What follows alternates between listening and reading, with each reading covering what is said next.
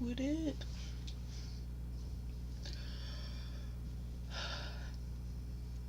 What's going on, you guys?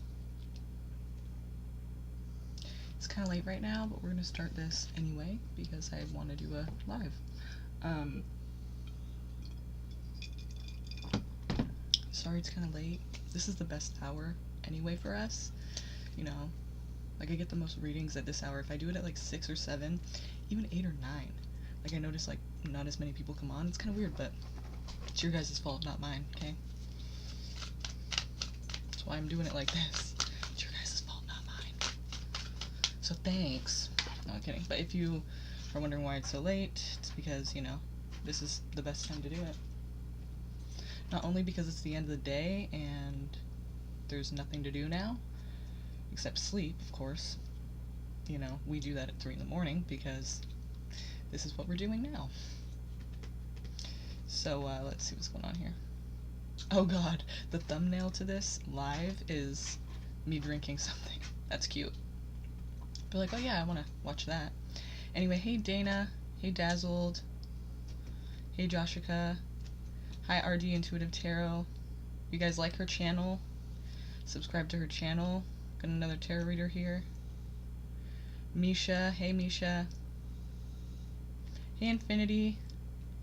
Hey Loveth. No problem. Yeah, thanks for the question, Loveth. I enjoyed doing the reading, of course. Okay. Damn, we already got a few people on this list. Alright, cool. See? What'd I say? Best time to do this. Told you. I told you. Okay, let me go get my list. It's right over here.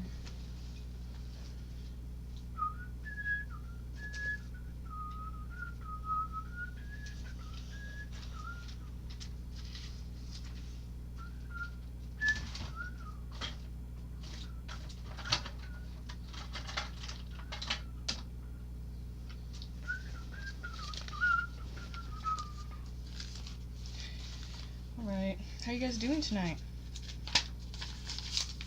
So we're gonna start this list off like this.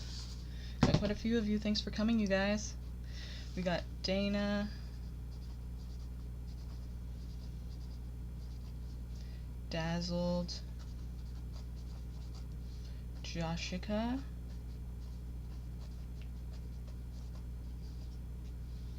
RD, Misha,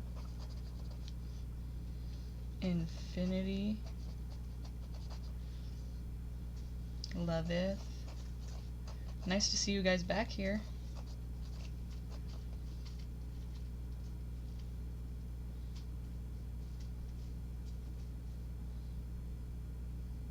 Charlie, hey Charlie, how's it going?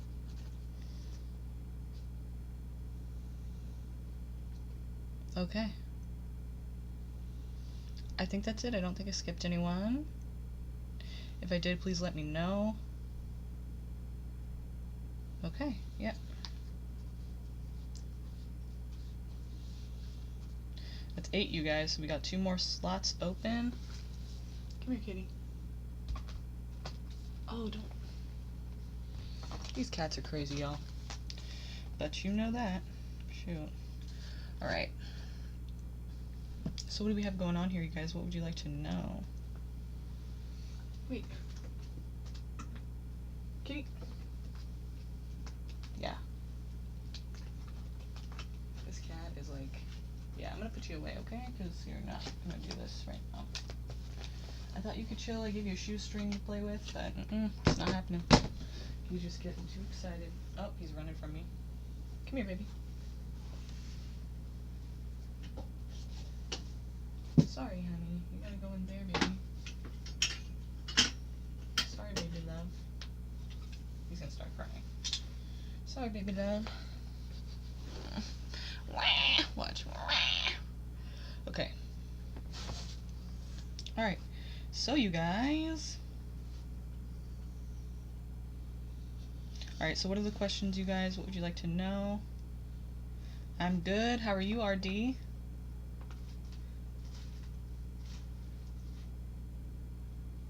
Thanks, Misha. Like starting that list. You guys remember to like and subscribe to RD Intuitive Tarot's page, her channel. Thanks. I'll check that reply out in a little bit, Loveth, after this. Okay. Aw, that's nice of you, Loveth. But I can guarantee I am not the best. Trust me. But that's nice.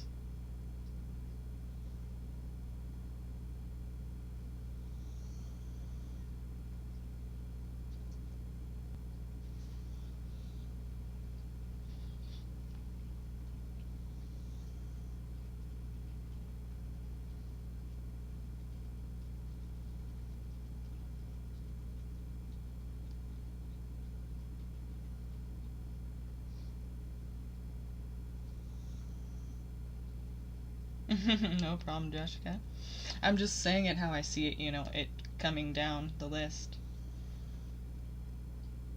Hi, Cam. Hi, Seba. That's our last one, you guys. That's the 10 right there.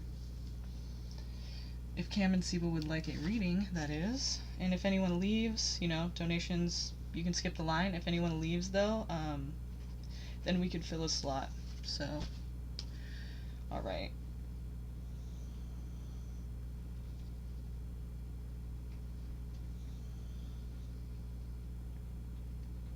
Hi, 2020. Hi, 2020. Here's the deal, 2020. We just closed the 10 list, but here's the deal. If somebody isn't here when it's time for their reading, when their name is called, you can fill their slot. Of course, you will be the last one since you're here last, but, you know, we can fill you in there, or you can make a donation. Excuse me. You can make a donation and skip the line and skip the list and all that if you'd like.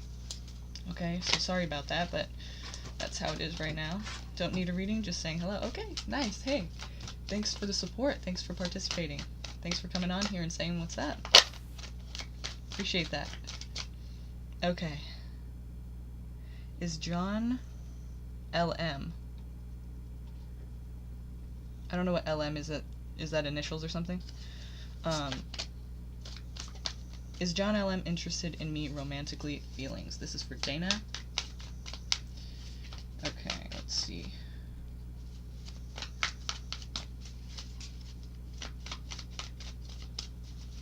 What's going on here? What are the feelings of John for Dana? What are John's feelings for Dana? What are John's feelings for Dana? Seems like there's something about the past that you guys can't let go. Like, I don't know if it's you guys had a past before and they're having a hard time kind of letting go of it, or if it's that you remind them of someone from their past. That could be what it is. If you guys have no past, like, together, it could be that you trigger something in them that it's reminding them of the past, and it kind of in a way holds them back.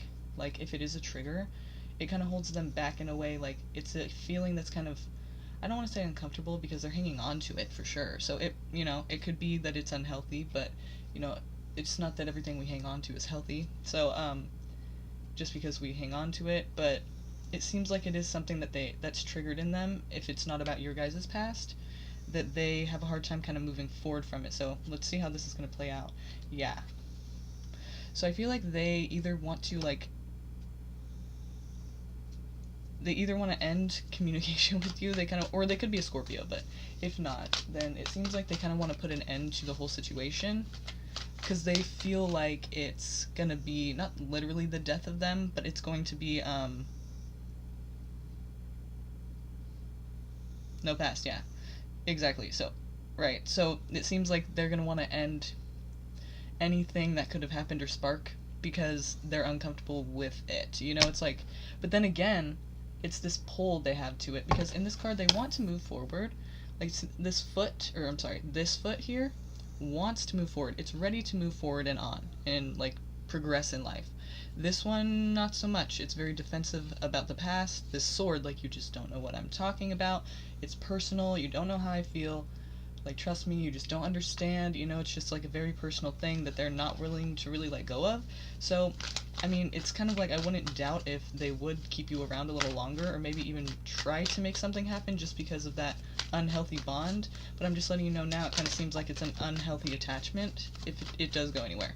Let's see what they're going to be doing about this, if they're going to take action, or how they feel about, you know, because we know that they feel like it's something that they need to put an end to immediately, because it brings up an energy that they're just not comfortable with. And you know, whether that's conscious or unconscious, it's something that they feel like is holding them back in a way, but then they also feel that pull towards it. So, let's see, the Seven of Cups, that could mean that you are an option of many, or it could mean that they're just seeing you in a way that is not clear. Like, they're seeing you in a way it's a bit of an illusion, you know, which makes sense if it is this triggering feeling we're talking about here, because it would be saying basically, like, because you're not the person who they're feeling, you know, the same feeling that they had with that person that you're triggering, it's not like you're that person. So it is a bit of an illusion.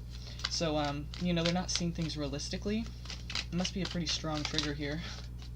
Like, you know, I don't know if you remind them of their mother or something like that, maybe an ex or something. Just the way that they feel around you makes them feel like they felt with that person, and so they attribute you to being similar to that person.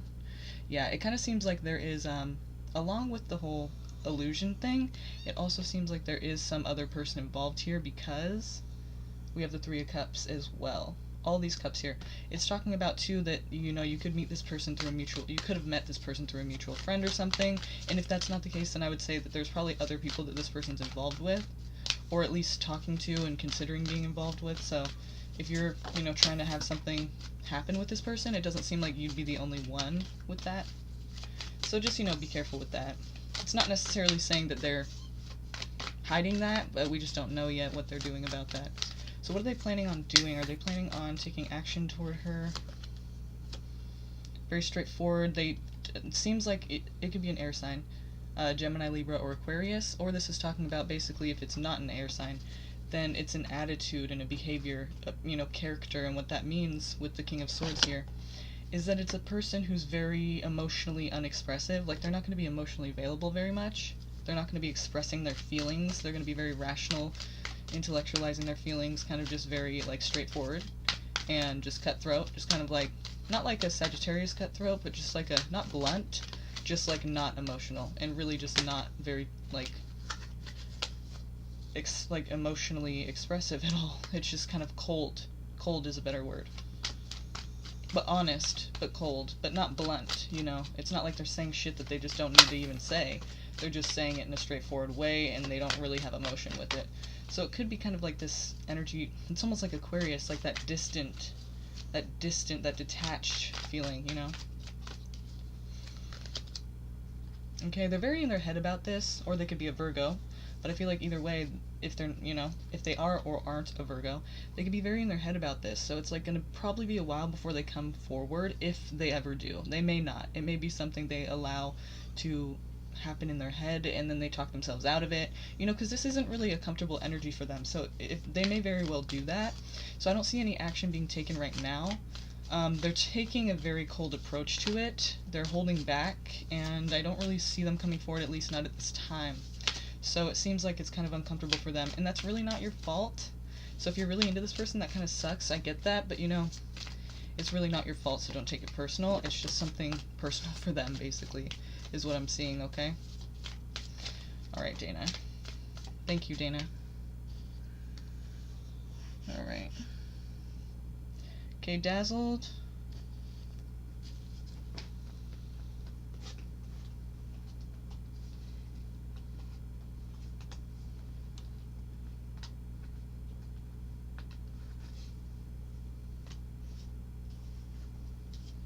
I have somebody listening.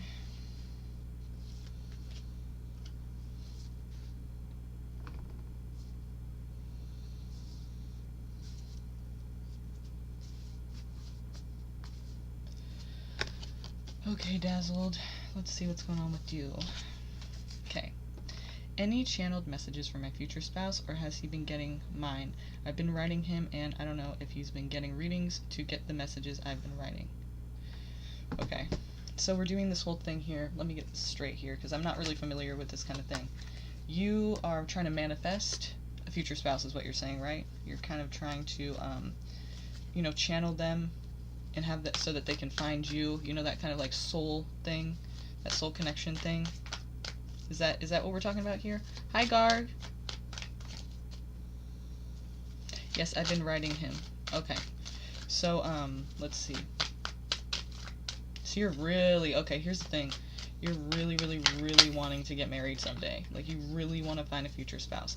Can I ask you why that is? Because, to me, honestly, like, just from the gate, it sounds like you're going to settle down with a person who's probably not good for you, only because you want to be married so badly that you're probably willing to gloss over some not so nice traits in a person that, or maybe easily glossed over depending on the person, but it seems like kind of I'm kind of worried about that, like that's kind of alarming to me because you want it so badly that it's just you have to really be careful who you do choose to have this with.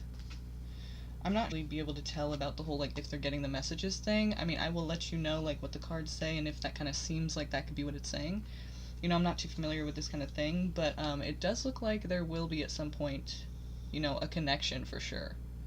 Now, will this be long-term? Will this go far? Will this lead to marriage?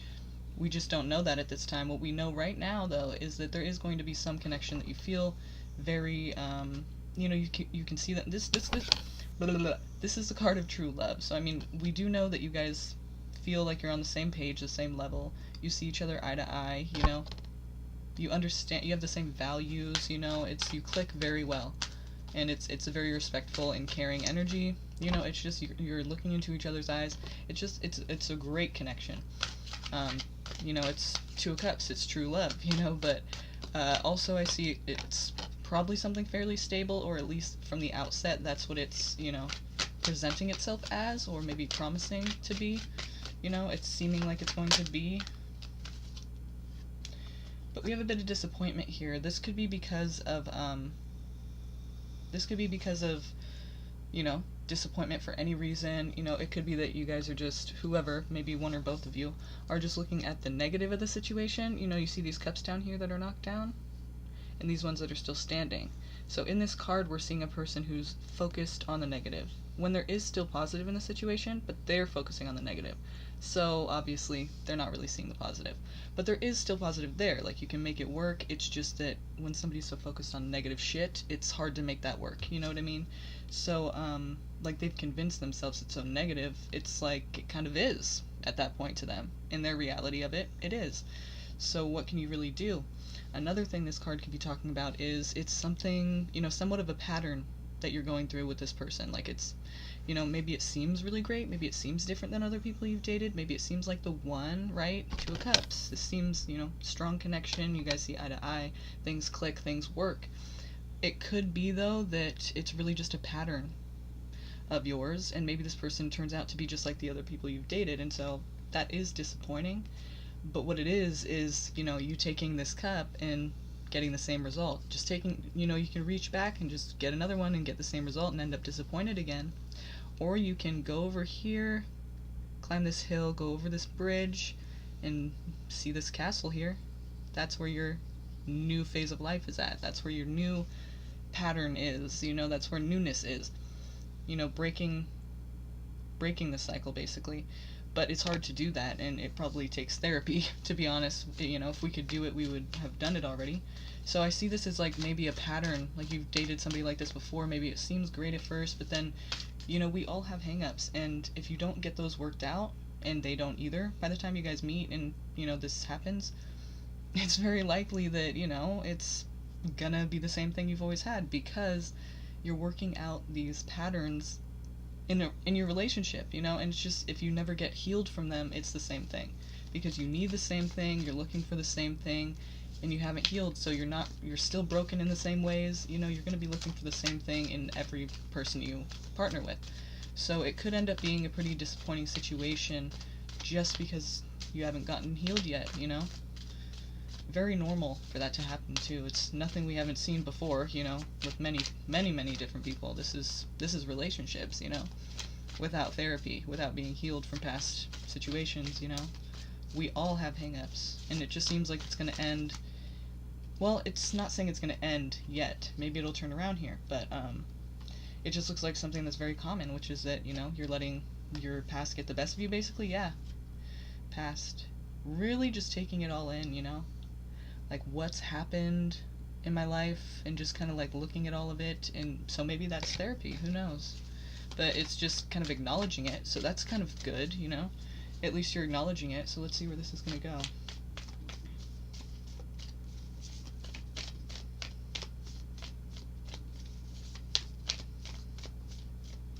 Good night, Cam. Thanks for coming. Can you guys like this video, please, for me? Hi, Josanne. Hi, Ashley. Yeah, we actually do. Ashley, since Cam said she or he is gonna leave. My friend's name is Cam, so I just figured it was a girl, but it might be a guy. But they said they were gonna leave, so okay, Cam. So okay, I'm back. Okay, scratch that. Our list is actually closed right now, you guys. Ashley and Joanne. Okay, Cam.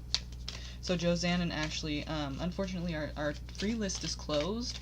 If you want to stick around, you can donate, and then it's like, screw the free list, you get to go next. That's an option, or you can wait around and see if anyone else isn't here by the time I call their name, and then you can fill that slot. Of course, you'll be like the last person I do, but it'll just give you a slot on the list, okay? So it's up to you which one you want to do. If you want to donate, though, you can look in the description box and find all that information right there, okay? And if you just decide to not get a reading, then thanks for coming. Please like this video. I really enjoy your guys' company. Thanks for coming tonight. If you haven't already, please like this video. We hit 500 subscribers last time, dude. Woo! I'm so excited about that still. Like, it's like, so happy. Thanks for being on this journey with me, you guys. It's awesome. Okay, so let's see where this is gonna go. Like, what's gonna happen? What's this acknowledging of... Oh, shit. Someone's a little eager. What's this acknowledging of your guys' hang-ups gonna do? Like, what does this mean? Is this gonna be a good thing, bad thing?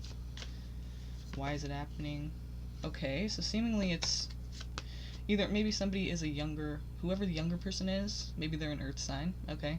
So if you're not an earth sign, maybe you're gonna date someone who's younger than you and an earth sign, or for some reason there's a younger earth sign person, Taurus, Virgo, or Capricorn, involved in the situation. But it could also, you know, pages are messengers. So we could be talking about here basically the message is that they're sending to you is you're trying to focus on your stability. The problem is, though, so you might be going to therapy, but I don't really see it as that just because we see somebody being closed off. It could be that I don't really see anything specifically about therapy. This is just an idea I'm kind of like considering and suggesting, basically, too, that could help the situation, but we have free will, so you're going to do what you're going to do.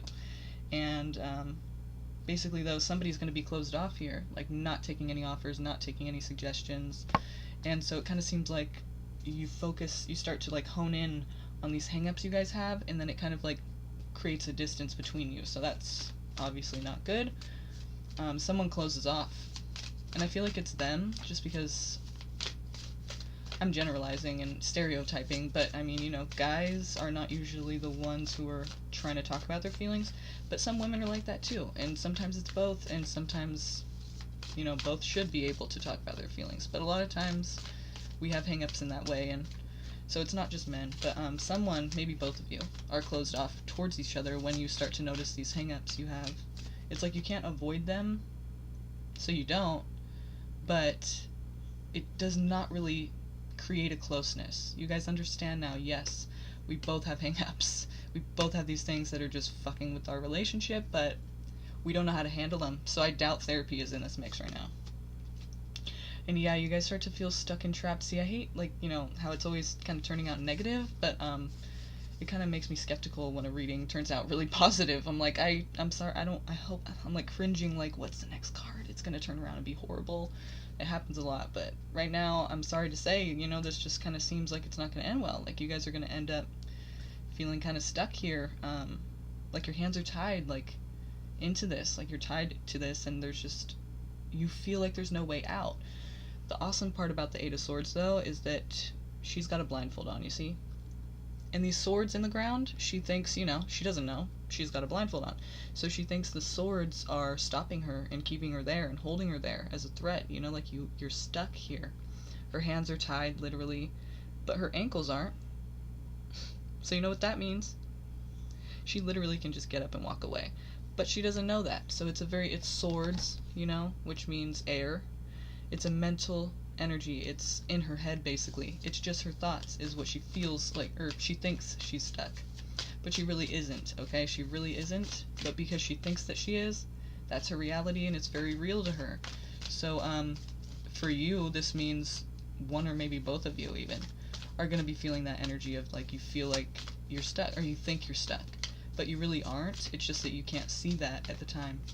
So I feel like this is going to end in a situation, and again, it's not saying that it is going to end. Maybe it will turn around. I'm going to stop the reading right here, but what we know is that this situation is going to unfold in a certain way, and that way is going to lead toward you feeling kind of stuck and closed off. Hopefully, you getting this reading now will help you to see, you know, before this happens, and maybe be able to prevent it with your free will, right? Get some therapy, dude. I mean, I need it. We all need it. It's nothing to be ashamed of. It's just, you know, love relationships can turn out really ugly, and you don't want that. You want them to be nice and beautiful and harmonious. So encourage your partner to get therapy too. I'm just saying, you know, it can help you a lot. So I think you guys have some hang-ups here, like we all do, and it's just best if you try to address those before you get into a serious relationship, okay? So that's just my suggestion, you know? Because I think maybe it's preventable for it to end badly. You know, anything is. And so now that you can kind of know beforehand what it could turn out to be, or, you know, similar situation it could kind of, that could happen, maybe you can kind of prevent it by going to therapy or something like that. Getting some healing work done, you know? Creating a boundaries and deal breakers list before you go out into the dating world, right? So, thank you for your question. Dazzled. Thank you. Okay, Joshua. Joshua, are you here?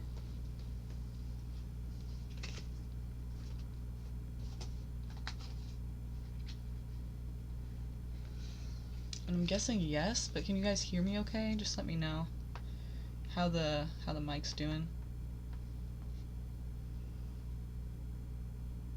Hi, Stephanie. Oh, I'm sorry, Joshua. We're gonna be doing Stephanie really quick.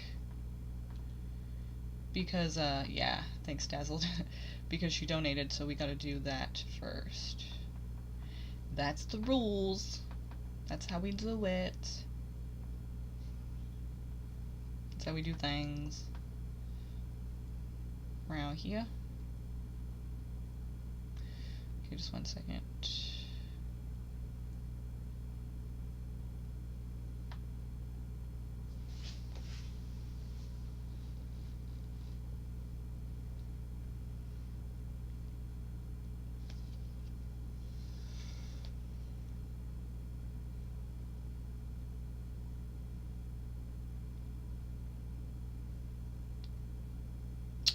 That was really quick. Okay. Okay, yep, got it.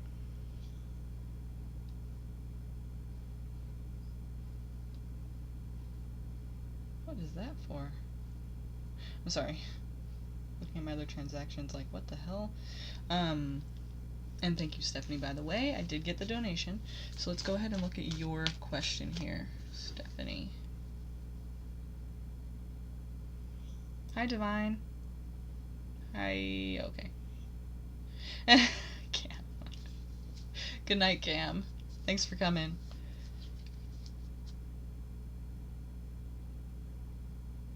Hi, Ashley. I actually tried to explain a second ago, or maybe this is a different Ashley, but the free list is actually closed. Well, let's see if the other Ashley is...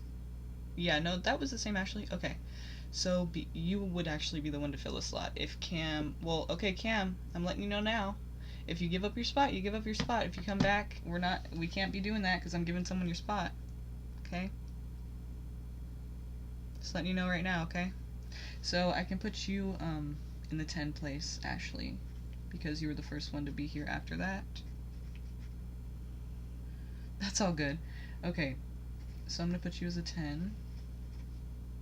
I bump Siba up to 9, Charlie up to 8, Lovett 7, Infinity 6, Misha 5, RD 4, and Joshka 3. But actually 3 is going to be Stephanie because it's a donation. Okay. Now we're back on track. Okay. Hi, Emily! Emily, I did your reading. I just haven't sent it out. I haven't uploaded it to YouTube yet. So, look forward to that in a couple hours. It's done, though. Hey, what's up? Please like this video, you guys, if you haven't already. Really appreciate that. It helps me out a lot. Okay, Stephanie, can you tell me Malik's current feelings? Girl, you ask this all the time. Remember what I said about repeat readings? Let's see if anything's changed. That's what I can tell you, if anything's changed here. I don't even remember what I've said before, but, you know, it'll be fine. It'll come out still.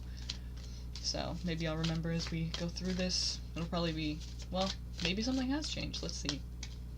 What's changed, if anything, has changed about Malik's feelings for Stephanie? What do we need to know about this connection or this person? You know, can you give me their energy to begin with, Malik?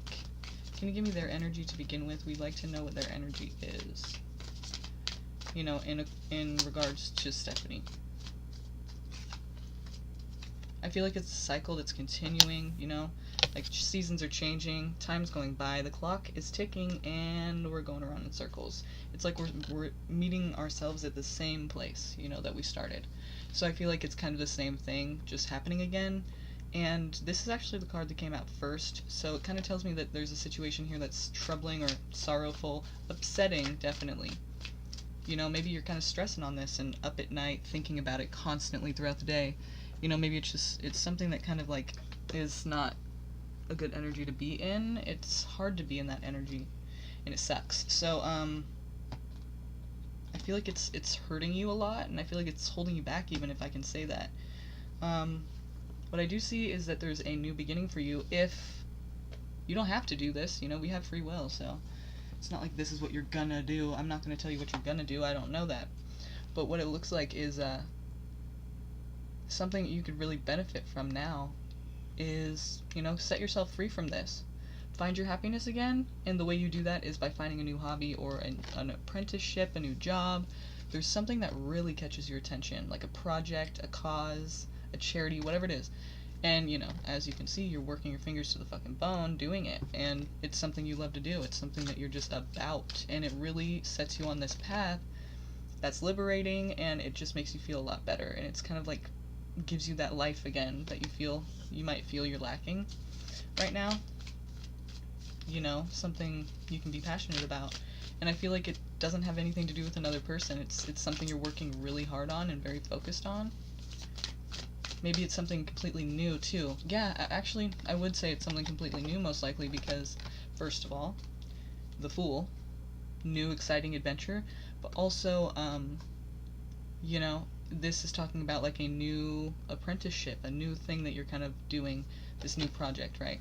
So if it isn't new completely, it's something you put on the shelf, and now you're inviting it back into your life, and so it's new to you now. You know, it's something you never really dove into before. Maybe you wanted to in the past, and now you're going to do that. That's what I suggest is that you focus on, you know, something that you can control, which is what you do, not what another person does, you know? I'm just saying because I know you're not asking for my advice, and you're asking about this person, but with the sadness, the sorrow, and the stress that it's bringing you, the preoccupation that it's causing you in your life, it's kind of like, it makes me just want to tell you that, you know, it's not worth it, and there's other things that you could be focused on. Because this is kind of really dragging you down. It's holding you back for sure. Well, basically, Ashley, when you repeat the same question, eventually you're going to see something you don't like, you know? It's just kind of like overdoing it a bit, you know? So that's why I ask, when people do repeat the question, I just try to ask, if anything has changed. And so here I'm not really asking, the same question. I'm asking, what can we know about this now? That has anything changed since the last time?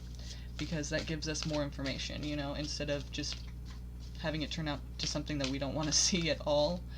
And what I mean by that is, like, you're just kind of like exhausting the tarot. Like, if you do a reading like 5 times in one day, it's like eventually you're going to get an answer that you really don't like, and it's probably not going to even be really fully true, It's just you're overdoing it, and it's at that point you're looking for a certain answer that you're not getting, so you keep, and it's just not the way that it works. So I just encourage against that, but the reason that I'm doing this reading anyway is because I'm not asking that specific question. So I'm trying to give us some more information here that maybe we don't have, right? So, yeah, Stephanie, I hope you understand what I'm trying to say by that, Stephanie. I'm just trying to give you other options here and more information, basically. So, but since you're asking about this person, let's look into them a little bit more. See what else we can find out about them and what they're, what they're currently doing and what they're feeling about you, maybe even why they are feeling this, what is in their mind, what is the situation, like what do they think about you even, what place do you hold in their mind? Okay, we have Sagittarius, or we're talking here about harmony, peace, balance. For some reason I feel like, well, let me not guess, let me not assume. Yeah, so I was feeling like they feel like their harmony is being either taken away or it's being affected negatively. Like they don't feel like they have balance in their life when you're in their life, which I hate to say that because I love you, but I'm just telling you what I see here. And they feel a bit like trapped. It might not even be that you're like making them miserable or that you did. It's just they feel, it could even be just commitment issues. Like they feel, and that would actually tie in pretty well with Sag here. Not saying all Sagittarius have commitment issues. I know I've said things like that before and people are like, what? I'm a Sagittarius, what are you talking about? But, it's not even just commitment issues I'm talking about. It's Sagittarius energy of, I don't want to feel confined or closed in. Like, if you try to do that to me, I will need to escape, I'll need to leave. I'll need to break free because I need my freedom. Don't try to make me do anything, don't try to, like, make me feel stuck, basically. So that's, basically what they felt. And that's why I feel like it might not even be, like, a thing that you did. Maybe it was just how you are. Like if you're a Cancer, for example, you want to have very close and nurturing relationships, and Sagittarius might be kind of like, you're too ushy-gushy, you know what I mean? And that's just sun signs, that's just kind of stereotyping, so I hope no one gets offended by that. I'm just giving an example of, like, maybe it was just the way you are. You like to be very close and with them all the time, and they're more like, they want their independence and they let you have yours, and you're just a little too, for them. And it also could just be that that's how they are with everybody in every relationship. They're just not the committal type, So that could be why they're feeling a bit stuck there, or like their hands were tied, like they couldn't be themselves or something. But either way, I feel like they felt like their harmony was kind of being taken away or affected negatively. Like they were lacking a bit in harmony, in their balance. Like it was an emotional roller coaster type thing, or it just made them feel off kilter in their life. Hi Jesse. Hi Reed. Hi Neil. Hey you guys. Can you guys like this video please, if you haven't already? Okay, where are you, Stephanie? You haven't said anything. Alright, well let me just, that's good. That could be good or bad. But let's see what else is here, okay? I hope you understand what I'm trying to say. If you have any questions, let me know. So, yeah, they feel like kind of stuck. It could be because of just how you are in relationships. It could just be because that's how they are in relationships and have nothing to do with you. Like, this happens to everybody they date. Or it could be because you're a little too much for them to really handle. But either way, it felt like, there was that harmony thing that they just really felt was kind of being taken, or like was kind of being diminished a bit and suffocated in a way, you know.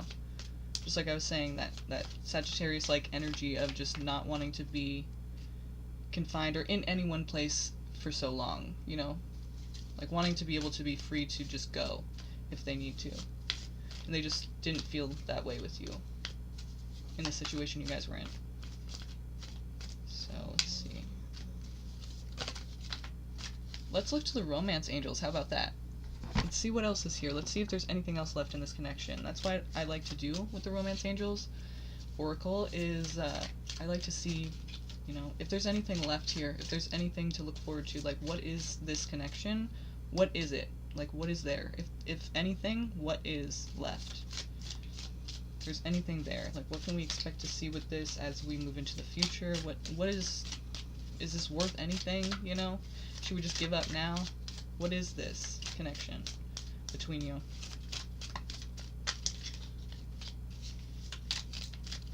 What is this connection between them here?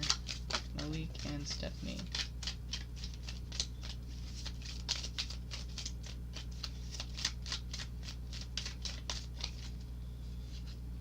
Okay.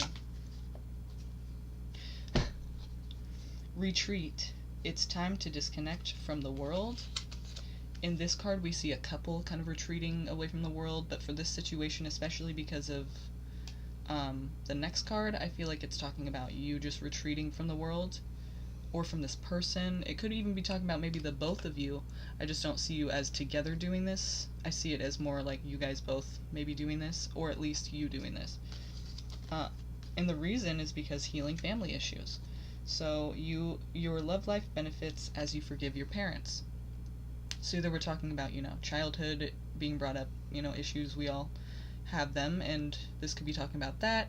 If you are one of those people who's in denial and feels like your childhood was perfect, then you're gonna be in for a fucking rude awakening, because it wasn't. And there are things that are holding you back a bit in your love life having to do with your parents, and if not your parents, we're talking about childhood experiences that happened. You know, you have things to let go of that you're hanging on to. And guess what? We all do, so don't feel bad about that. I mean, just figure out what those things are, because they're affecting your love life, you know? And this is your advice, basically, for this situation. So maybe it's saying, hang on, maybe it's saying that once you do that, if you do, we all have free will, you can choose not to ever heal. You know, you can do that. And I don't recommend it, but, you know, if you do heal from family issues, because this is the connection between you, remember, this is what is left between you. So it's saying healing family issues. Maybe it's saying that there's a chance for you guys to connect after that happens, after you heal. The both of you, right? Not just one of you. That wouldn't work that way unless it was both. So let's see, what's the last thing we need to know here about this connection? Is there anything there, or is this something that they're going to be going their own way? What do we need to know? What can you tell us, basically? How can I be the messenger? How can you help me to speak this message to her and explain this to her? Chemistry, there's a strong magnetic attraction here. Interesting. So like I felt, it does kind of go a different way. Let's see what the next card is. So maybe you guys meet again or something after the healing.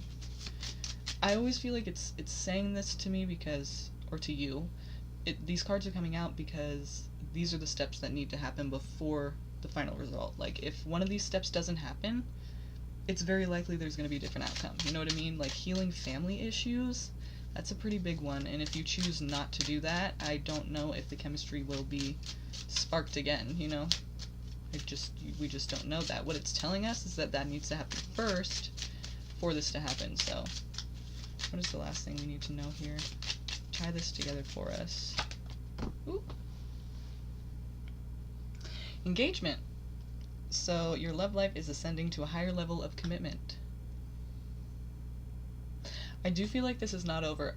I hesitate to say that. I mean, I didn't hesitate to say that, but I feel like maybe I shouldn't have said that, because I don't want you to think like, this is going to happen eventually, so I'm going to hang on to it. Like, I'm going to wait around for this person. Like, don't do that if you can help it.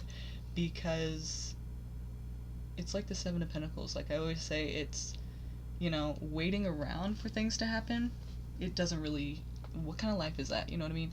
Make shit happen. And if you can't, do you and move on, you know, and just know that if it's meant to be, it will be. Trust me, I know how fucking hard that is. Like, I'm not saying, like, be magical and just don't have emotions.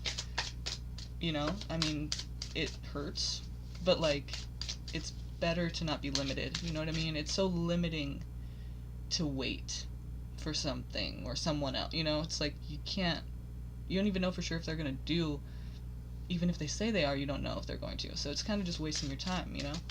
Why would you do that when you could be living your life? It's like, I don't understand it, but I do at the same time, you know? So I'm just saying, from an outside perspective, I know how hard that is when you're in the midst of it, that emotion, that feeling, that, you know, situation, but you gotta just not be held back, you know what I mean? Just don't do that. So as it says, you know, even though it's saying basically there's an engagement, not necessarily a marriage, but, you know, a higher level of commitment. You guys will be getting closer, and your relationship will be getting stronger and, you know, closer. Whether that leads to marriage or not, we just don't know, but it's going to be more serious, I guess you could say. But the thing is, you know, because the chemistry is there, it gets sparked again somehow. Maybe, but definitely after healing. So right now, it looks like your job is to basically, to manifest this, is what the cards are saying. It's to retreat. I think it means away from all love relationships, away from this person specifically, but I think even more specifically just love relationships. From the world. Retreat from the world, it's saying. So what does that mean? You know, like, give yourself some time and figure out what is holding you back. It's not just this person, it's other things too.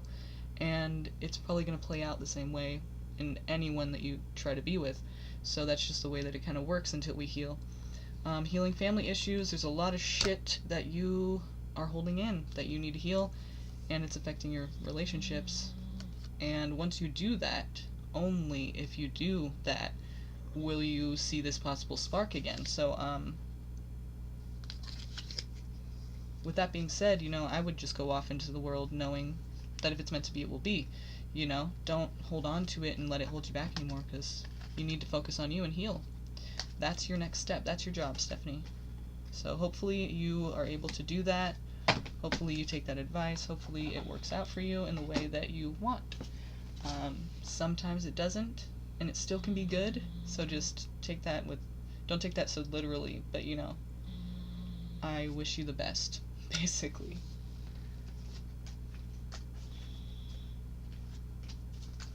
And I hope you will do what's best for you. Okay? And thank you for the question. Okay. Thank you for the donation as well, Stephanie. Okay, so Joshika. Now we're on you, Joshika. Unless we've had another donation, of course. Hi, Alicia. Hi, Chim.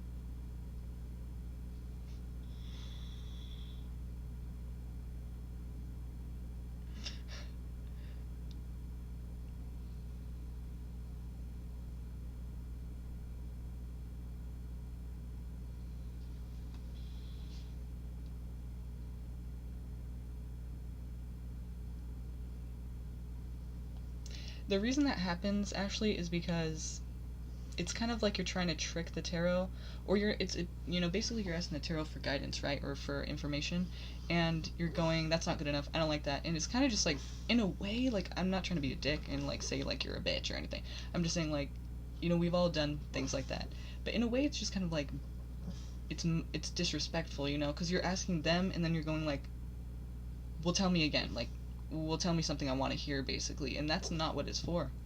It's not to tell you what you want to hear. Some people will tell you all good things, and nothing bad's going to happen to you. I'm personally not that way. I will not tell you something that I don't see a possibility of happening, you know? I'm going to tell you even if it's bad, which is, I hope people will learn to appreciate that, or already appreciate it, you know?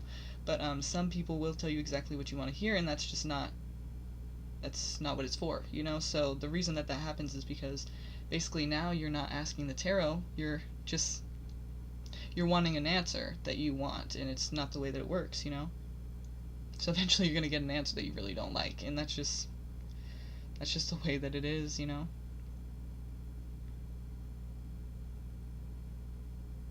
Hi, Rach. Rid, you are actually not on the list at this time. We have a free 10 list, and we've done 3 already, 1 donation, so actually we're on number 3 on the free list. But we do have it all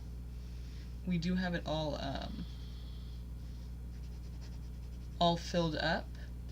If you would like a reading still, you can make a donation. All the information for that is in the description box below, and I'd really appreciate any donations. Of course, you don't have to, but that is an option since the free list is closed, you guys. Anyone who's new here today, or now, please like this video, though, if you can, if you get a chance. If you could do that for me, please, I'd really appreciate it. And subscribe, of course, if you haven't already. And if you want to get on the free list next time, you can subscribe right now, and there's a little notification bell right next to subscribe.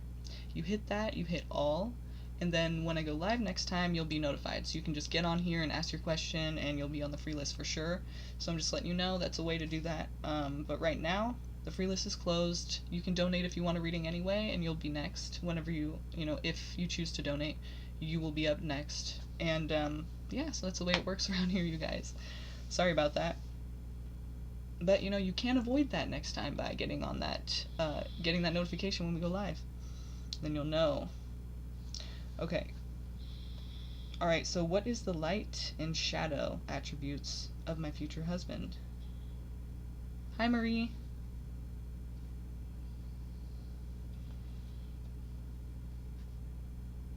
Okay, so Joshika.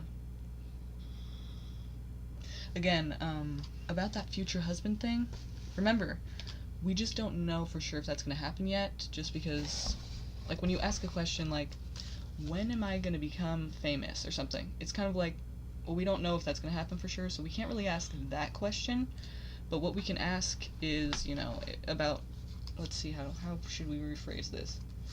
Tell me about my next significant relationship. Tell me if, how serious that's going to be, like, if it will lead to marriage, basically, I don't do yes or no questions, so it won't be like yes or no, it will, but it's actually better because what it will tell us is kind of the situation, and then we can figure out what we think that means about, yes or no, will you be married? So basically, what is my next significant relationship? What are the attributes of this person, good and bad? What are the good things, what are the bad things that are kind of hidden and unknown, maybe even to them? Just not in the conscious awareness.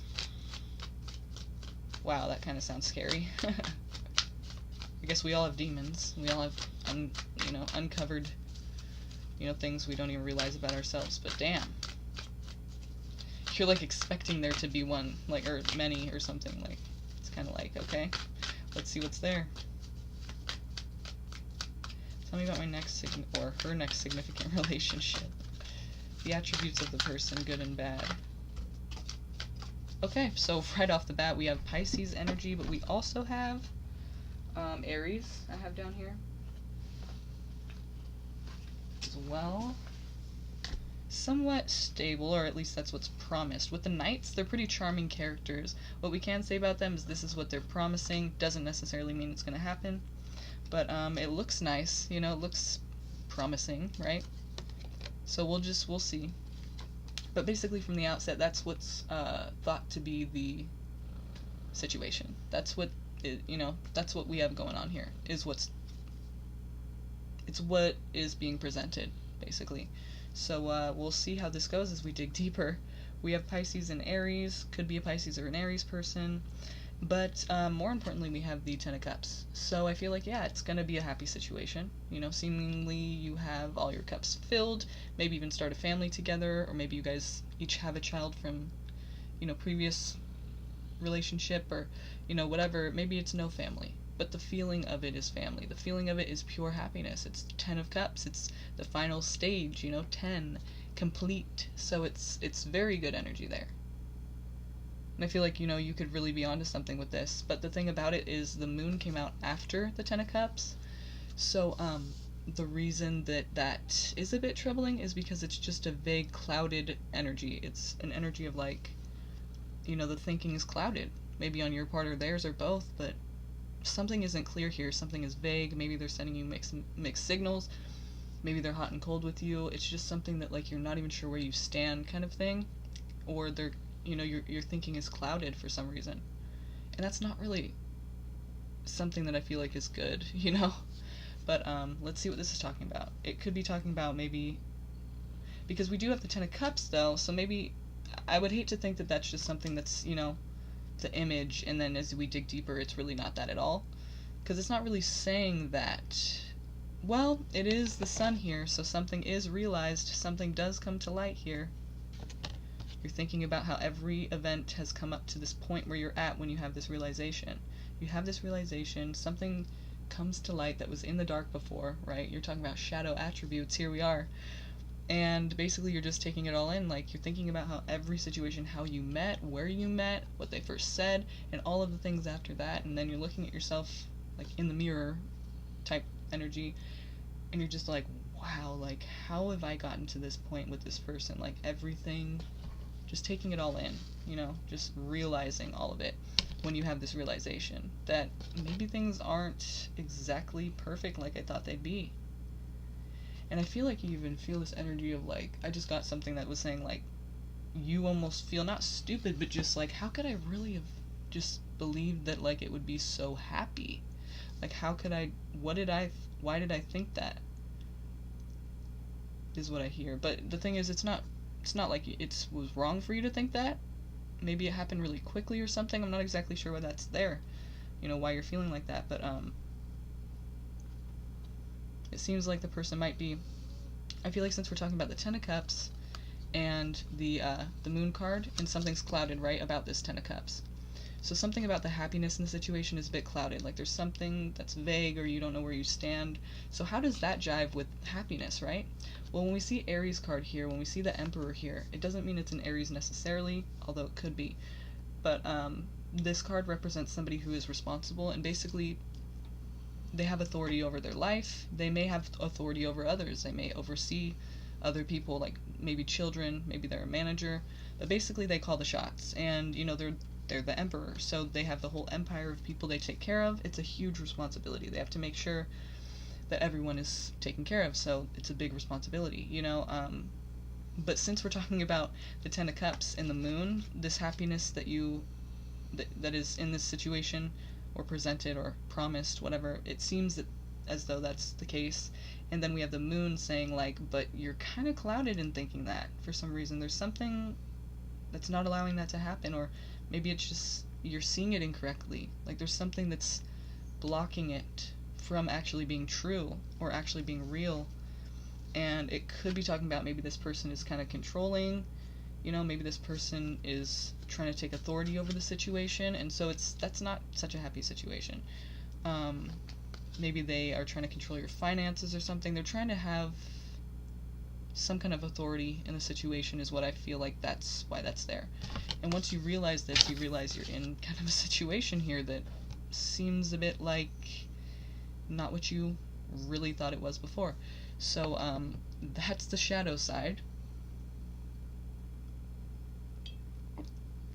I feel like the thing you really need to know about this situation with this next significant partner you have is not everything is what it seems, and you should really hold people accountable for what they say they're gonna do, and you should look at actions and not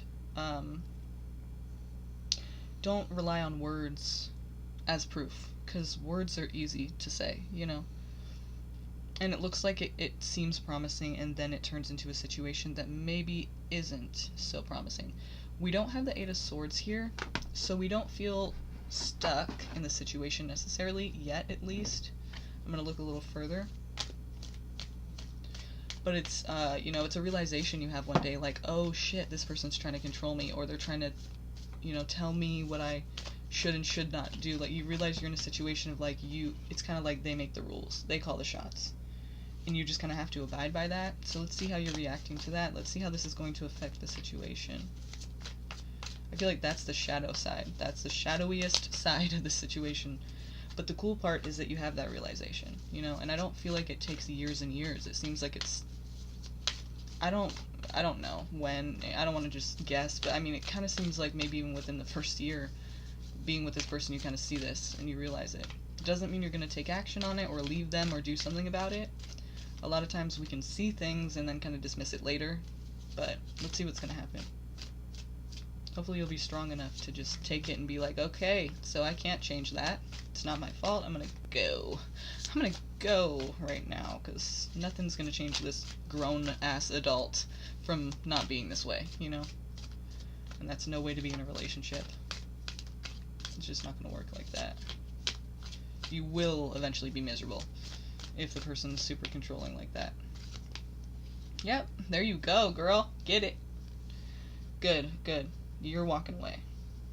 I feel like. Maybe it's them, but I feel like it's you. Just because of what we were just talking about, I feel like that's you. Like, that's Michiel. Alright. And look, it's not an easy thing to do either. Like, these two down here, they're kind of reluctantly, I mean, not reluctantly, but it's not a, like, yes, fuck you, I'm getting away, you know, like, later, you know, like, I know I deserve that. It's not like that. It's like, it sucks, you know, it's sad and it's hard to do. But you are doing it, so good for you. I feel like you're gonna see and be able to be strong enough to know it's not the ideal situation for you, so that's the next significant relationship you're in, girl. And no, it doesn't end up in marriage, unless something changes later on, or they hoover you back in, and you take the bait, and then they seem perfect, and then they get married to you. But, let's actually ask the romance angels. I'm just saying, anything could happen, you guys, if you don't know already. There are manipulative people out there who have a lot of fucking power. You know, if you don't, especially if you don't know that. You know, I don't blame you if you don't, because you kind of have to go through it, I guess, to know. I mean, not really, but really, yeah. To know it in its full extent, yeah. But yeah, there's people out there. Anything can happen. Twists, okay? Plot twists happen, you guys. Don't think that would never be me. I would never do that. Oh, that doesn't even sound like I'd never be in a situation like that. If you do say that, I wish you the best. You will be going through some shit just so that you can learn to not ever say shit like that, because you just never know. Don't do that to yourself. Be aware, it can happen to you. It happens to anyone. Okay. What is, between these two, what can you tell us about the next significant relationship for Joshua and, you know, this person? What do we need to know? What is going to be there? What is the significance of this relationship? You know, this person we were just talking about. Codependency. Wow, imagine that. Addictions are affecting your romantic life. So basically it could be, you know, the love addiction, codependency, or it could just be other addictions as well. But I feel like codependency, you know, regarding your relationship does have a little bit to do with it. So maybe you will go back to them eventually, but I kind of see it as more, that's why you stayed with them as long as you did in the first place, even though I don't really see it as that long that you stay with them, at least the first run, if there is another one. The first run, it doesn't seem like it's many years. It seems like maybe it's like a year, and you get out of it pretty easily, so codependency doesn't seem to be playing too much of a factor there. I mean, a role. But in a way, I feel like even you staying with them, even for that year, kind of maybe codependency had something to do with that. Because if it didn't, you might be able to have seen through it quicker, and maybe not even get into a serious relationship with someone like that. But again, it's not your fault. It's not your fault for believing a lie. You know, there's good manipulators out there, so don't beat yourself up or think you're stupid, because a lot of us do that, but it's just not the way it is. I mean, anybody, psychologists, doctors, wealthy ass people, poor people, people with no education, people, you know, strong minded people. I mean, it's less likely to happen for people who have boundaries, but anybody can be affected by a manipulator, because it's what they do. So don't feel stupid, okay? It's not about stupidity or lack of intelligence. It's not about that at all. At all, okay? Okay, so flirt, extent, so wait, we have codependency, addictions are affecting your romantic life, flirt, extend your lighthearted energy to others, and worth waiting for. Divine timing is at work in your love life. So get this. I don't think that this is saying that this person's worth waiting for or getting back with. Because if they're controlling, let me tell you right now, there's nothing you can do about that. That's how, if they're like that, and they think that's okay, that's just the way that they fucking are. Especially if you're older, not old, but like in your 30s or something. It's like, they're not gonna, I mean, they can, but like they don't. People don't change that when they're that age. Because this is just the way that they are and how they cope and how they are, you know? You don't, especially somebody like that, it's like, unless they want to change, they're not going to. So, I mean, it's possible, but I wouldn't wait around for it, just saying. Divine timing is at work in your love life, though, because basically it's saying, you know, you gotta be patient. There's gonna be a few of these people that aren't gonna be the one, but divine timing's at work. So know that at some point it's worth waiting for. We're gonna give you something that is really worth it, you know? That's how I see that. Like, it's probably not very, very soon, but you will at some point, and just know that all of these situations and relationships are for a reason. And that reason is because maybe so that when this is presented to you, this worth waiting for person, you're able to see that and you're able to know that, like, this is it right here, you know what I mean? And have no doubt about it. Like, there's something for you out there, and it's just not the time yet, so you just gotta be patient. Divine timing is at work in your love life, okay? So that's an awesome ending there, even though it's kind of like, what does that mean? Like, when am I gonna, you know? But just be patient. Divine timing is at work. Okay? Joshika. Okay. Thank you for your question, by the way. Hope you I hope that made sense to you. Hope you understand what I'm trying to say. And, okay.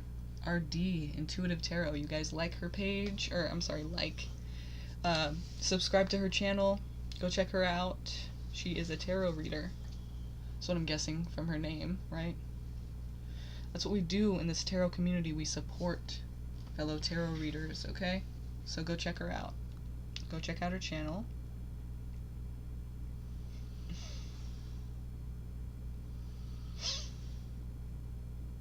You're welcome, Joshika. No problem.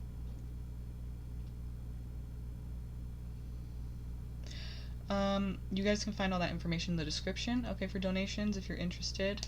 That's all below this video in the description, okay? Check that out. And now RD. What are the current feelings of my husband? Surrender towards me. Currently in separation. Okay. Gotcha. Sorry about that, by the way. Let's see what's going on here with you guys, okay? So tell us what's happening. What are his feelings? Her husband, what are his feelings? What is his energy? What is he thinking about doing? First, let's start out with what's his energy here. What is the position that he takes in regards to you, RD? Alright, so some shit went down, and there is big transformation taking place right now. Like, probably for the both of you, it wouldn't just be one of you, right? I mean, maybe more so for him, but definitely it's a big change for you as well. And I don't just mean change, I mean like shit has come crashing down around you. And maybe, obviously you haven't given up hope, but I feel like, you know, it's just like waiting for the sun to come back out. Like, when are things gonna get better, you know? Like, if they are. Maybe, you know, you might question if they will. And the thing is, like, they do eventually. It doesn't mean that you guys will be together, but at some point things will not be this crazy. Or this, negative, this, like, seemingly detrimental and difficult to go through. The thing is, but it's a transformation, so it's, you guys both are probably going to be experiencing a lot of changes before you see any improvement. Like, that's what needs to happen before you see any improvement. The thing is, you need to know, even though it's difficult, depending on the situation and the people involved, this obviously is one of the more difficult ones, I assume. I'm not you, so I don't know, but I'm just, you know, seems as though it's a difficult situation. And the thing you need to know about the Tower, though, is that it's not all negative. These things are happening for a reason. They're meant to happen. You can't prevent it or avoid it. Don't try to resist it, you know? Even though it's like you want you and your husband to work out, I'm not telling you to do anything that you don't want to do. And I'm not telling you to do something, I would never, like, if you feel like at any time, no matter what the cards say, okay? Like, straight up, no matter what the cards ever say, this goes for anyone. if there's something that you feel like you want to do, or you need to do, or you feel like it's right for you to do in your life, please do that, you know? And just the same, if you feel like there's something that you really don't feel comfortable doing, or you feel like it's not right for your life, please don't do it. You know what I mean? Like, this is your life. You have free will. I don't care what the cards say. This is your life, and you have free will. You can do whatever you want, okay? Excuse me. So whatever I'm saying here, I'm just reading you cards, okay? So please don't feel like you have to do these things, and don't do these things if you feel like you don't want to. If you feel like it's not right for you, don't do it, okay? I mean, please, you don't have to do anything that you don't want to do. It is a choice, okay? So I'm just letting you know now. Like, I'm not trying to break up your marriage. I'm just saying, like, you know, you're asking this question. I just feel like, you know, you guys are going to go through some changes first. And in fact, that's probably what needs to happen. That's what this is the tower. This is, you know, it's Pluto. It's like, you will need to make some changes, or actually it's not even that you'll need to make them as if it's a choice. Changes are going to take place, and it's not really going to be within your guys' power. Like, this is just how life works sometimes, you know what I mean? Like, changes occur, and they're meant to be that way, so you can grow. So it's not necessarily saying you'll be together again, but it is saying that there's going to be some big changes before that can even happen. So let's look a little further, but basically, if you try, that's the thing I was going to say, if you try to avoid, though, the tower, it will be a lot harder. Okay, so if you feel like it's hard now, it's probably because you're resisting things changing. You're holding on to shit that needs to be let go of. I'm not talking about the relationship altogether, I'm just talking about certain aspects of it, or certain things involved in the situation. You need to, like, let go of control of it. You know, you need to stop trying to push for something, no matter what it is. Anything, everything. Stop trying to have control over the outcome, or a specific desired outcome. It's not going to work. It's going to make things so much harder. The thing that you need to do is try to flow. You know, even though I get that it's you know, you don't want to let go of it. You don't want to, like, in some ways you feel like you probably feel like you need to control that situation so you can, you know, control what happens. You don't want to let it go. But this isn't saying it's all doomed to shit and that it's gonna be over, but what it's saying is you need to release your grip a little bit, you know? Loosen up, settle down, sit back, and just try to flow. Try to allow the changes to occur as much as you can, you know? And it's for the best. I'm telling you, this is for your highest good. This is what you need to grow. And I'm not saying you guys will end up together or not. It's just saying, like, I just feel like I need to explain to you, like, the seriousness of it. Like, if you avoid or try to resist changes right now, it's just gonna hold you back and be a lot more difficult to go through. So go through it, not over it and not around it, okay? The only way is through. So alright, let's see what else is going on here. I hope that makes sense for you.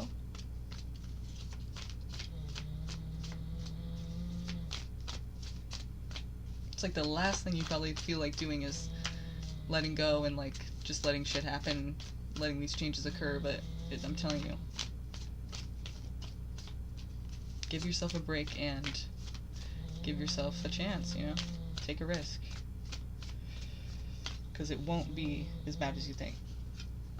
Okay, so we do have a situation here where it's like you guys, I don't know if you've made up, like, or broken up and made up before, or, like, many times before, possibly. This is kind of the card that reminds me of codependency, because we have these two that are, like, in the snow, they're injured, they need help, they're by this church here, like, they need, like, help, you know? And they're homeless, they're sick, you know, like, they need some assistance. And, but the thing about it is that they're together. So it's like through thick and thin, through, you know, for better or for worse. It's like we're going through some rough ass shit, but we're still together. Like, that's basically the whole situation.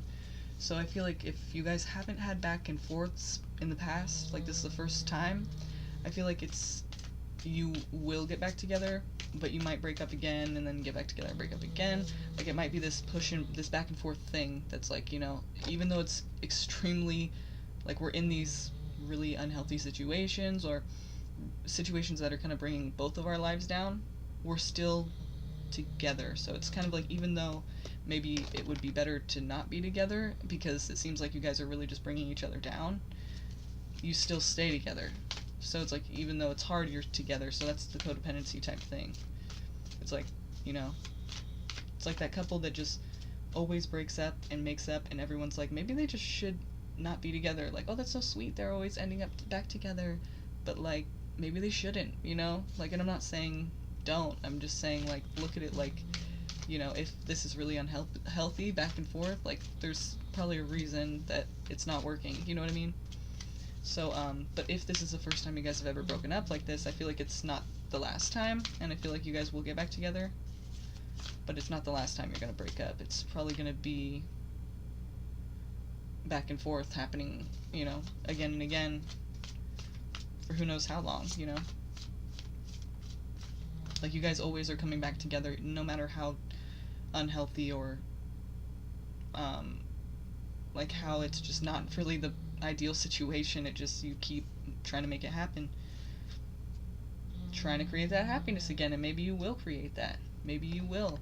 I feel like you guys will come back together at some point, and with this idea that you can create that again. Ten of Cups here kind of doesn't leave me with any other thought in mind than at some point it will be thought of as, I can recreate that happiness with you, you know?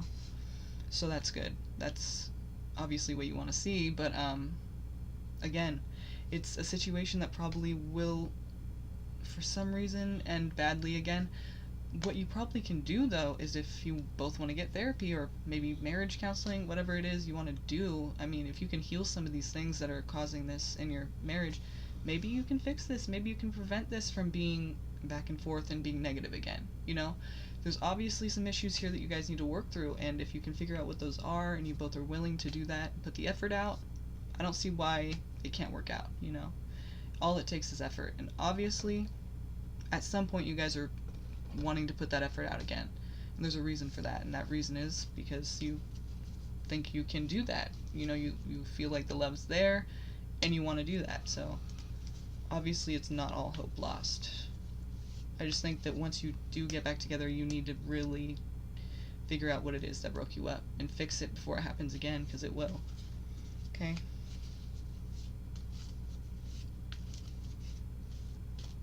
I think I'm going to end that there, because I just, it feels like that's a good way to put it, you know? I feel like if you guys, when you get back together, just really focus on what these issues are, and fix them.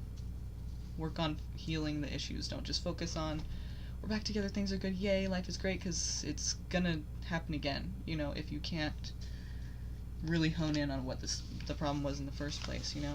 I'm not just talking about cheating or one little thing that happened. I'm talking about why did that happen between both of you, and how it affected you after it happened, and now how you're affected and how your relationship is going to be affected as you move forward together.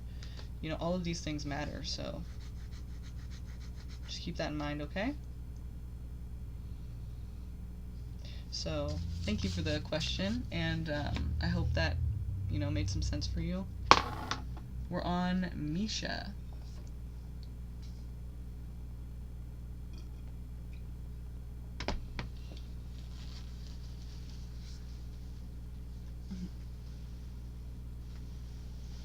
Buzz.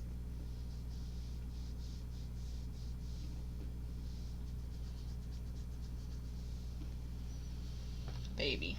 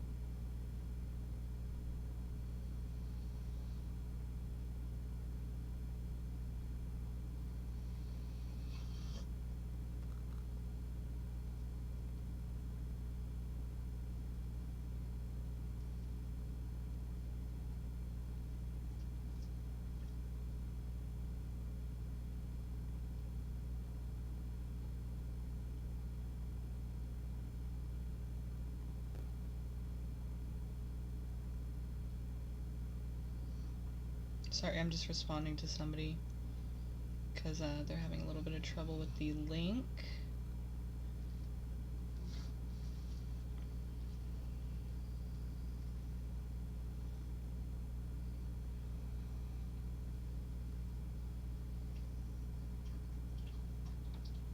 Okay, yeah, that link's working for me still. So hopefully that works for you, Marie.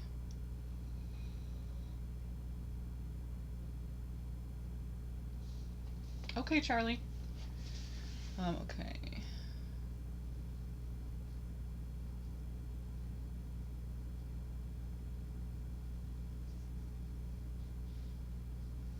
I don't know how to pronounce that. I feel retarded. Merjan. There is a list. It is currently closed, so if you wanted to donate and get a reading, then you can do that. And all the information is in the description below this video, so go ahead and check that out if you feel so inclined. Thanks for coming, by the way. Please subscribe and hit the notification bell right next to it, and then you can get on the free list next time, because when we go live, it'll let you know right then. And you can get here and put your name and just get on that list. You know, that's one way to do it. Just letting you know. So, okay. I'm just reading some of the comments. See if I'm missing anything.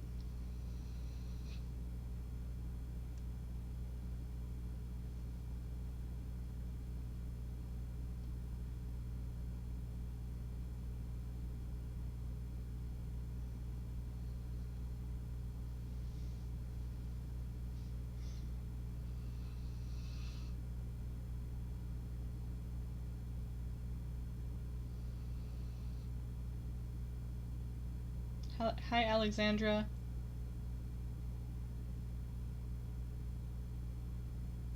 If you're still here.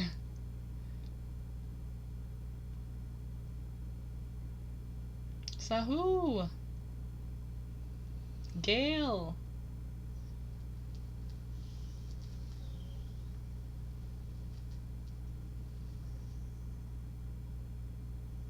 Alicia, Rach, Jim. Where's Phantom Punk 007?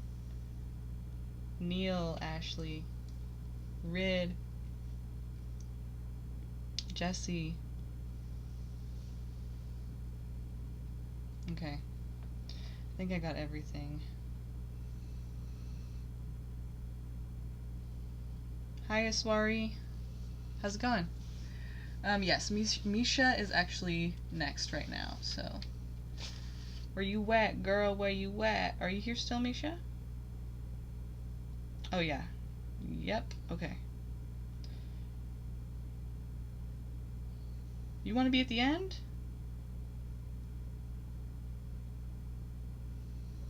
Because, girl, you up. If you want to be put at the end, we can do that, but I mean, I don't know why you'd want that. It's your turn. You do something. I don't get why she would want to. Oh, I lost connection for some reason. That's weird.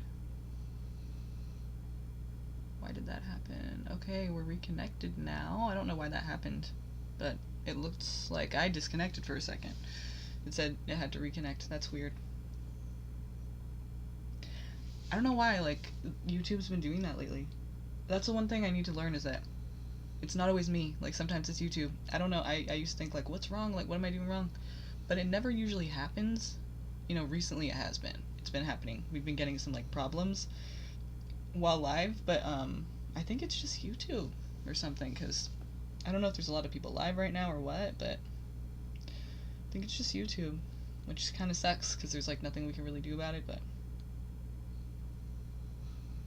we're good, you guys. You should have been here that one day that everything was I don't even know what the hell was going on that day. Seriously, the light went out above me, literally in this room only, not the power in the house, just this light in this room went out. The light bulb.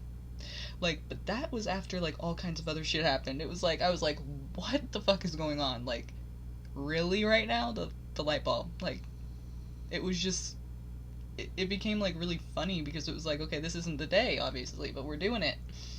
You know, about the only thing that I didn't have happen was, like, losing the connection. Like, that's, like, the only thing that didn't happen that day, which is, like, you'd think it would have happened at some point, but it didn't. Everything else around me was crashing down, though. It was just weird. They're just like, I don't know. My transits that day must have just been like Mars and something were not getting along. I don't know. I don't know.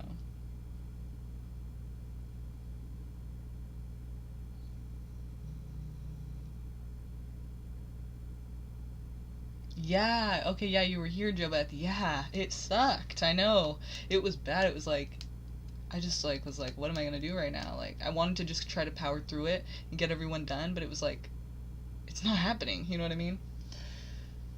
Yeah, that was crazy. And it was buffering a bunch. Yeah, that was horrible. I was like, what the fuck is going on?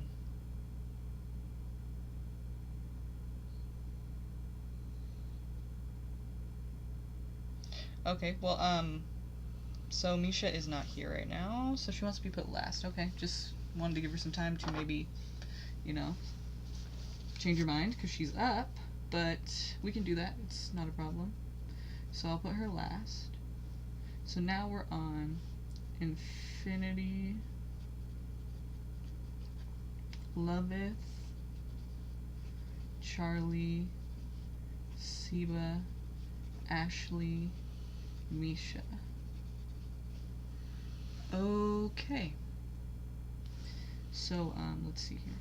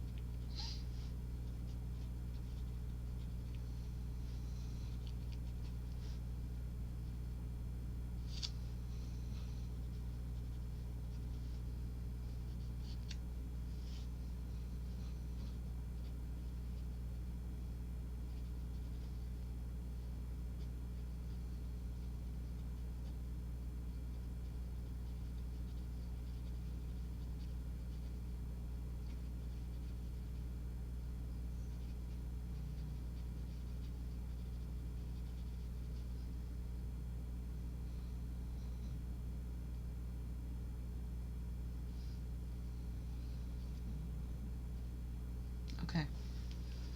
So is Infinity still here? Hi, Mona.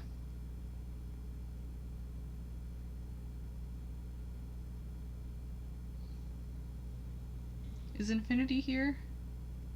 Infinity 17, are you still around, girl? Let us know. Are you still here? Because you up. Okay. General reading. Okay. Gotcha. Let's see what's going on here for you.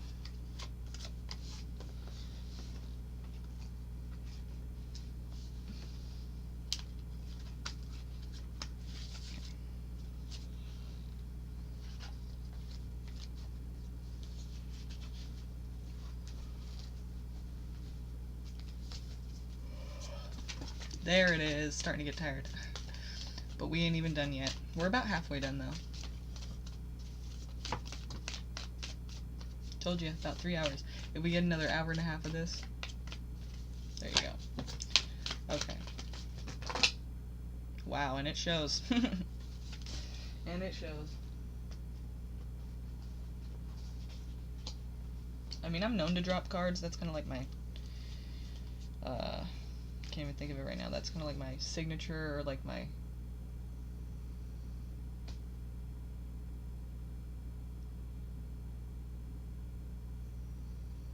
whatever. It's kind of like my thing to drop a bunch of cards, but damn, like, when you start noticing, like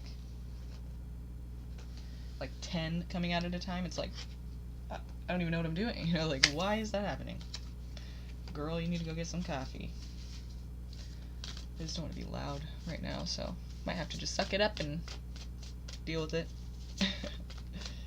Sometimes readings can get me pretty energized. The thing, though, is, like, afterwards, I get pretty drained, you know? So, like, let's see what's going on here, though. Try to give you my all. Girl, please know that. I'm trying to give you all my energy here. I'm trying to, like, really get into this. So that you understand, like, what I'm seeing and feeling. And you know, like, where I'm coming from. So it's easier to resonate with, because you can feel what I'm feeling, you know? That's what I'm trying to do. So, it usually works. So let's see here for Infinity. I'm like, who am I on? Infinity, let's get a general for Infinity. What do we need to know about their life now? Generally, you know, what do they need to hear? What is a message for them? What's being highlighted about their life right now? What do they need to know?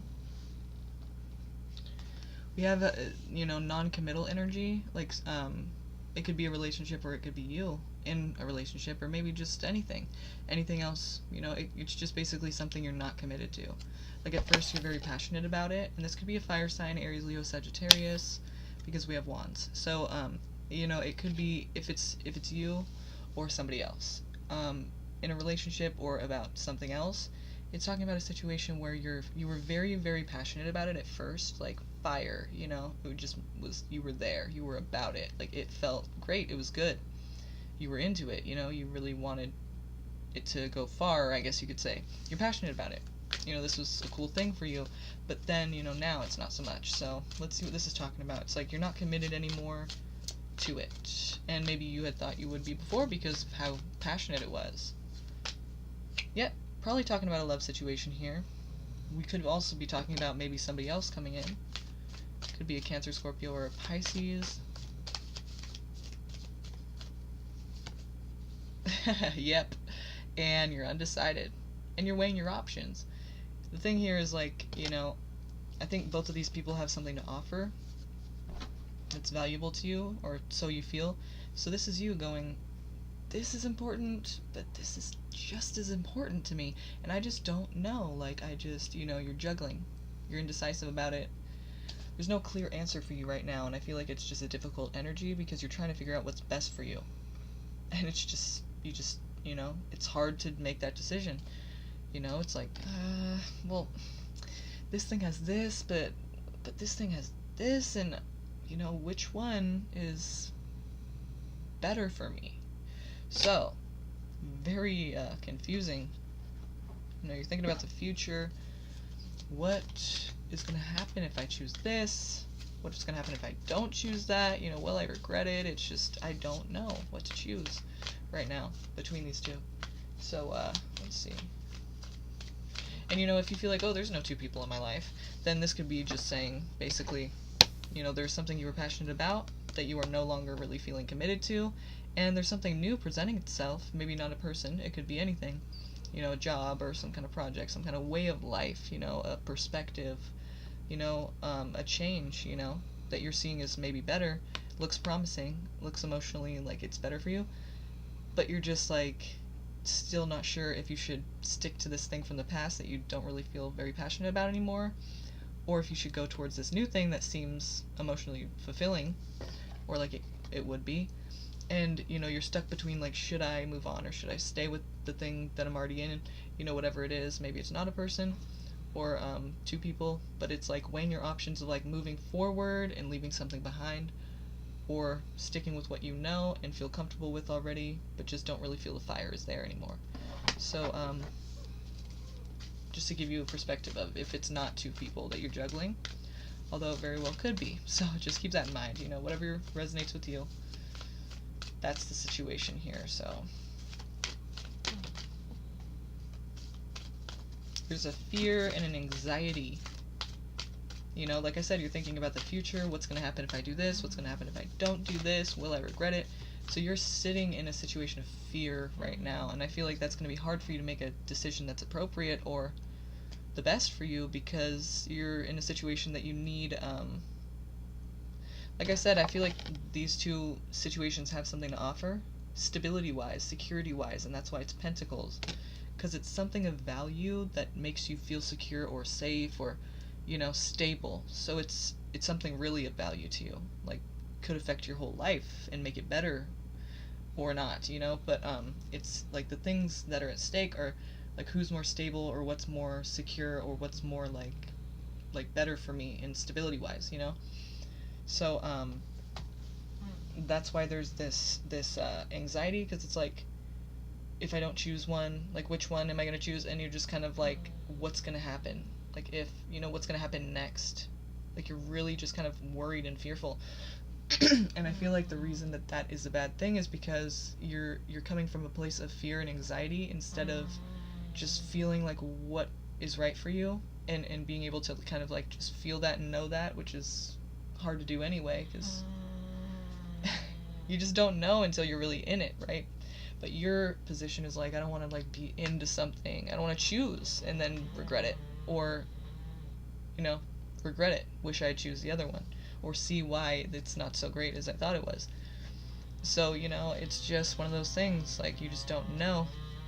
Let's see if we can find out any other messages for you or insights that you should know or be aware of before you go about making this decision for yourself in your life. Maybe, a little spark of advice, maybe try to not be so worried about it. Try to put yourself in the mindset of like, whatever I choose, it's not wrong, because even if it is something that I don't end up being happy with, trial and error, these things happen, you go through things in life, and then not to do it again, or whatever, the situation is. Maybe not to, you can do some things different in the situation if you find out, what happens, what the problem is, how you're supposed to grow. Like, that happens. We make mistakes, we do things that we wish we didn't.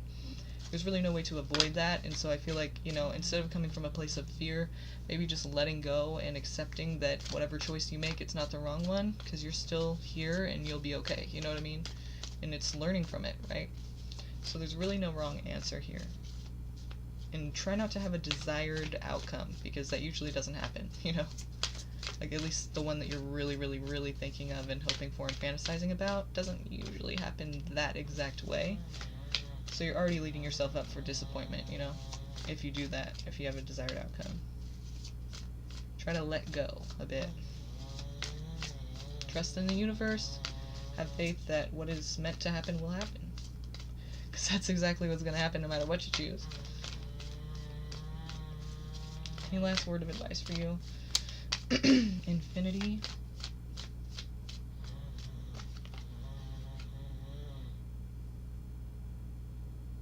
It's either saying very quickly.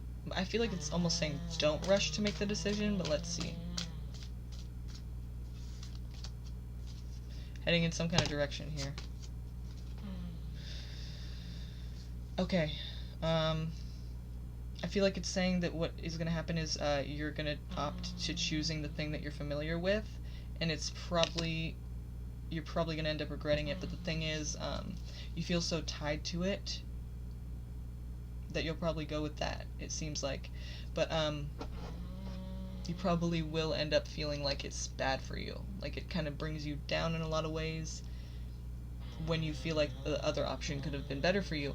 So maybe that will help you to see that maybe choosing the better option, or the other option, the new option, might be better for you.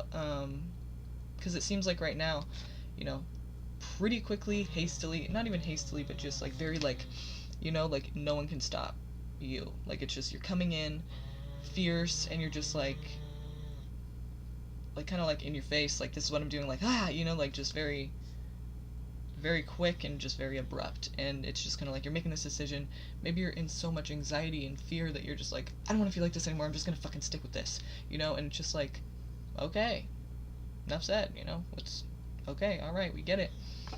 You're headed towards this, though, and so I feel like it is something that you are familiar with, so probably the thing that you felt passionate about, but now you're kind of feeling over it, and, there's this new thing presenting itself, but you're probably going to stick with what's familiar, because you're afraid that if you take a leap into something new, it may not work out, and then you'll also kind of miss what you had before, because it wasn't so bad, it's just you're not really into it anymore like you were before, and there is something new presenting itself that could actually be really cool and good for you and, fulfilling emotionally. You just don't know if it's all too good to be true or not. You don't know if that's really going to happen, because you don't know until you make that leap. But you know that once you go and make that leap, you can't really go back, or at least not in the same way. So you're probably going to try to go back, and maybe this will help you to see that maybe you can take that leap, because if you do go back, you will end up, whether it's just your negative outlook, or if it really is just not good for you, you're going to end up seeing it in a way of like, it's the thing that was worse, or like maybe you regret not picking the other thing, or like this thing is really just not something that you like anymore. Like, truly now you know it, you don't want to be there, It's kind of negative, you're seeing it. So hopefully that made sense to you. And yeah, thank you for the question, Infinity and Beyond. Infinity 17. Hopefully that made sense to you.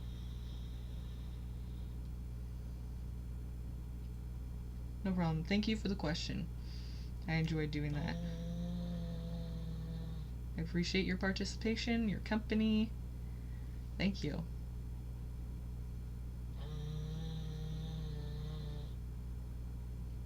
Jenna. How's it going, Jenna? How you doing?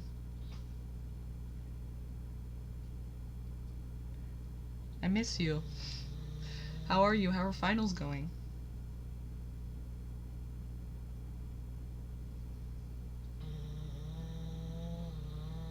Three A's and a B in my 4 classes. What? Good job, dude. Hell yeah. I'm so happy for you. Fuck yeah, dude. Jenna. You guys, let's congratulate Jenna. 3 A's and a B. Woo woo. Fuck yeah. That's awesome. Good for you, dude. I'm excited for you. You must be really happy. That's really cool. That's good. That's awesome. Yeah, because the classes you take are no joke. I mean, that's not like some little baby bullshit little kid shit, you know what I mean? That's like some real shit right there. Good for you. You're probably gonna end up being my therapist one day, shit. I don't know, is that like, what's it called, conflict of interest? We don't know each other. Shh. I have no idea who that bitch is. Nope. Oh, we're both Virgo, what do you know? Fuck, okay. I'm so happy for you though, Jenna. That's awesome, that's good. Of course you got 3 A's and a B. You know how smart you are.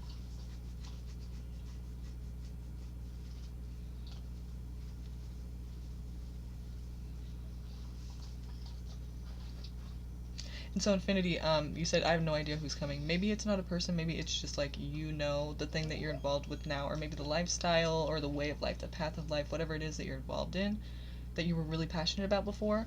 Like, it doesn't have to be a person necessarily.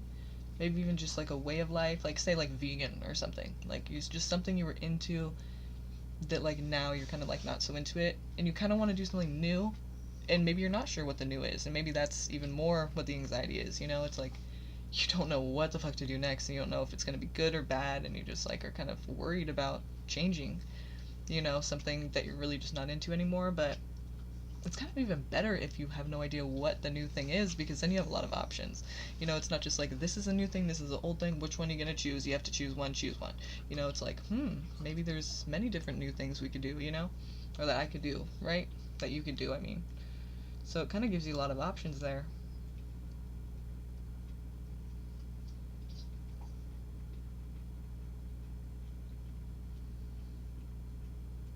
Hi, Angel. How's it going? Thanks for your subscription. Awesome. Thank you. If you guys haven't already, by the way, can you please like this video? I'd really appreciate that, and it helps me out a lot. It helps YouTube to see that people are, like, into this, and it helps other people get to see it, okay? So please do that for me. Please.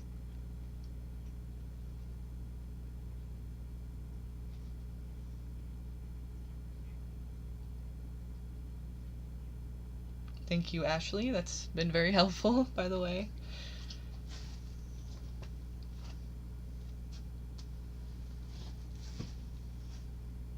Girl, I know my timing sucks, Jenna. I meant to go on live, like, way earlier, and I just was trying to set everything up, and I really just couldn't. Like, it just wasn't happening until, like, about midnight.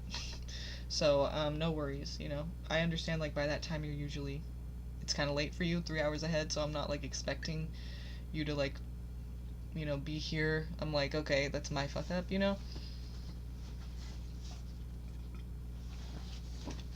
But either way, I love to see you, you know? Just don't feel bad, because I get, like, it's me who's doing that, you know? It's my fault.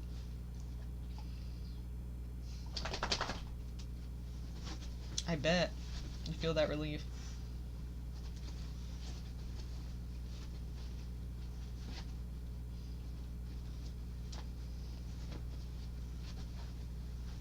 Oh yeah, Emily, I haven't uploaded it yet.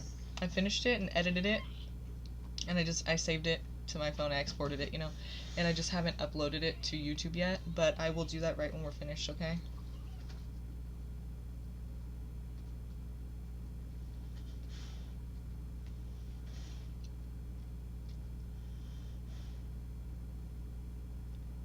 Hi, Paris. Thank you, by the way. Let me just check something really quick. Oh, shit. Oh, fuck, my boyfriend's at the door. He's like, can you let me in? And I totally didn't look at the text till right now.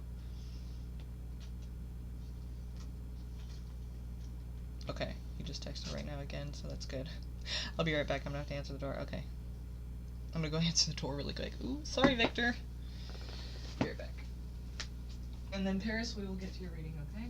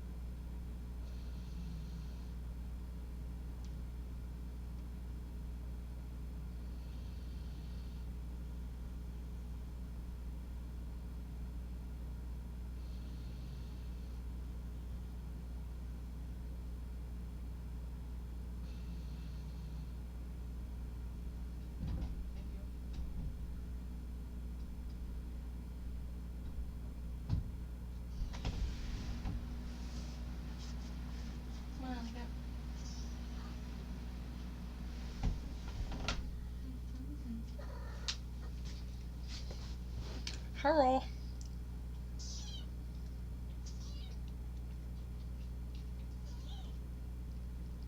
Okay, let's get back to business, you guys.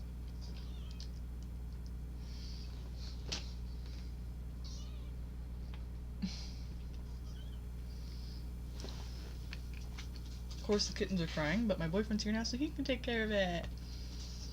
Okay, Paris, thank you. Sorry for the wait. We're gonna get to your reading right now, okay? So let's get going.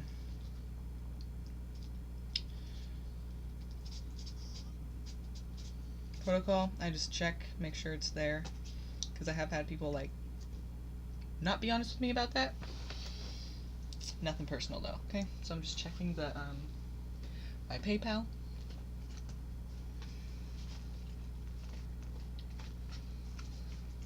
I hope you understand and know that this is really the best for everybody, because I'm really just trying to make sure that, like, because we do have a free list.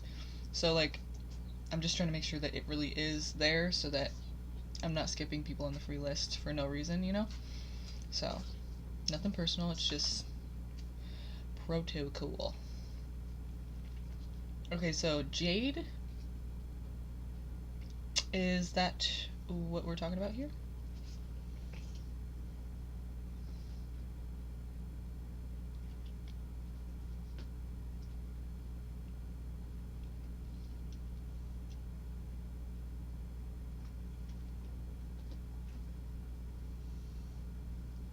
Okay.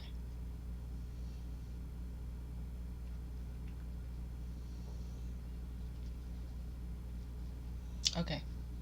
So your question is...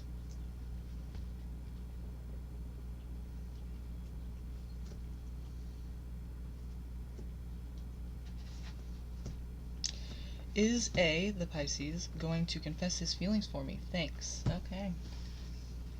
Let's see. So do you... Alley cat. She's trying to eat this freaking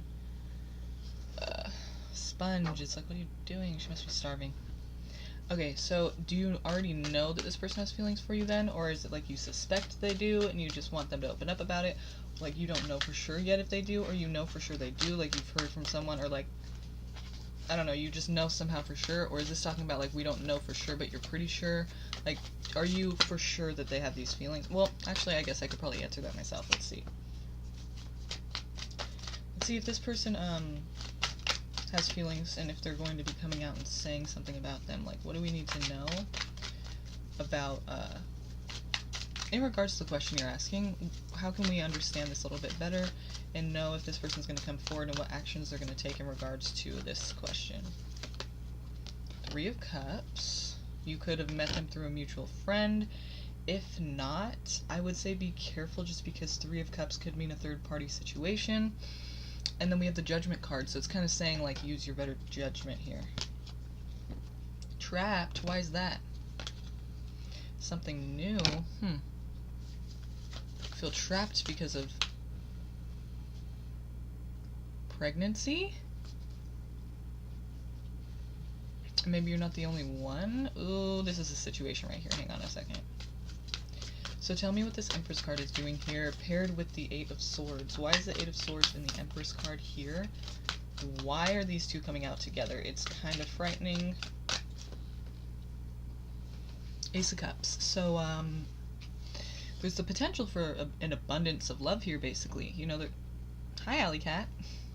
There's an abundance of love, you know, the potential for that here. So it's, you know, possibly a love situation, possibly a relationship here.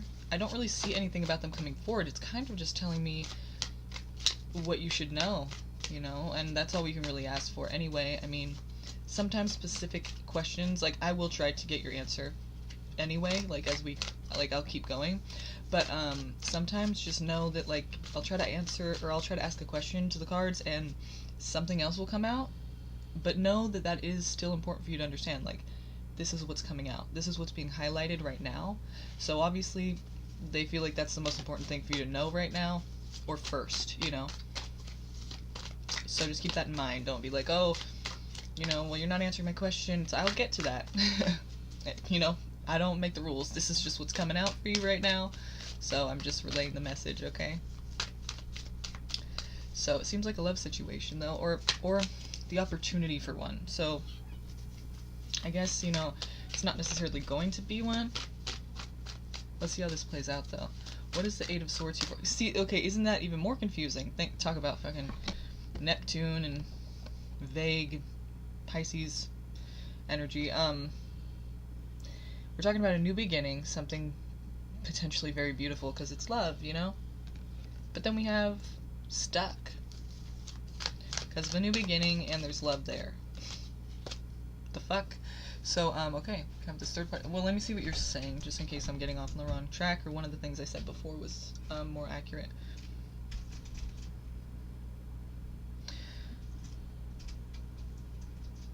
I'm pretty sure they do.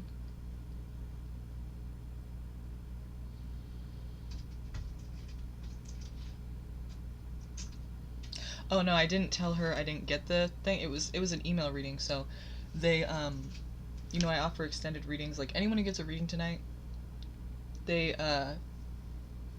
you know, you have the option of if you want to get like a continuation, basically an extension of that reading that I gave you on the live. Like if I answered a question for you already on the live tonight, or any live, then you can email me, this email down here, and say you want the extended reading. So basically the extended reading is just $5, and I'll go up to 30 minutes. So what that means is sometimes we just get the answer real quick, or we just get kind of like more information. It's pretty clear, pretty straightforward. But the least amount of time I'll do is like 15, you know? Like I probably won't go, like I definitely won't go under 20. Oh, I'm sorry, no. Sometimes I've gone like 15 out of 30, okay? Because the message is just very straightforward, and even before that I could have ended the reading. But I'll keep it going a little further, just, you know, to be fair. But it's $5, so I mean, it's like really kind of just like worth it either way. It's a personal reading you get, and it's posted to YouTube, and then it's unlisted, so only you have the link, and anyone you share the link with will only have access to it unless you tell me, like, yeah, you can post it publicly, that's fine. I won't post it publicly until you say that, if you ever do, and it's totally fine if you don't. Like, it's up to you, you know? I don't mind. It's up to you if you'd like it public or to stay unlisted for your eyes only. So it's a really cool thing, and it's been giving me, you know, people have been giving me great feedback. I haven't gotten one, you know, word of feedback that was negative at all. Like, it's really cool, actually. I think this is a good time right now, because, you know, that happens. Like, sometimes people don't resonate, but it hasn't happened yet. So it's cool, and I'm grateful that people are resonating and feeling good about the readings. But this person, it was an email reading, and they told me, like, they were someone from the live. I was like, well, your name's different, like, are you sure? Like, why is it different? And they're like, oh yeah, my username was this. And I was like, okay. And then, like, the next live, I did the reading for them, sent it to them, uploaded it, and sent them the link. And then on the live the next day, I was like, the person that, the username, I was like, oh, that was you yesterday, right? And they're like, no, that wasn't me. They're like, I didn't email you. I'm like, oh my god. Like, I had a feeling, too, and I just was like, well, you say it's you, you know, like. So now I just have to have proof before I go ahead, you know, because that's not cool. So yeah, that's the story with the person who lied. I'm like, really? Like, it's $5. Like, I'm like, that's just not cool.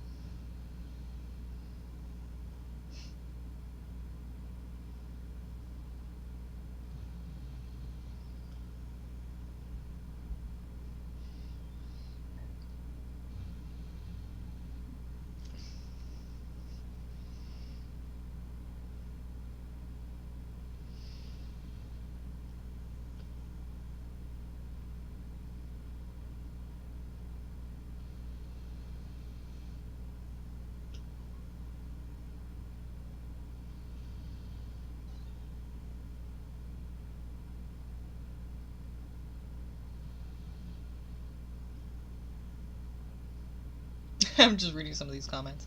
She talks about me when I'm not there. I've never done anything to her. It's so weird. She used to be nice to me, and then I found out she was being two-faced, so I blocked her. Yeah, people are just weird. She's probably jealous of you, because honestly, Jenna, what's there not to be jealous of? Like, seriously? You're like the best mod there ever was, so. And people love you, so she probably just hates the attention you're getting. I don't know. That's just, to me, it's like, what else would it be? Like, She doesn't know you, there's no reason, it's just she's hating, you know? And Ashley, you've been wonderful tonight as well, thank you.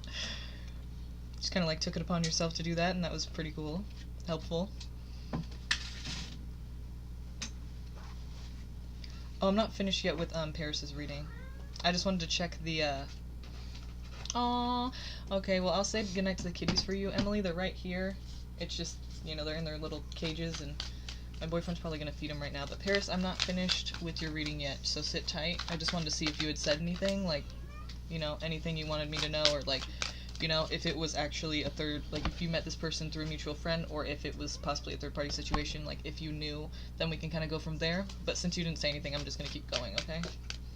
You didn't say no about anything, so that's what's important. So I don't want to lead you on the wrong direction. You know, there's so many ways you can interpret the cards, and it's just like, sometimes, like, I'll say two scenarios, and then someone will be like, oh no, it's definitely not that, or it's this, so it's like, okay, now we can proceed, but you don't have to do that. I'm just saying, you know, I was just making sure. So, yeah, I just did that like a couple hours ago. Looks like there's some kind of arguments here. Like, this is causing conflict for more than one person, like, not just the two of you, but other people around you. So we could very well be talking about this third-party situation. It seems like, though, at some point, like, use your better judgment, okay? Then we have this trapped because of this new beginning. Pregnancy, possibly? If that's not even possible for you, then obviously that's not going to happen. But if it is, you know, be careful. Then we have love here, so it's almost like if it is a pregnancy, it's almost like, I feel like you getting pregnant is the reason they choose you, like, and try to set off on this, you know, possibility, this potential love situation. Because some Pisces, some aren't, but some Pisces are kind of like, you know, a child will be like a big deal, you know, for everyone it kind of should be, but like, it's not always. So like, but I feel like I could see that, like, them getting a really big heart about the situation all of a sudden because of the child. But then there's conflicts here, you know, it results in, and also there's a stuck feeling, so it could feel kind of like a burden that you're pregnant if it's a pregnancy. If not, it's just talking about a new beginning into love. You feel like you're pulled into it for some reason, I feel like, or maybe they do, since we're talking about them, right? Yeah, maybe it's saying they feel stuck in the situation because it is something new. And there's a potential for love, but maybe they're just not the commitment type, the committal type. We're gonna see more about this. It seems like at some point they're putting it, well, the Four of Swords is kind of tricky because we'll look further because we need some more clarification. But basically it's saying either that they feel so comfortable in the situation they finally feel like they can relax and rest, or they're gonna be putting it to rest. So let's see what the Four of Swords is here for. Either way, this is kind of a weird situation. I feel like maybe they feel uncomfortable with how close it gets. Or, you know, it doesn't mean that they're gonna, like... Well, let's see what the Four of Swords is saying, right? Oh! First card that flipped over,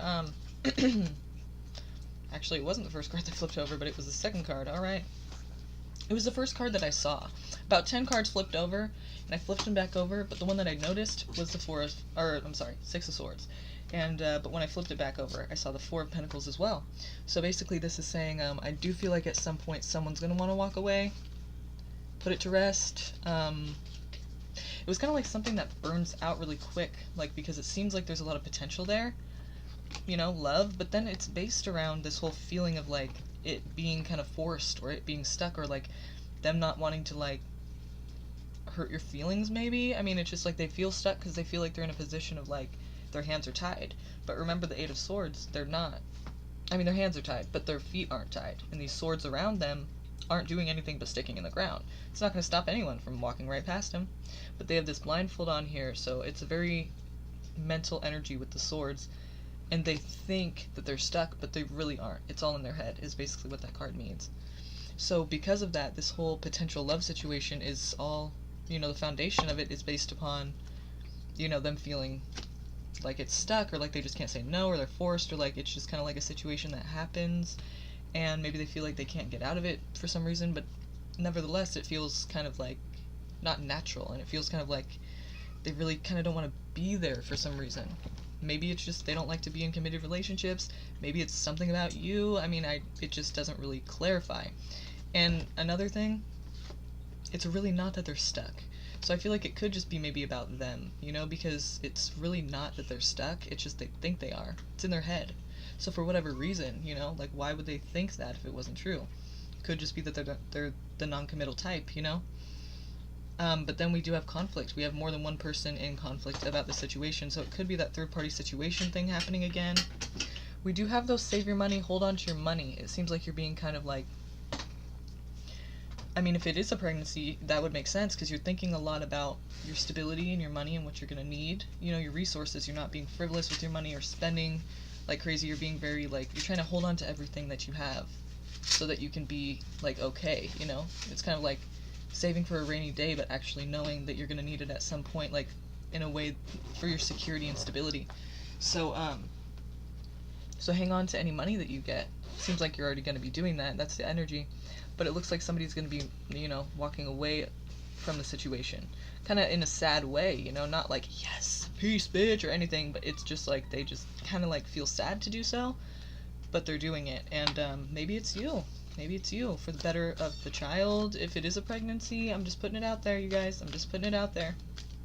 Because the Empress can mean pregnancy, so don't say it can't be you unless it really can't. Like, medically, then, you know, you would know better than I would. But here, you know, I just don't want to X that out because it could, so just be careful if that's not something you want. You know, it's preventable, so just, you know, we have free will. So just, I'm putting it out there. And so maybe it's you walking away for the better of the child, or maybe it's them walking away. Either way, I feel like it's going to be important for you to hang on to what you have in the situation. Maybe they're going to try to, well, I don't see the Seven of Swords here. Let's see what this is talking about. Why do they need to hang on to their money? Page of Wands, so a younger fire sign person. Whoever is younger in the situation, well, I guess we're talking about a Pisces and you. So Paris, I don't know what your sign is, but if you're the younger person and you're the fire sign, that's what we're talking about. And if not, then this is talking about basically hasty decision making. That's why you need to hang on to your money, because hasty decision making is likely to play a factor at that time. So maybe it's a hasty decision for this person to leave and walk away, or for you to. It just kind of abruptly happens. It's not much, there's not much forethought involved, you know, it's kind of just like a decision you make, and it's just, you know, you might regret it because it's just hasty. But for some reason you feel like you have to do it, and or them. But it looks like at some point you guys will be coming back together. So, interesting. I want to look further, though. Let's see, because I don't know exactly what it's trying to tell me. Like, this is going to be a hot and cold makeup breakup thing. What is the significance? Well, let's look to the romance angels for that. Looks like you guys are going to, at some point, someone's going to walk away, and then looks like you're probably going to come back. Be careful, though, because if it is a third-party situation, it's kind of like, you know,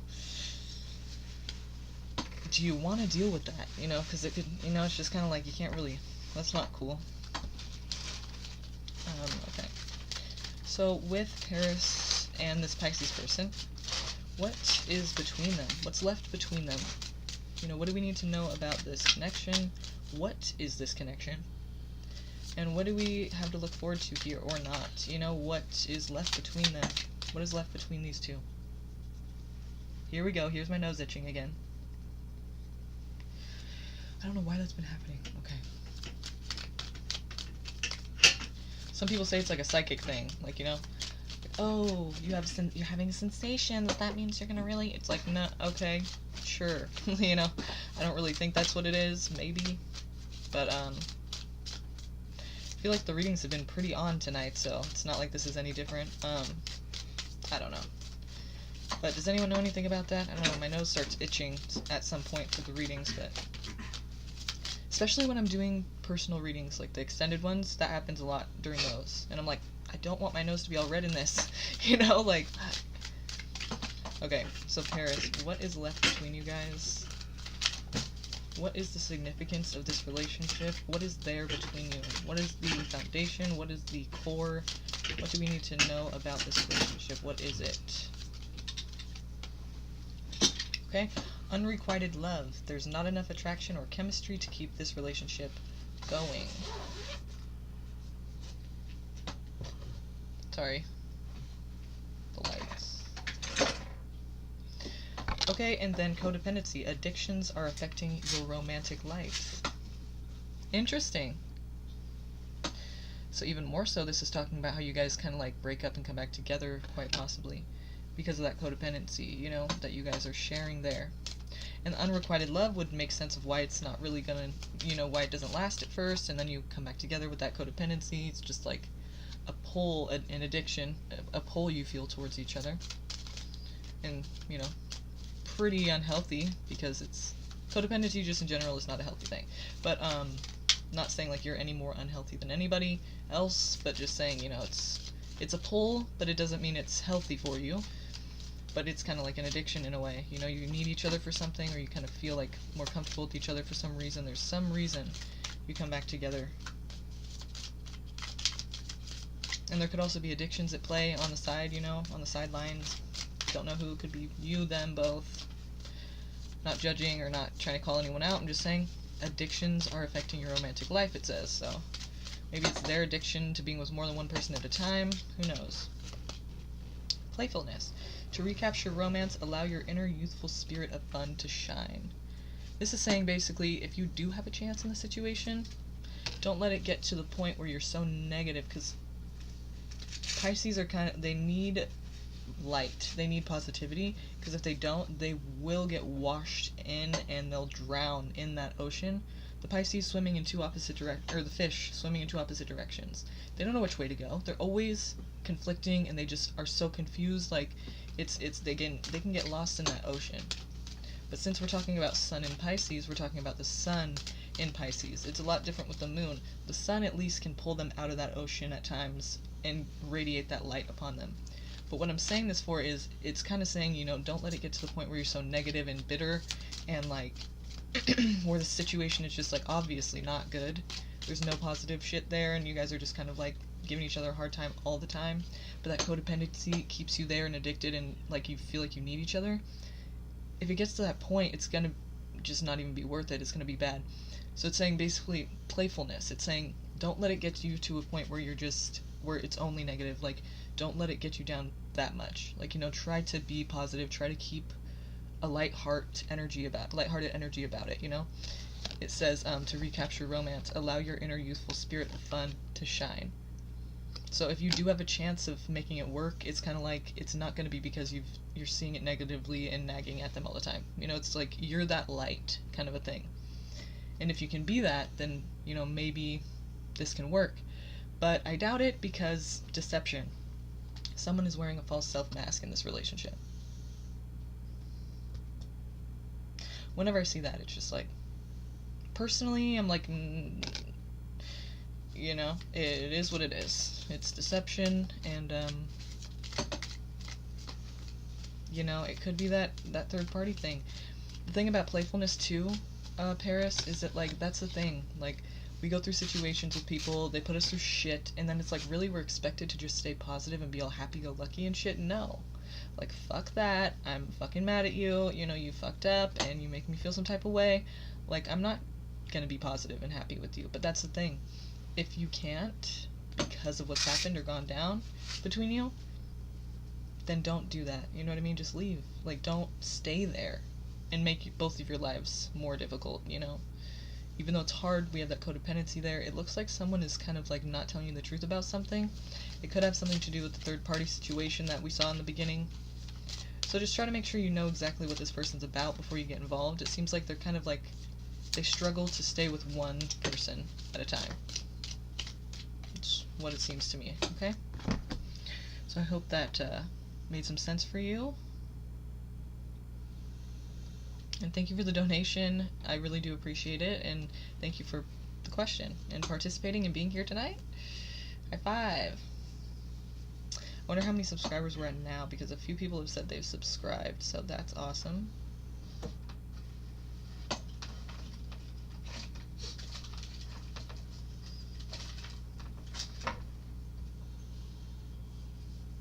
I know, who would hate on Jenna? That's so stupid. You're a Cancer. Okay, Paris. Just seeing that now.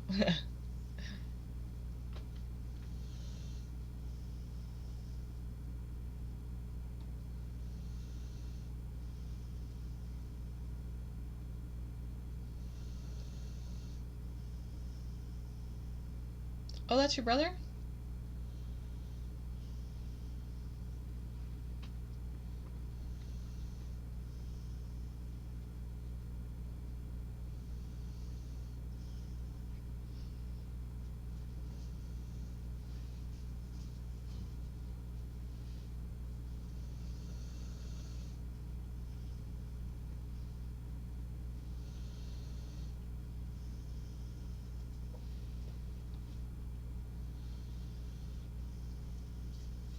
Good night, Emily. Okay, so it was a mutual friend that you met this person through. Kind of. He's your friend's little brother, so it's like a, yeah, kind of a mutual. They're not really friends with their sister, but or brother, whoever the, you know, their little brother.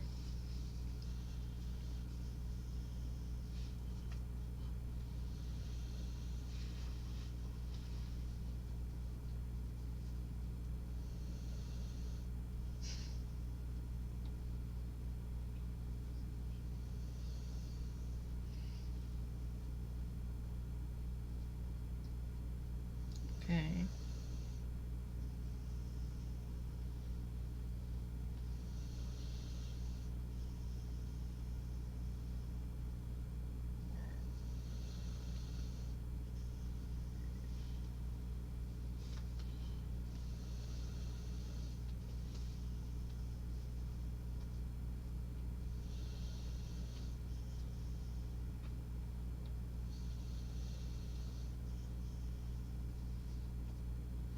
Sorry, I'm just reading your guys' comments.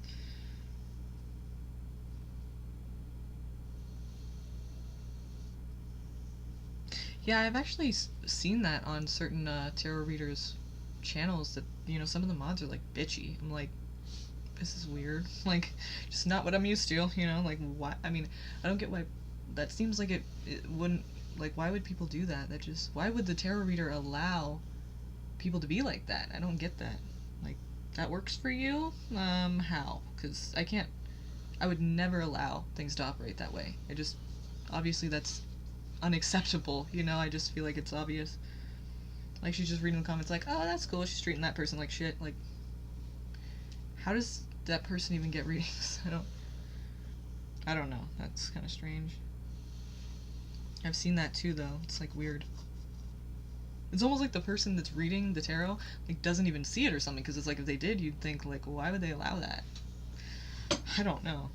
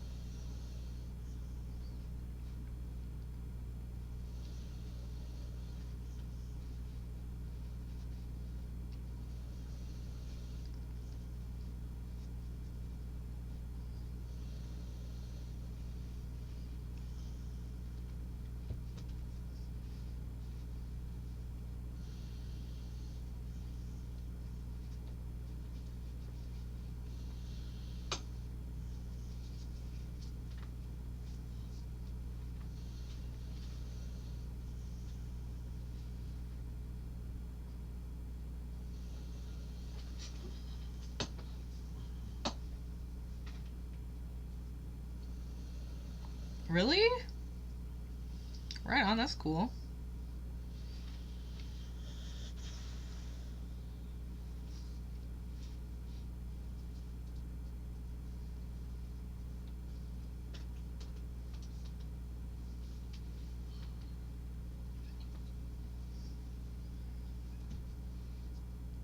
Oh, yeah, I like money. That's cool. Yeah. A lot of people like money, that's true. That's a good thing. That's cool. Definitely want to be getting paid for shit like that. That's just a cool experience, I feel like, even if you didn't get paid. But, if, you know, of course you're gonna get paid for something like that, but, like, that just seems like a cool experience in general, you know? Oh, you're an only child, okay. Well, soul brother. Jude. Or Jack.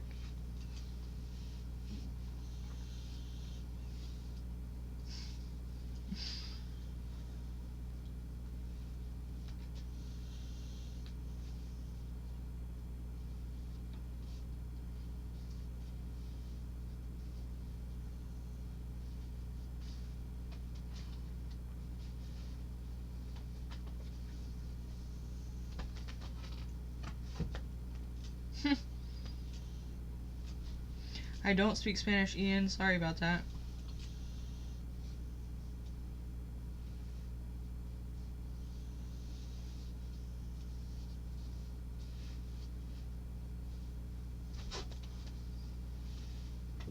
Post the link right here. I want to see it too. Ashley.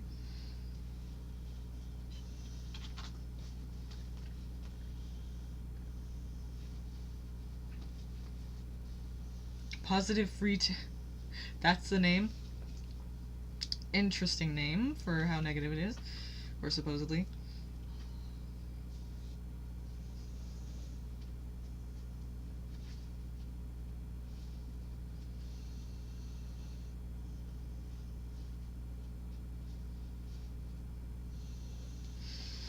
Okay, so now we are on... Wait, no. We didn't do Misha yet. I'm sorry. Down here. We did Infinity. We did... Paris.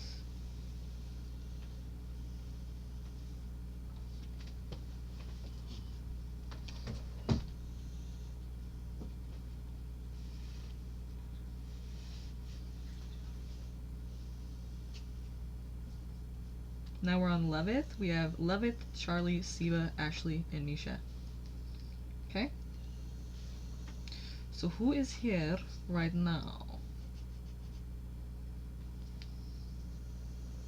Levith, Charlie, Siva, Ashley, and Misha.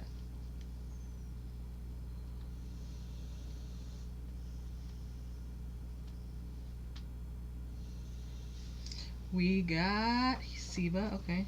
Levith. Levith, girl, going once. No, I'm kidding. Cool. Why do I still feel Capricorn's energy even when I distance myself and closed off? Any advice? Okay, you guys stick around. I'll get to you guys right after this one. Okay. Thanks for sticking with me. Thanks for sticking with us.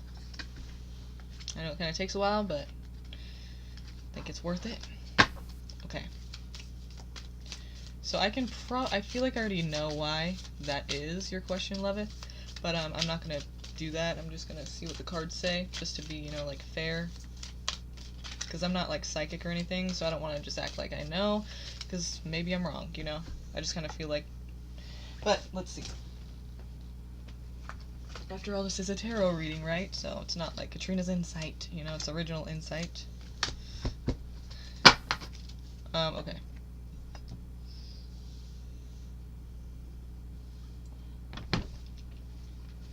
Let's see here.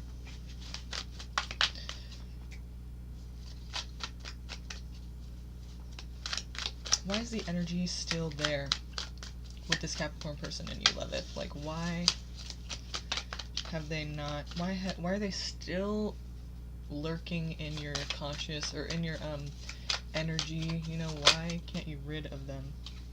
Because you haven't decided to yet, basically. You know, you're back and forth. Should I move forward? Should I hold on? You know, even if you feel like you have... Because you're asking this question, I just feel like you haven't yet really moved on for sure, you know? Like, you're trying to. And that, it's a process, you know? It's, you know... But in your mind, I feel like in the back, you know, deep down, I feel like you haven't truly yet let go. Or you probably wouldn't be asking this question, right? I'm just saying, you know, I'm not judging or trying to call you out like that. I'm just saying, like, that's to me what it seems like you were undecided about really letting go, you know? Because in a lot of ways, you know, you felt like there was the potential for stability in the situation. So you kind of feel like that still could be possible. and you don't really want to let go of that for sure, like all the way, but you're trying, you know? Where is the Page of Swords when we need it, right? Like, trying to let go, and not ready to, but trying, wanting to.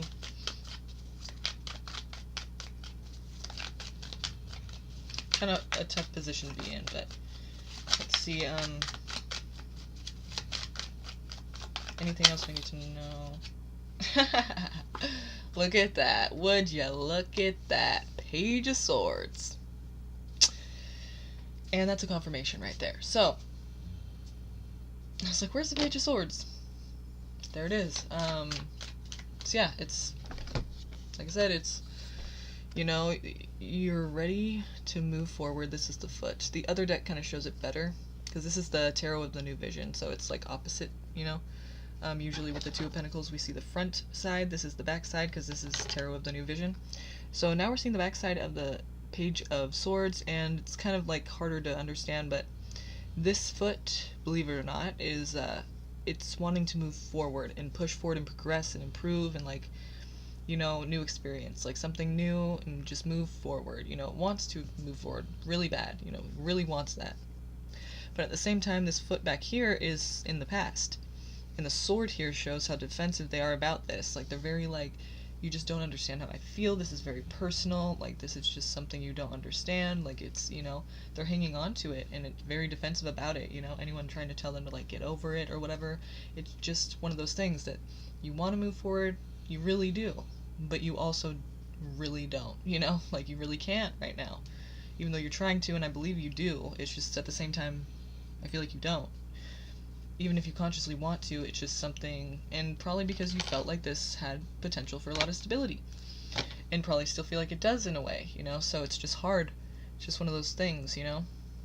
That you have not released yet, and, you know? Don't beat yourself up too much. It takes time to release something. But, yeah, I feel like it's really just one of those things that takes time, you know? And just try not to give yourself a hard time. Try not to, like, put a date on it, you know? Or think like you should be over it already. It's like, it just doesn't work like that, you know? So don't give yourself a harder time about it. It's really not one of those things that's not going to help, you know? Because it's not like you're doing anything wrong. It's just one of those things, you know? It takes time. So you felt like it was okay. That makes me sad for you, because it was obviously someone you felt like very like you guys, like you felt like it clicked, and like you saw eye to eye with the person. You just felt like, you know, basically it was true love, or this was the one, or you just felt like the connection was like really there, you know. I wonder what happened. Like that, you know, there's so much more there, you know, that we could look into. I'm curious as to what happened. I suppose I could look into that. But it's like you kind of already know what happened, and I don't want to just like waste your time. I'm kind of curious.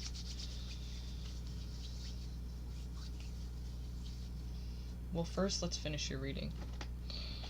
Let me see, because it was kind of short, so I don't want to just stop you there, you know? But to answer your question, I feel like it's just one of those things that takes time. You haven't completely let go of it yet, or accepted that you're going to move on, so that's why they're still in your energy. Was there a second part to that question? I forgot. Okay.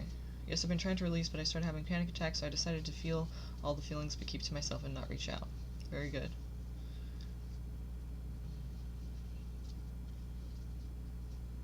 Oh, okay, yeah, I would love to do those charts. I hope that's what you said.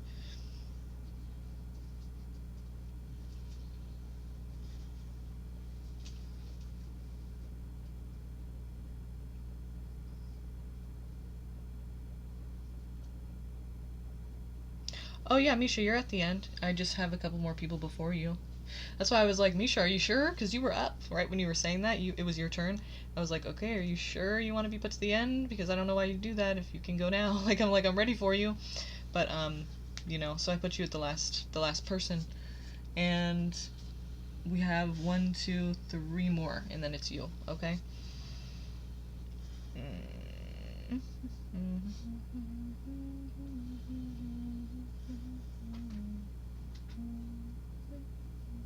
So why do I feel Capricorn's energy even when I distance myself and close off? Any advice? Yeah. Advice, girl, is just, really just... I think you're doing the best thing you can for yourself in that situation. Like, feeling all the feelings, not reaching out. That's all you can really do for now. I mean, if you feel like you need therapy, maybe, you know, it's not anything to be ashamed of. Some things leave us in a situation where it fucks with our identity. And when something fucks with your identity, it fucks with your life. So, I mean, it's not like you're stupid or fucking bad person or anything. You deserved it. It's just something that's affecting you, and maybe you need to, you know, work it out with someone, you know, and transformations. There's going to be changes, you know, there's going to be something that is just, like, you're going to be a different, I feel like, you know, it has affected your identity. You're a different person now in a way, and not a complete transformation, but there's differences, you know. There's things that it's almost as if a death had occurred, like, not literally, but it's like, whatever happened, like, you can't go back now to the person you were before. There's just certain parts of you that are different now. Some call it jaded. But maybe you've grown in certain ways as well. It's not all bad, you know, but there's just a difference now. Maybe you need some help to cope with that and to, you know, see that in a way that's not so affecting you negatively or holding you back, you know, emotionally or whatever, however it's holding you back and limiting your life. It seems, though, that there was a betrayal of trust. If you don't feel like there was, like, that you got fucked over and it just kind of, like, fizzled out or whatever, you still feel like it was a betrayal because it was supposed to be something so stable and so, like, it had potential, and it was kind of, like, supposed to be, like, this thing, and it didn't turn out that way or last very long, or, you know, whatever happened, you just felt like it wasn't going to happen like that, and so you kind of feel like everything they said was kind of like, it's kind of like you feel betrayed in a way, you know?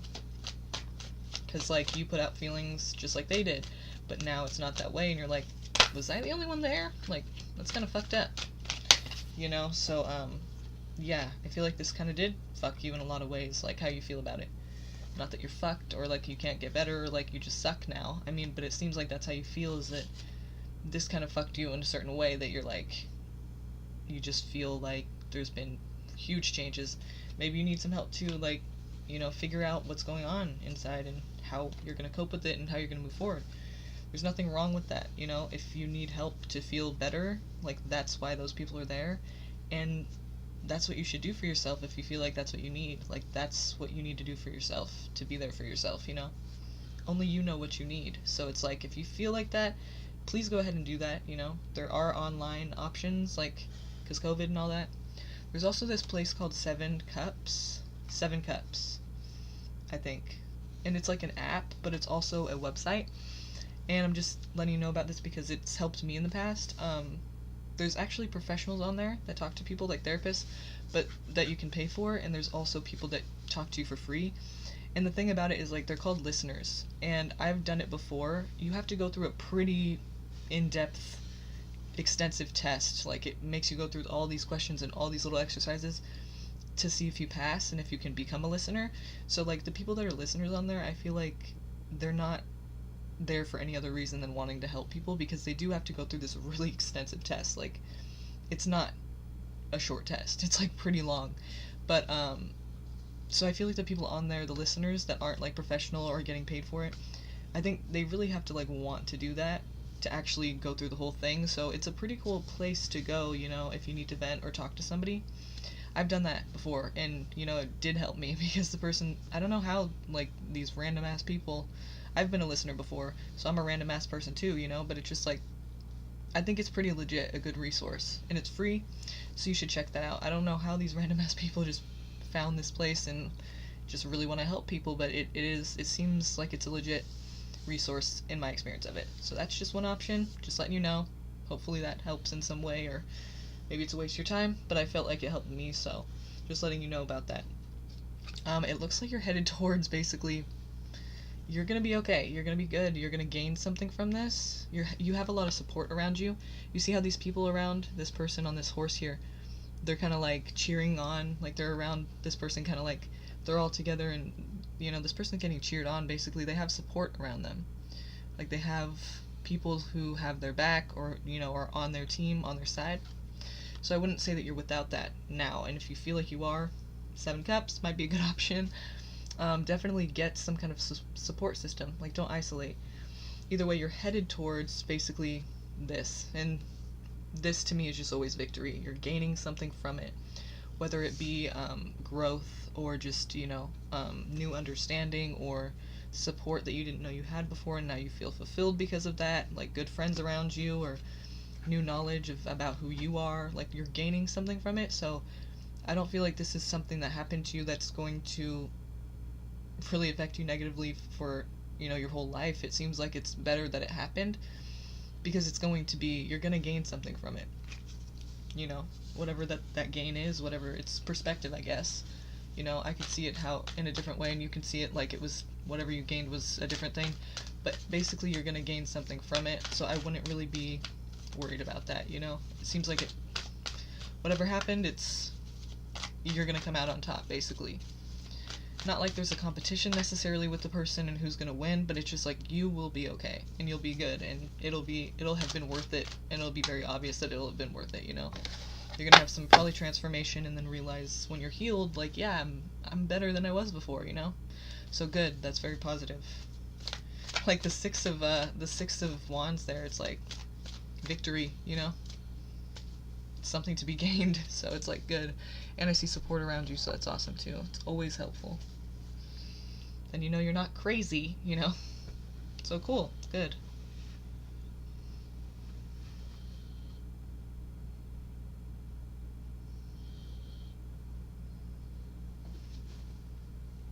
Hi, Trang.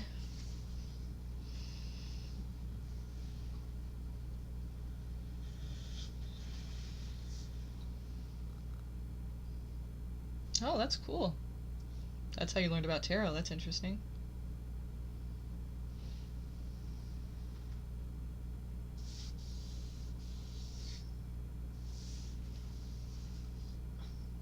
That's really cool, actually. See, that's already something you've gained from this.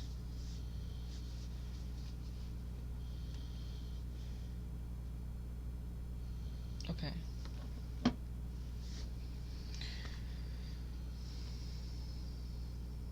Man, I just feel for you right now. I'm sorry. You're gonna be okay, though. I know it's probably, like, not really reassuring right now, because you're in the midst of it, but, it seems pretty clear that this is gonna eventually have been very worth it, Like, almost like I'm glad it happened, because now I know, or, like, now I feel better about myself. I feel like healing, though, does have a lot to do with that, because it can go negatively if you don't heal correctly, I guess you could say, correctly. Like, there's a way to heal and there's a way not to heal, and it's different for every single person in every single situation. I know nothing about what you need for healing. I'm just saying, heal. Like, do something for yourself and get help if you need it, which you probably do, because we probably all should do it, or else we would just know how to do it, and we don't. We struggle, and that's okay, that's part of life. But the thing is, like, if you're struggling, don't feel like you have to do it by yourself, because it's kind of like, doesn't make sense to think you could, because obviously you can't, or you just would, you know what I mean? And there's nothing wrong with that, so that's why those people are there. So, Charlie, okay, Charlie, are you still here? Oh, no problem. Thank you. Back to work today, and I know it's not the place for me. I've been manifesting a new job. Will it come in the next 4 weeks? Or do I need to do something else? Okay. Okay, let's see here. Tell me about this job that they're in, or tell me about this, actually, I want to put this in a certain way. Okay, I'm back to work today, and I know it's not the place for me.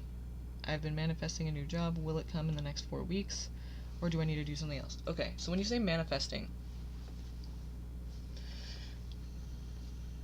like, I, in a way, believe in law of attraction, sort of, like, from what my understanding, like, but at the same time, I don't think it's ever good advice to just be like, think about, like, I mean, be positive and know that eventually, good things will come, but, like, you do have to take action as well. Like, I don't know if, I'm not saying like you haven't been taking any action, but you know, like you gotta put out applications and go and talk to the people, the place you want to be working.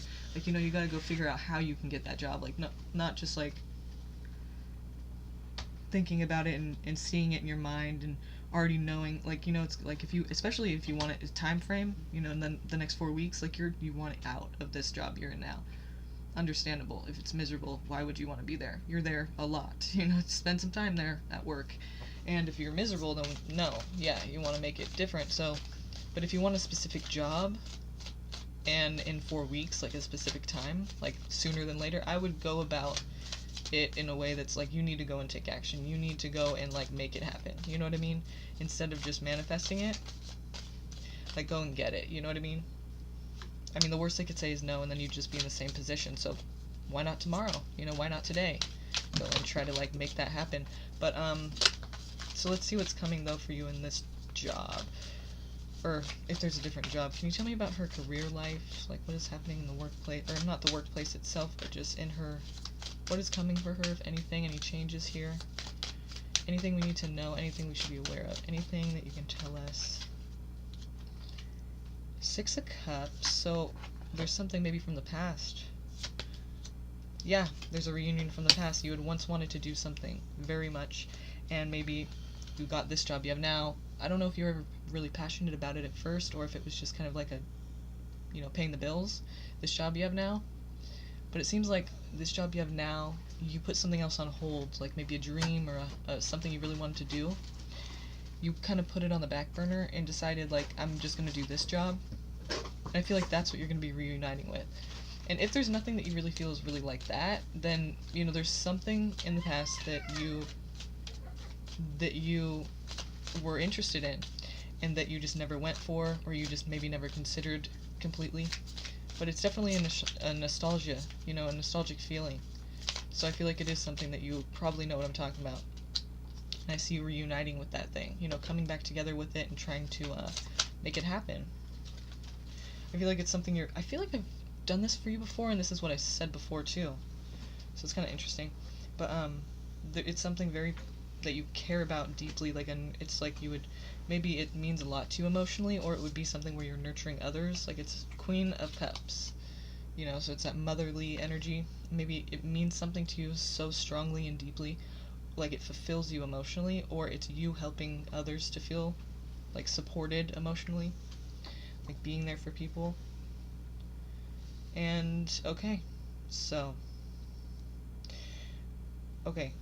we have you possibly acting too soon, and it's causing conflict with more than one person. And I think maybe that's talking about you just leaving your job now up out of nowhere, and maybe, you know, people aren't happy with that.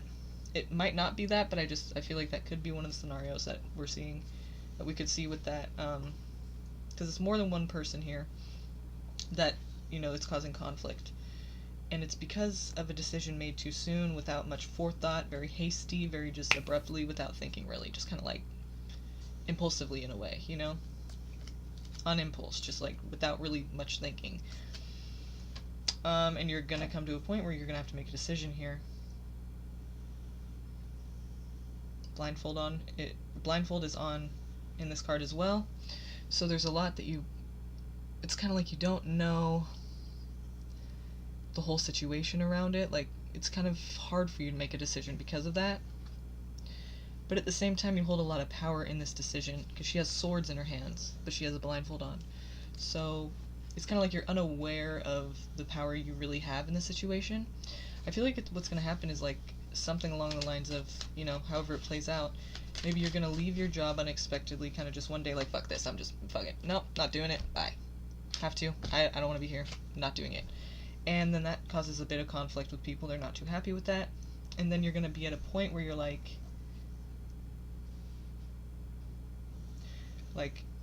you just have a position of power for some reason. Maybe they want you back, and they're trying to get you to come back. Maybe offer you some things, and you feel like maybe it'll get better, but you're not seeing everything all the way. And you don't know that, like, you could say yes or no, or maybe it's like you could ask for a raise or something, like, because you have power that you don't know you have. There's some reason that you have power, but you don't even know. So that's why I'm telling you, you don't know that you have power in the situation. Like, your decision does matter. It does make a difference. You know, think about it. These people are getting upset. It's not just like you're replaceable, I feel like. You know, there's a reason, but they're not going to let you know that you're, you know, whatever decision you make is going to affect them so much. They're not going to let you know that, obviously. And the decision... Okay, so this situation is going to lead you to be kind of fearful. And anxiety, like, not hyper vigilant, but like, because that's what the Nine of Wands is, but it's basically, in this situation, it wouldn't be hyper vigilance, it would be more like, just not sure what the right decision is, and you feel like you're going to make the wrong one. Like, just kind of like worried about what's next. You know, like, do I even know what's best for me? I feel like I'm going to make the wrong decision.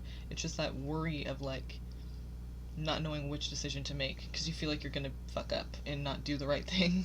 You're going to regret it, you feel like. But then we have Three of Cups here, okay. What's the Three of Cups here for? Three of Swords. Okay.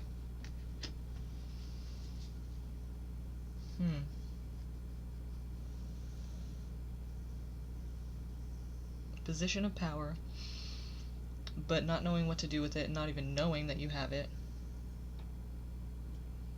Three of Cups, friends coming together, celebrating, and Three of Swords. What is the Three of Cups here for? Clarify. I know we're talking about Three of Swords, so we're talking about pain somehow, heartbreak, or some kind of like disappointment and letdown. Emotionally, it's sad, you know, this hurts. But why Three of Cups? The World, okay. So it's almost like this is either better for you, even though it hurts, it's better for you. Like, this is, you're gonna kind of have, like, it's kind of like, even though it hurts, it's like something happens to where there's like a, I don't want to say like luck, but there's something that happens to where you just see that it's a better option, even though it hurts in a way.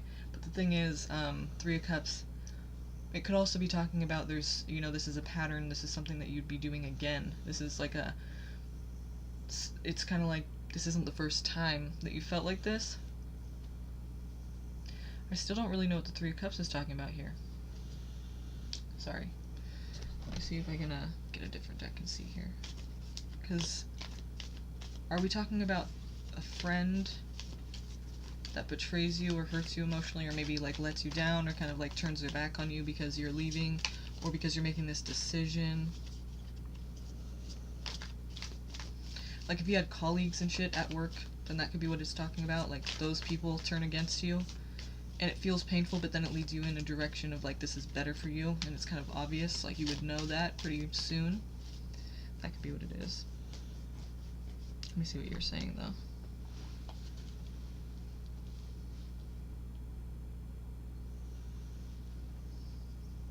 I think it'd be a helping role. My man worked in citizen advised, and I would like something similar to it. I'm sure it's going to come fast.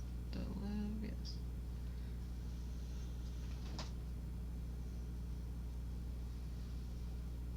I have done this in my last job. I couldn't move up, so I left and I lost friends over it. But the new job was better as I got promoted. And this is the job you're in now that you're not happy with, correct? So, like I said, this is not the first time you felt this way, right? But here I am again. Okay, I know what I need to ask now. Makes sense. So, what can she... Okay, this is a pattern for you. We don't want to make that mistake again. We don't want to go through this again. What is it that is causing this? Like, what is really the underlying thing that is leading me in this direction again and again and again? Why am I in this position again and again and again? I just saw it flip over real quick and then it flipped back over, but I saw it anyway and I'm going to acknowledge it because I think it's relevant. It was the Six of Pentacles, and it's a card of these two peasants on the ground, and this person, you know, offering them something like food. It's kind of like somebody offering you something that they have to offer and the other people need. But in this situation, I feel like it's saying you give of yourself too much. It's kind of like the Ten of Wands. You work so hard, you take on so much responsibility. You do other people's jobs for them in a way, in many ways. Like, if they aren't doing it, you'll just kind of do it, like not trying to like do all the work, but just it ends up that way. You give too much of yourself in the workplace, and I think that's why people get upset when you leave, because they're like, what the, like you kind of hold shit together, so that's why you don't know how much power you have at the same time, because they don't want you to leave. But for you, it's a problem because you're not happy, of course, because you're doing all the work, or, more than you need to be doing. You're taking on a lot of responsibility and you're not getting the credit for that. It's just not, it's not really a happy situation. It's, who wants to work like that? It's like it's like you're working with a bunch of kids and you're not their mother. So who wants to do that? Of course you're miserable. That seems to me like what it's saying. You give too much of yourself too readily, and people take advantage of that, and that's probably why you're in this situation again. Because I'm not saying it's your fault, but in a way, you gotta stop doing that. Because, if you say you're gonna do the work, people just notice you're a hard worker, and you won't go, yep, look, again, this is a different deck. The world, so, yeah, you gotta, change that. You really gotta change that. Because it'll happen again. It will. It doesn't matter where you're at. You gotta have boundaries. And you gotta know, like, it's your job or it isn't. And you're a hard worker. You don't want to, go home till the work's done. And so you'll, like, kind of take it upon yourself to do more. And people notice that. And you would think in a perfect world, like, people would be appreciative and they'd give you a raise, or it would be, like a good thing and noticed. But to you, it makes you miserable. Okay? Obviously, but I think that's something you really gotta change. I don't feel valued. Yep, I'm doing the boss's job, but they won't promote me either. Yep. And it will happen again. Like, it'll happen again if you don't realize that you don't need to put yourself out there like that, Or you need to find a place that will value you, Or a place where it doesn't matter what happens. Well, it does matter either way what happens, but either that or you need to find, like, a place where you love the work so much that it's worth it to you, But ideally you'd find a team and a boss that is not fucking children, that can appreciate and value a person like you. I mean, you're a good worker, and that's not something that comes every day. Like, a lot of people really just don't try that much, A lot of people do, but I mean, in how we're explaining you, it's like you don't come across that all the time. So it's important that you know that and understand that. That sucks to be in a position, though, of, like, where your financial situation is obviously dependent on the boss or the job, and you just feel like you can't really just up and go. Let's see what we can't change or make anyone do anything that they don't want to do. Free will. But let's see what you can personally do yourself. What can you do? What action can you take? Not just, like, manifesting, but what can you actually, like, do today or tomorrow that will lead you in a better direction? Like, the universe does not want you to, like, be miserable. There is something you can do. We just don't know what it is yet. What is the first step? What do you need to be aware of? What is something that you need to know so that you can get out of this situation and make your life better for yourself, improve your work situation no matter where you go? What do you need to know? What do you need to maybe change? Like, what do you need to do? What do you need to do?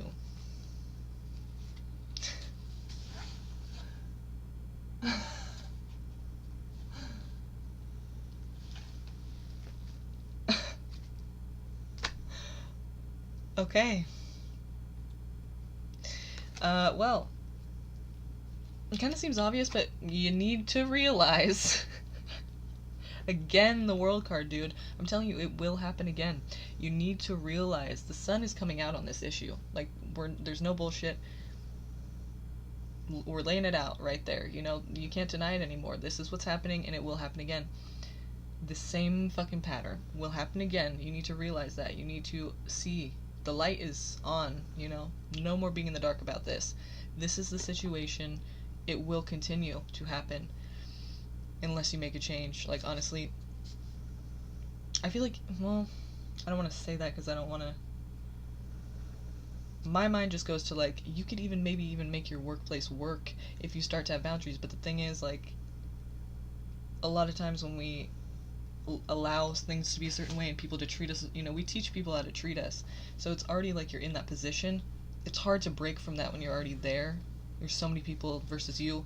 It's hard to get people to like respect you when you've already allowed it to go this long, probably feeling like you didn't have a choice. But so I don't want to just say that you can make it work, because logically I feel like that doesn't really happen once you have a certain way with people.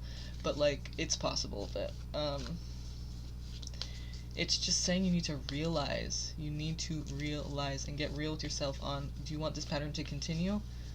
Then you really got to make a big change, and you got to realize what it is. And really, like, no offense, but it is kind of you taking on this work. There's nothing wrong with being a hard worker. Maybe you should work for yourself, There's nothing wrong with being a hard worker. There's nothing wrong with wanting to get the job done. Those are great attributes, but it's going to keep happening. It's almost like you can't help but be that person, and I don't want to see that happen again, So give us some more, like direct kind of advice here. Some straightforward advice. What can she do today, tomorrow, as soon as possible? What can she do to better her situation? What's funny? The card before that was saying, like, you give too much of yourself, it came out again as what can you do? Interesting. But it means something different this time, obviously. So give me some clarification here. What are we talking about? What can she do? Kind of already feel like I have a couple ideas, but I don't want to jump the gun.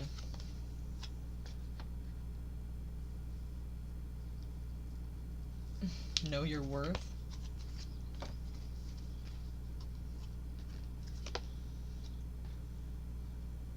I feel like you are going to work for yourself. Okay, I'm saying that because either that, or you're going to have a position of more control, a position where you feel like you have authority and you call the shots in some way. Either they're going to promote you. I don't really want to just say that, though, because if you're miserable here, I don't want you to stay, because I don't really feel like people change like that. But, like we said earlier, if you find yourself in that scenario and it plays out that way, that you're in that position of power and they're asking you to come back, and you're in this position of power because they want you to come back, because you're important at that place, and so they're going, what do we need to do to get you to come back, right? And you're like in this position of power. You don't know how much power you have, remember, because the blindfold, but you do. So you need to understand that, because this is like, the thing is with this Six of Pentacles, you do have a lot to offer. You know that. And you are a very, very stable person. The Queen of Pentacles, she's successful. She has her shit together. She has a lot to offer, especially with the Six of Pentacles here. But it's a lonely road, because you're probably the only one who's really as much dedicated like that. Here's the thing. It's headed toward, like, you need to realize your own worth and that you have a lot to offer. Once you know that for sure, for certain, there's no doubt in my mind that you'll be able to make that decision for yourself. Ask for what you need to ask for. Get your needs met. Get that raise. Tell these people, like, know your power. Tell these people, like, you want me to come back? This is going to have to change. This is going to have to change. Here's the thing. This, knowing your worth, it's going to lead you to a feeling of anxiety and fear. Again. But that's because on the way to success, it's a frightening fucking thing. And you're probably not comfortable really asking for something extra like that. But once you know your worth, it's going to be hard for you to even see it any other way. So it's like, even though you're kind of worried and fearful you can't really disrespect yourself again like that, and you won't take no for an answer. If they say no, you'll be on your way, and it won't be a question. But the thing is, once this fear happens, it's normal. This is a new thing for you. But once that passes, you realize you do have the authority. And if you don't realize that, you can't not realize it. That's what it will be. You'll have authority in your situation. I feel like you're going to either get raised to one of the highest, I don't know about one of the high, but a high position of authority, of responsibility in that workplace. Like, they're going to ask you to come back, maybe. Like, if that scenario plays out in the way that we saw, that's what I'm telling you, is when they say, what can we do to get you to come back, you ask for that raise. You ask for more credit. You say, like, this is what I need, because I know I'm worth a lot, and I know that I help you guys out a lot, and you know I do too. That's why you're here asking me to do this. What do you need to do? Well, this and this and that. Like, ask for it all. Do not hold back. Get what you deserve. And you're going to be in a position of authority, I'm telling you. Don't be a normal employee. You're doing way more than that. You can actually make, maybe you can make this work here. Maybe you can. But I'm telling you right now, you won't be able to. I don't feel, it seems like it's gonna be like, you're not gonna take shit. Like, you will know at some point, once you realize, like, how much you really do, like, you're probably gonna make that hasty decision, quit, right? There's gonna be people mad because you do all this work for them. They're gonna go, okay, well, we need you though, what do we need to do to get you to come back? Then you say exactly what you need and want, they give it to you. And it's a lot fucking more ideal than it was now. Wow, that's kind of cool. That's really cool. Wow, that's a twist. Usually it doesn't work like that. It's cool though. I hope that happens for you like that. I hope that plays out. Emperor, the one who's kind of in control, oversees, calls shots, has authority over their life. And a few others as well. Wow. That's really a position of power, I feel like. Like, you have authority. Don't take no for an answer, seriously. You can make this work, I think. When the time comes that they're asking you what can we do, remember that you are worth so much, you have so much to offer, and they know that. They might not tell you that, but they know that. That's why they're asking you, what can we do?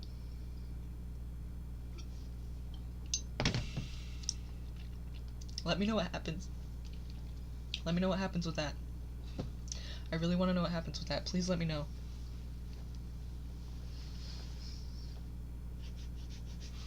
So what you need to do, what you can do, self-talk. I mean, really start putting yourself in the position of realizing how much worth you do have. And just stop taking no for an answer. Stop taking this shit, you know?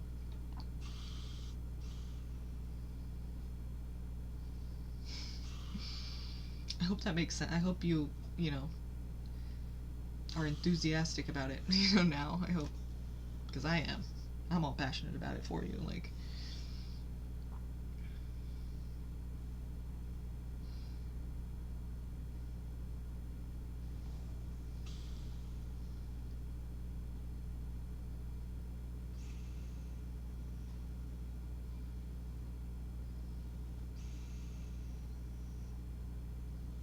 It seems like these people are kind of childish, like, so, like, if you do leave and you feel like they're not going to ask for you back, I feel like they're playing a game. Like, I feel like just wait it out for a second, because I think they are going to realize, like, maybe they will, you know, not do it for a while because they think you're going to come back like you did this time. Just stand your ground. Remember, you know your worth this time. Last time, you went back. This time, not going to happen unless you get what you want, or need, deserve. You know, don't take no for an answer. Just don't do it. And they'll see. Like, that's what I mean, I want to say that, you know, anyone, they have free will too, but I'm telling you, this situation is just, I feel like you really have a lot more power than you know. Really. Oh my god. They told you were negative. Some people, dude. That is so, like, yeah, that sucks. That's annoying as fuck. Like, I'd be like, I'm negative? You haven't seen anything yet. Like, doing all your work for you.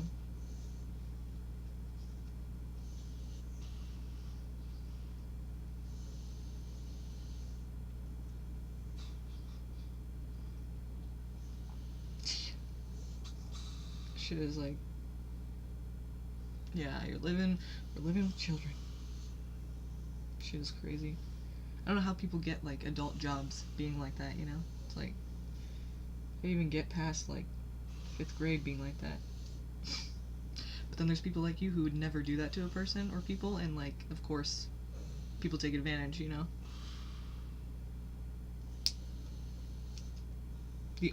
There's nothing wrong with you. The only thing wrong about that, in like, on your part, is that you don't know that you don't deserve that. Like, basically, you're not standing your ground enough, you know?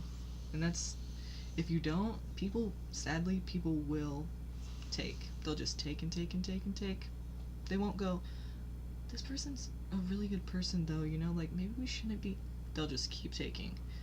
And you really have to be your own protection. You really have to be like, no, you're not gonna take. Try me. Nope, you're not. Because I'm not about that, you know? Like, you really just have to be your own, stand up for yourself, you know? Or people will keep, I mean, it's just sadly the way that a lot of people are. I mean, you know? It's like they don't know any better unless you know better, and you're not going to take that, you know?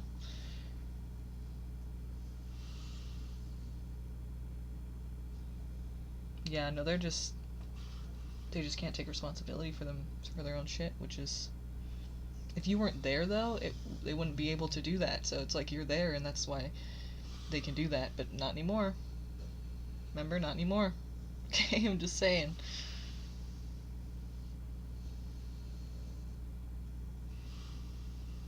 Exactly. Like, ugh, toxic. Okay. Siba, are you still around, Siba? That was kind of like very in depth, but loved it. Okay.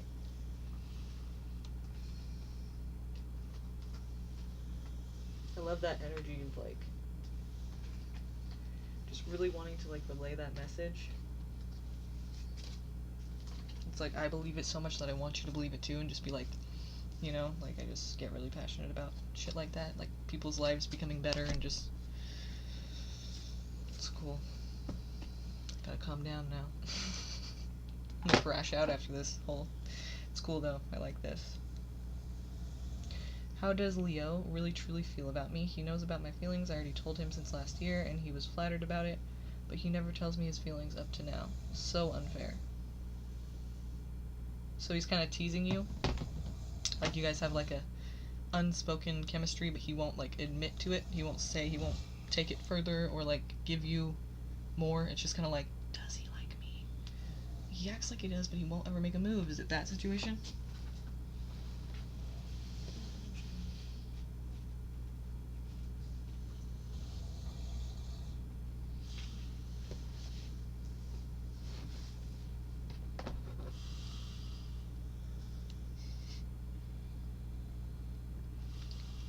Thank you, Charlie. Thank you, Charlie. I hope you got a little bit of insight from that, you know? I know it's not much as for like what to do, but it really is. I hope that you really are able to take that advice when the time comes, you know? It's gonna change things. Don't take shit anymore, dude. Don't do it. Just don't. Just do not accept people treating you like that. Gotta walk away, just do it, you know? Do what you want to do. Do what you need to do, you know? But just, I feel like you just shouldn't take shit anymore. It's gonna be a big game changer for you. Because there's no fooling anyone. You know what your worth is, and they do too. They're just immature as fuck about it. They're never gonna tell you, but you know. And that's all you need to know, is what you know about you. Fuck what they think, you know? But they know. So, yeah, exactly. Yeah, you definitely said that. You said it there. Oh, okay, wait. Okay, so he kept me guessing. Alright. Well, let's use the romance angels and see kind of like what's between you guys. Like, if anything is there. What is this connection's significance, and what do we need to know? You know, is anything gonna happen here? Like, what is this connection about? What's the purpose? Is this over before it started? Or is it worth waiting for? You know, what is this? Make the effort. Great love is worth taking the steps you're guided to take. Beautiful. So you're like, okay, yep, just waiting on him. But here's the thing. Don't wait on him. If you feel like something's been telling you, like, just make that move, ask him out, just, you know, you push it a little further. Yeah, you told him how you feel. Now he's not really doing anything with that. Maybe you just gotta do it again. Maybe you just gotta push it further. Like, look, motherfucker, I've been wanting to date you for a long time. Like, are we gonna do... Not like that, but, like, you know. Or maybe, you know, whatever the steps you're guided to take, right? It says, great love is worth taking, the steps you're guided to take. Let's see what the next card is, but I feel like that's saying you need to make the move now. Even though you're kind of already did. Just gotta be like, I'm not about this teasing shit. Can we just, like, get on with it? Like, let's try this out. The fuck? I know you like me. You know I like you, so are you just shy or something? Like, because I'm not. Hi, nice to meet you. I'll let you know right now. I'm ready to go. Let's do this. Like, why not? Let's try it out. I don't mean that in like a weird way, but like just dating, you know? Forgiving and learning. As you release and heal the past, you experience more love in your present moments.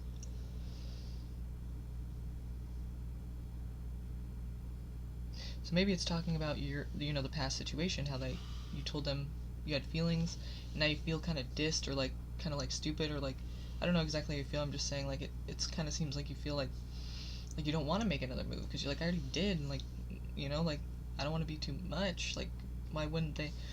But it's saying forgiving and learning, like, you know, let that go, and that's what I feel like. Let that go. You know, as you release and heal the past, like, X out any feelings of like he doesn't like you or he'd reject you because he would have said something by now. Maybe he's just shy or whatever the case is. You know, I feel like you just need to let all that go. Just forget what you know about what already happened, and you can experience more love in your present moments. And let go of any desired outcome or expectation as well. That way you don't become too disappointed.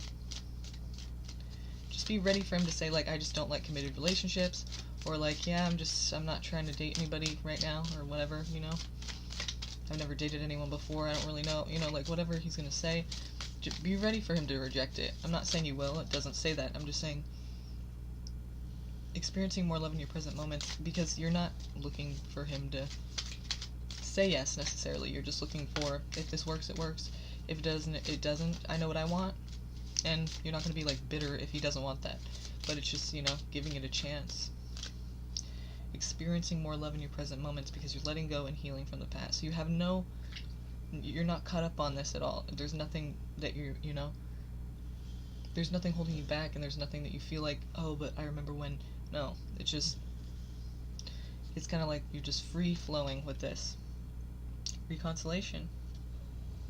Reconciliation. I don't know why I always say that. Reconciliation. Someone from your past is returning to your life.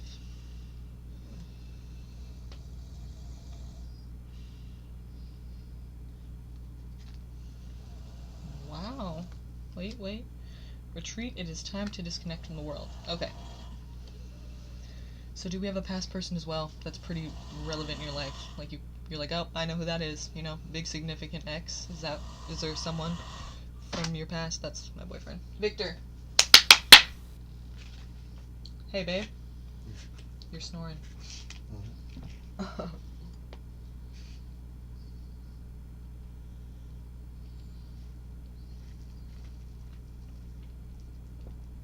You can get on the bed. They can't see you. I feel bad. You're like on the ground. Hmm?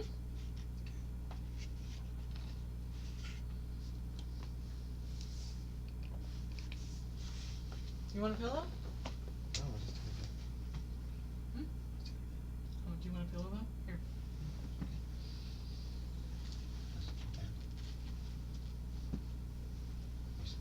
You were just sleeping though. Look at her ear. Okay. So that's what I'm thinking. Unless this is about them, is there a person from the past as well that, you know, is pretty significant, like to where this would make sense that there's someone from your past is returning to your life?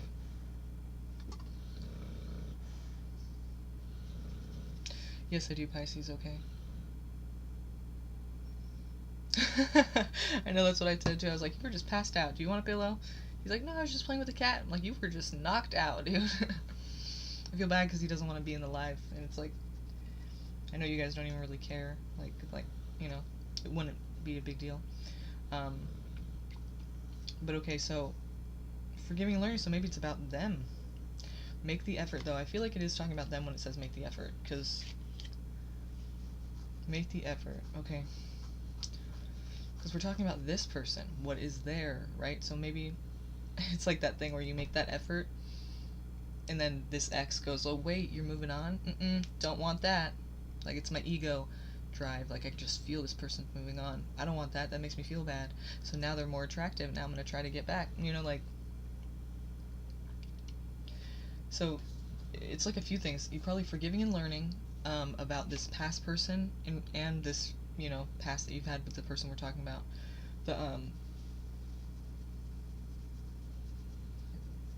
What were we talking about? the identifying thing for this person. Leo, okay. So we're talking about whatever past you had with this Leo person, you know, them kind of like not really acting on what your feelings, confession to them. So it's talking about like forgiving that also and learning from that, but also this past person. I feel like it's both, you know? So it's making that effort for that as well. Like, I feel like you need to you need to forgive and learn, but the thing is, like, you need to actually put effort into it. But also, though, I do feel like it's saying you can put effort into, like, reaching out to that person again. And when that happens, it's kind of like this person from the ex comes back, or this ex comes back around. It's time to retreat, or it's time to disconnect from the world. Maybe either you decide that you don't want to date at all, you're like, fuck this is too confusing, these people are, like, not the ideal situation, you know? I thought it was going to go with this guy's kind of, like, standoffish, this Leo, kind of makes me, like, chase him, I don't like that.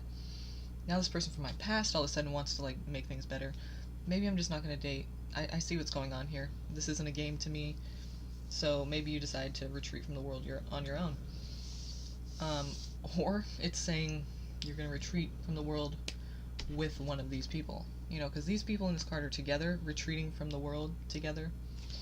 But a lot of times I don't even see that card that way. It kind of seems like it's you yourself. But it could be one of these people, so let's see what's going on. Let's see if we can kind of figure that, like, decipher this message. What do we need to know about the... Well, wait, okay, let's answer your question first. You want to know if this person's ever going to say how they feel about you, right?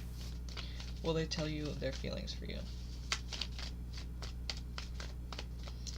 Let's see, what can we expect from this person? Any actions that they might take? Do we see any resolution with their tendency to be vague and unclear? Where's the clarity here? Are we going to get clarity? Like, what do we need to know about expectations regarding this person and how they may act towards you as we move forward into this next year? This Leo. They're a stable person who's pretty used to being on their own. They judge, yeah, they're kind of like pompous, you know, like a Leo is most of the time. Don't judge. I'm not judging. I know it's a stereotype, you guys, but I'm just saying, like, I feel like they're kind of like judgmental about love situations, and they're used to being on their own too, so it's like they're not really just so like trying to get into a committed relationship all quick.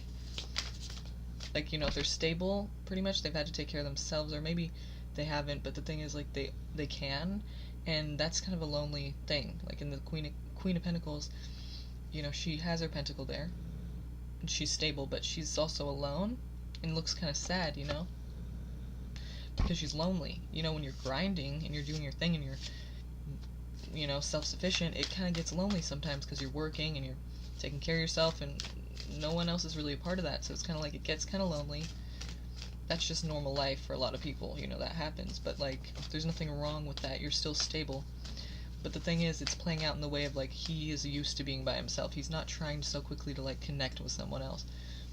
He's okay with being on his own. So that could be why he hasn't really come forward, because he's just like, you know, I don't know if I want to, like, do all that, you know? In love situations, he kind of judges. You know, we have the Lovers here, and the Judgment card, so he's stable, he likes to be on his own, he's not really too ready to just jump into something connected like that. And also, in love situations, he judges it pretty harshly. Like, from the gate, you know, he doesn't know what it's going to be like, he hasn't even tried with you. But he's already got some kind of, like, expectation or some kind of, like, idea of what's going to happen when he doesn't even know. So I feel like that's holding him back as well. He's just judging so harshly, like, what does he expect, you know? It's not necessarily that he's seeing it negatively, it's just he's not seeing it accurately, that's for sure. But he doesn't feel like it's worth it right now to, like, jump into anything with you.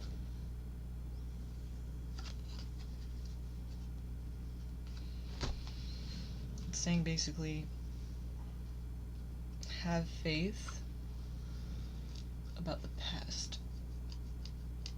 I think he does have feelings, because it's saying basically, have faith, the star, have hope, like think positively about the past, basically this past connection, situation, Six of Cups. this nostalgic feeling. Like when you think about the past, how you said how you feel, I think he did have feelings. It's saying have hope. Maybe that's going to turn this around. Maybe one day it will be enough. Like, will he ever say his feelings for you? Maybe not. But he did have them. And I think he's really just not ready to show that or express that. Even though he's a Leo, it's like it's just not, maybe he's not used to being in relationships that are serious. It's really like he's just not, he's not gonna jump to making that happen or setting that up. Yeah, he might feel like it's gonna fuck with his harmony and balance in his life too. He might have been in relationships before that when he was in them, it kind of fucked with his stability and it kind of fucked with his sense of self or his ability to his work ethic or something. So he's not too ready to jump into that just because he knows it's going to be a change. And he kind of likes being alone because it's he doesn't have to account for anyone else. And it doesn't fuck up his whole schedule, He doesn't feel like he has to put himself out there even more. He can just work on him and he's kind of comfortable in that position. So I feel like basically it's just saying he doesn't know how great it could be with you yet because he hasn't tried, right? So maybe if he got a taste, he would know that it's worth, making happen. But at the point that he's at now, he doesn't know that yet, and he just doesn't really feel that yet.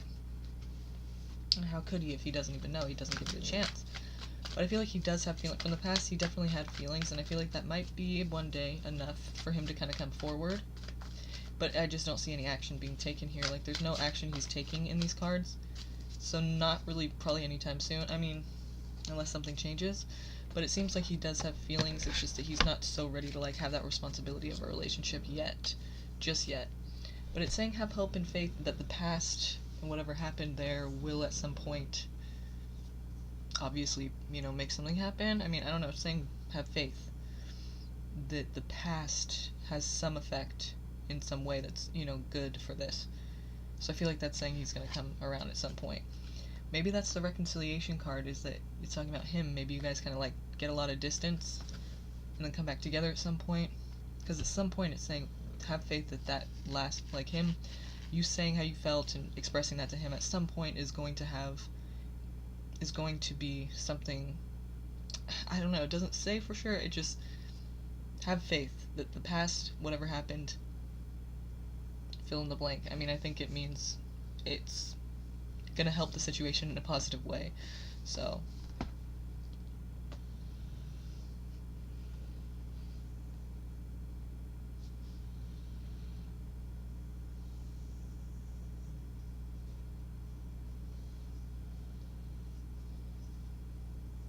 Yeah, he's just been grinding, that's why, he's just not, he doesn't want a really connected, committed thing right now.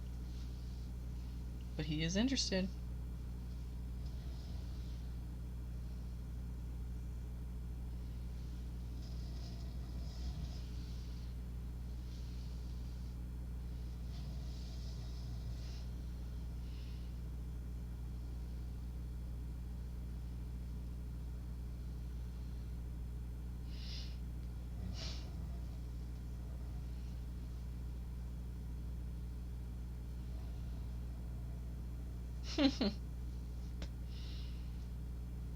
Hi, it's Taylor.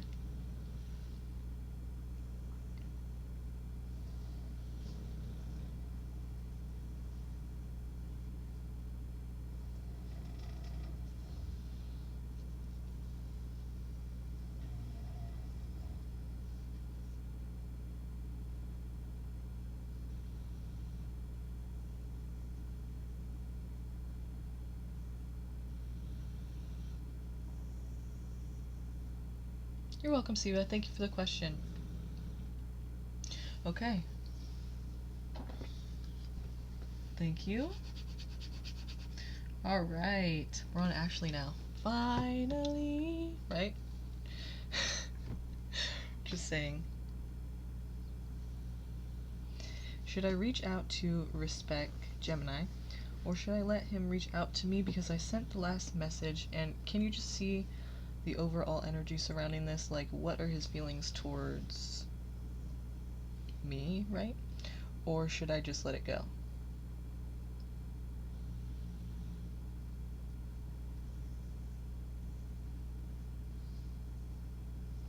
Right, okay. Let's use the Romance Angels to see what is here now. Well, let's do that next. First, we're going to see what his energy is and feelings. And then we'll look at the Romance Angels to see, like, what's the potential there.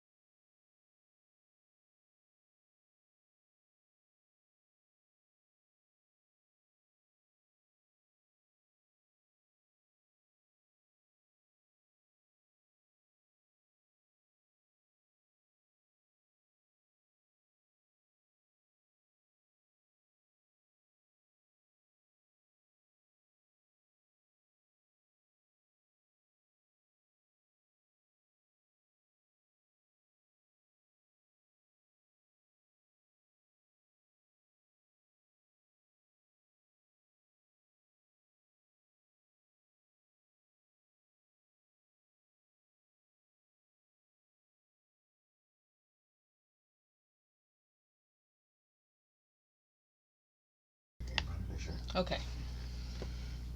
No, back off. Alley cat. Okay. Alright, so let's continue. Sorry about that. Let's continue. Aw, that's nice. Aw. Hi, Allie. That's Alley cat. We found her in the alley. That's why that's her name. She's hates me. She hates me. No, she doesn't hate me, but she doesn't like being held. But, yeah. So...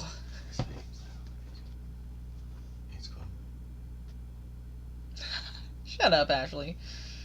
Just kidding.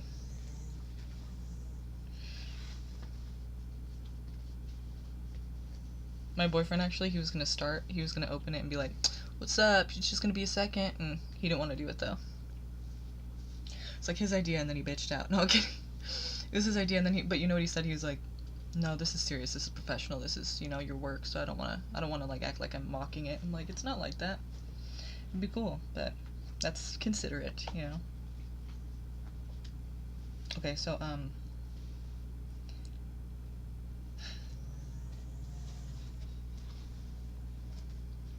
that's cool that you guys are understanding. Thank you. I felt bad.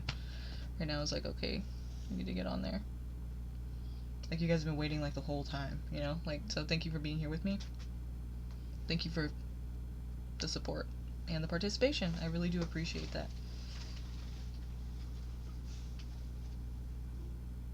Okay, so, okay. Should I reach out to this Gemini person, right? Okay. Or should I let him reach out to me because I sent the last message? And can you just see the overall energy surrounding this? Like, what are his feelings towards me? Or should I just let it go? Okay. After our date, he became distant. I don't know if he's scared of the connection because it's something new.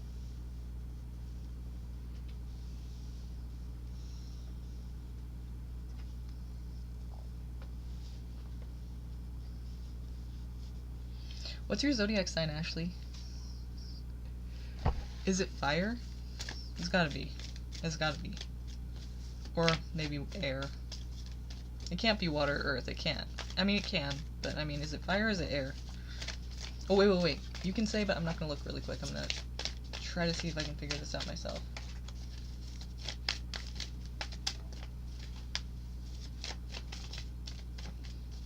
Don't say. My boyfriend's all looking at me like... I'm like, don't say. Okay. It was right though, fire or air? He just was all... like, I'm not even gonna say. Okay, don't. Tell me what her sign is. Actually, can you do me a really quick favor, babe? Do you think you can pick up those cards that fell over there that she kicked over earlier? Because those cards have, like, signs on them. And those are the cards I usually use to, like, try to figure out what sign something is, like, specifically. So, I want to see if, like, that will have a more accurate, sign. But let's see for your question, for that. We'll get back to this in a second. Thank you. What are their feelings, or what's this person's energy, this Gemini person? What's their energy?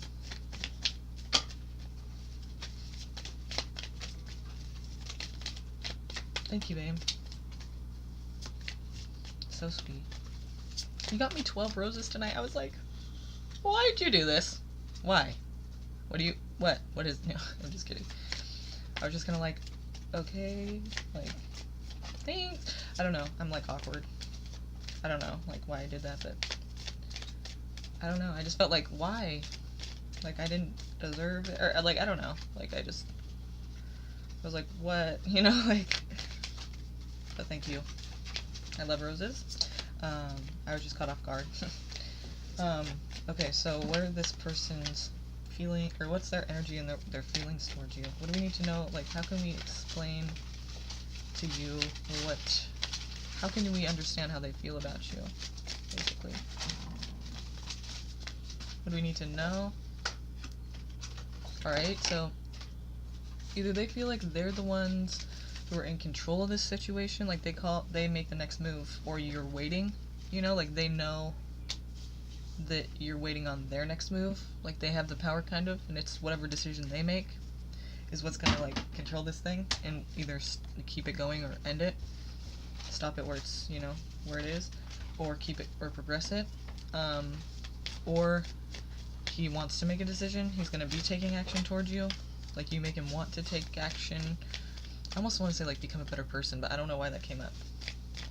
Like you make him feel motivated maybe to do something, but let's see. Look at that. So there's that answer there. Yeah, no, he's to me, like, I know like what you said kind of feels like conflicting with this in a way. Like I feel like how, you know, he's not seeming that way, but there's no other way. I don't think this is a connection. He feels it, he knows it, he feels like you guys see eye to eye. Maybe he is scared, but he does want to take action, and I feel like he's going to eventually. So let's see what's in the way here. Why hasn't he taken action, and why is he acting like he's not interested? Why is there, you know, why hasn't he taken action? Why is she left with the feeling of, you know, uncertainty? Why doesn't she why is this not clear how he feels? That he feels this Two of Cups.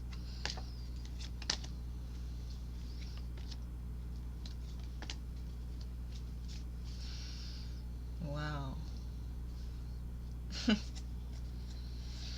That's confirmation. Yeah. Okay, I gotta see what your sign is. Because this is important. Okay, I'm gonna do this really quick. Because it's important. It's not. It's okay. It's not the full deck? Where's the deck? Oh, behind, okay.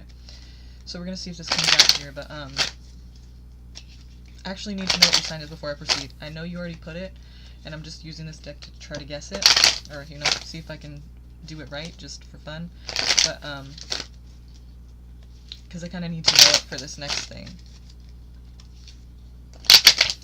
Just to see if what I feel like is right here, you know? Tell me what her sign is. Use the cards and tell me what her sign is. I know I don't have all the cards, but tell me what her sign is, please. Help me to understand her sign here, Ashley. Ashley's sign.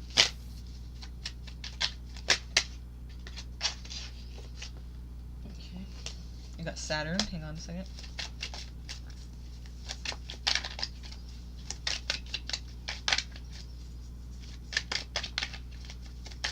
Tell me Ashley's sign.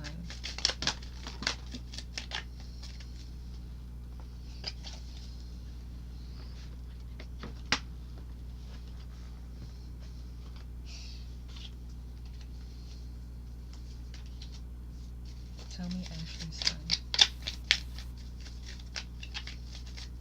Ashley Pearson, tell me her sign. Lead me to the answer here. What is her sign? Sun sign. So that's sun sign.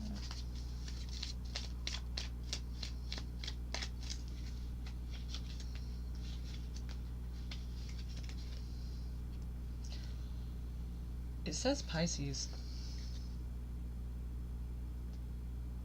but I felt like it was fire. Maybe your moon's in Pisces or something. We have Saturn and Pisces. So Saturn rules traditionally Aquarius, right now Capricorn, or, you know, New Age Capricorn. And what else does it rule? Aquarius, Capricorn.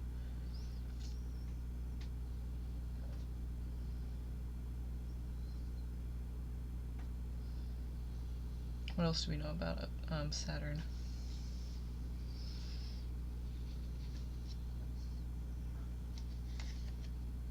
We have Mercury, King of Pentacles, Ten of Wands, okay. Well, let's see what your sign is. I don't have the full deck either. It fell behind the dresser, so I have to get that later. So that could be why this is happening. But,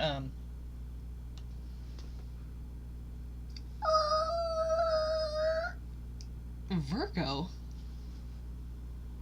Where have you been all my life? No, I'm a Virgo too. Wait, really?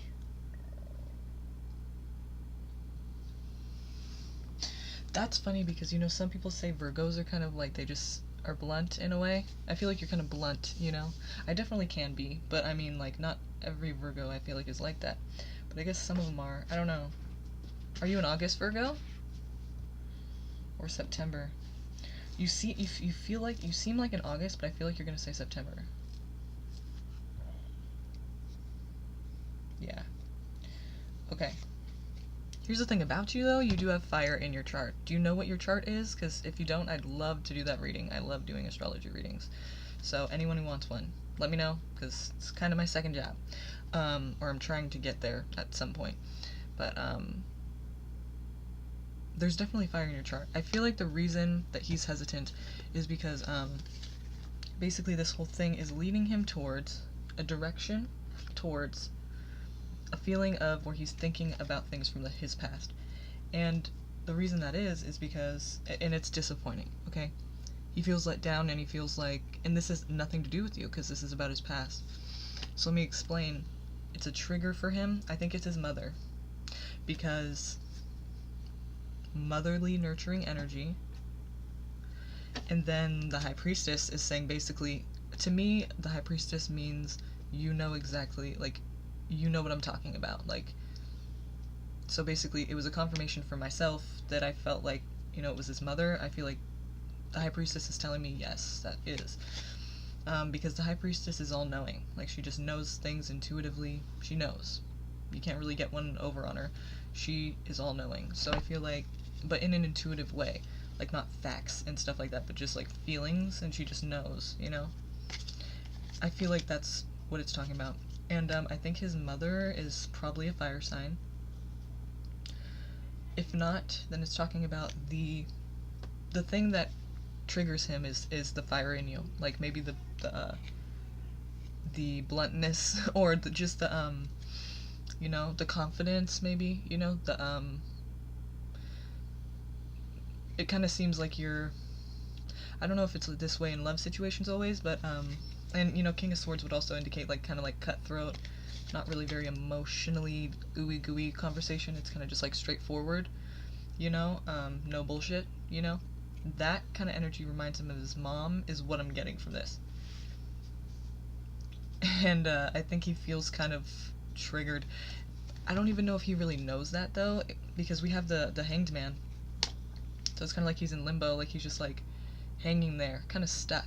And really, it has nothing, it's not really your fault. You can't really change who you are, and you shouldn't. But, I do see him, at some point, coming forward. You know, this won't stop him from wanting something. In a way, I feel like it kind of adds more of a lure to him. Like, he kind of feels like, okay, I can't really put this away. I kind of have to, like, see what this is about, you know? And there's this new beginning. There's communication. There's a Taurus, an Aries, or it's talking about maybe a commitment here. Maybe he wants, there's opportunity for communication to come back in. And I feel like it's going to be taken in the opportunity that you have when you communicate. He may want a commitment, you know? But I feel like he's still going to want to be in control. He's going to want to have that authority. He's a Gemini. He likes variety. He does not like to be committed or... Okay, again, stereotyping, generalizing. Sun signs. It's not their whole chart. Some are not like that, I get it. But we're talking Gemini. Usually they're not going to... They like to do what they want to do and be free to do that. So it's kind of like... I feel like he's still going to want to have a fair amount of control because he's not going to be controlled. He can't really be tamed. Kind of like fire.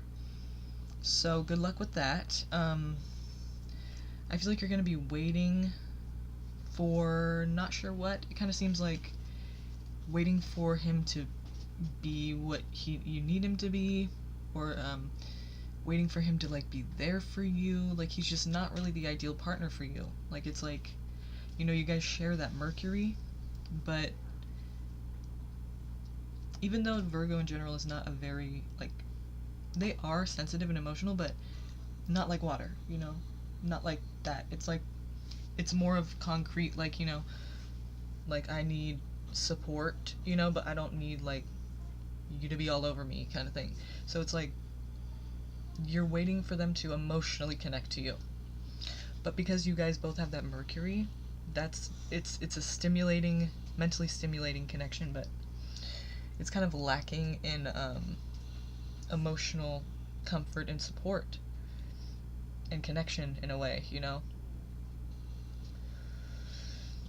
So you're waiting for him to be what you need him to be, and then we have this disappointment, this heartbreak, because it's not really the ideal situation for you. I don't think that he's the one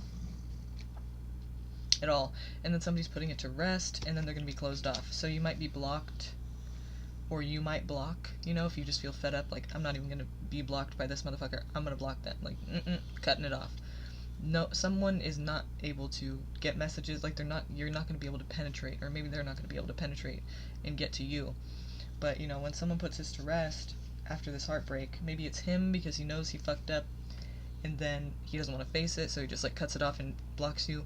Or it's you because you're like, fuck this, I know my worth, cut him off, block him. Someone's going to be hard to get a hold of, and it's going to seem like, you know, they're going to be trying to put it to rest or something. But it's like after pain in the heart, and so I'm sorry to say that, it seems like it's not going to work out, like long term, but it may temporarily be something. But it doesn't seem like it's really going to work out long term. Just from the cards here, it seems like it's going to probably be a quick, short-term thing. And honestly, it doesn't really seem like it's compatible with you, really.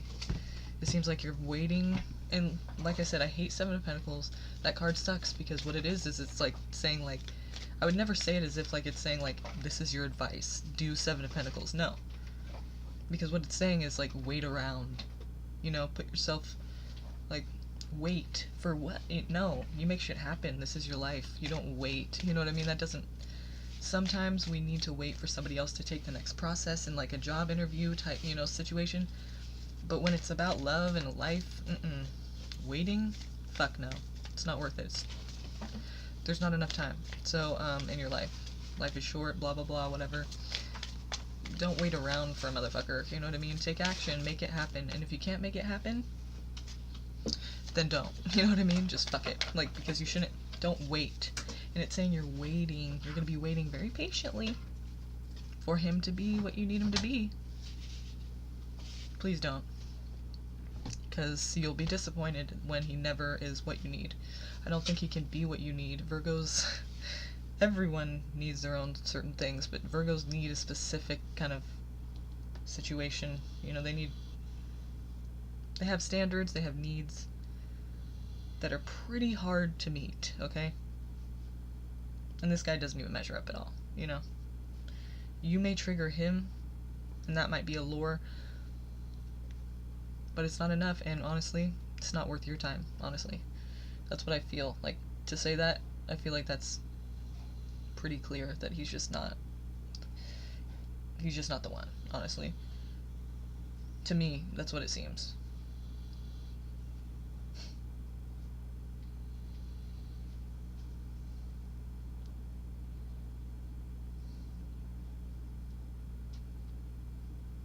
I totally didn't even answer your question.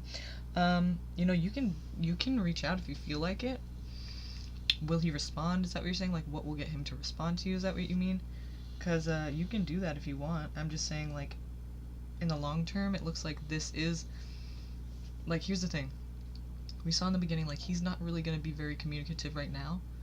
But soon he will, because he's going to feel like... Because right now I feel like it's the whole trigger thing. He's a little bit, like, hesitant. And then, you know, as time passes a little bit, he's going to think about that and think, okay, wait, this was a connection. And then try to, like, reach out. Offer you a commitment or some kind of, you know, something more than it is now. Like, something that seems more like it's going to be something. And then, however he goes about that. No, I don't know if he's going to say, be with me. But it's going to seem like that. You know, it's going to be like you guys are going to try something out. And then, you know, anything can change at any time. It's not like this is what's going to happen step by step, but it's like, this is what the card said, and this is just the way I'm interpreting it. I feel like this is the situation. But just know, like, we do have free will. So, like, tomorrow, say, you're just like, you know what, you meet someone else, or you just don't feel like wasting your time. You think about what I said, you're like, yeah, you're right, fuck this. Obviously, that's going to change the whole course of events. So, you know, this is what's looking like it's going to happen from here. Either of you could change that at any time because of free will.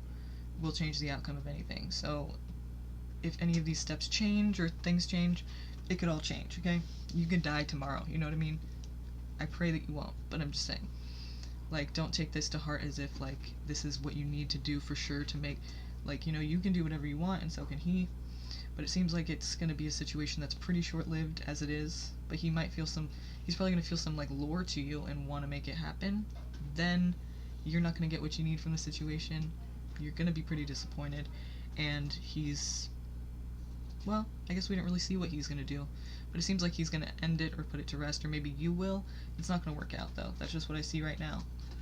So, you can reach out if you want to. You know? But to me, like, what's the point, you know? But you can. I mean, will he respond? Right now, he might not, because, like I said, you know, he's in that stage where he's kind of still like, what the fuck was that? And maybe he consciously isn't aware of why it's a trigger. Maybe he doesn't really know, or understand that, like, consciously. But, underlying his emotions, that's what it is. So, but then eventually it's going to turn into an attraction and lure kind of towards you, like a pull. But then it's still going to be short-lived, you know what I mean? So, you can hit him up if you feel like it. I wouldn't expect a response right now.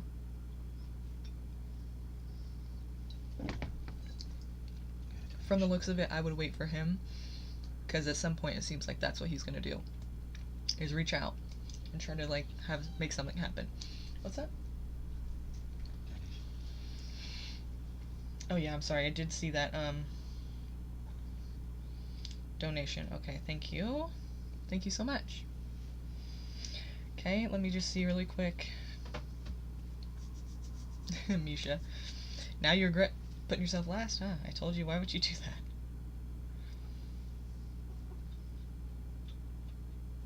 Don't know why you'd do that, but I know you had something to do. I'm just kidding.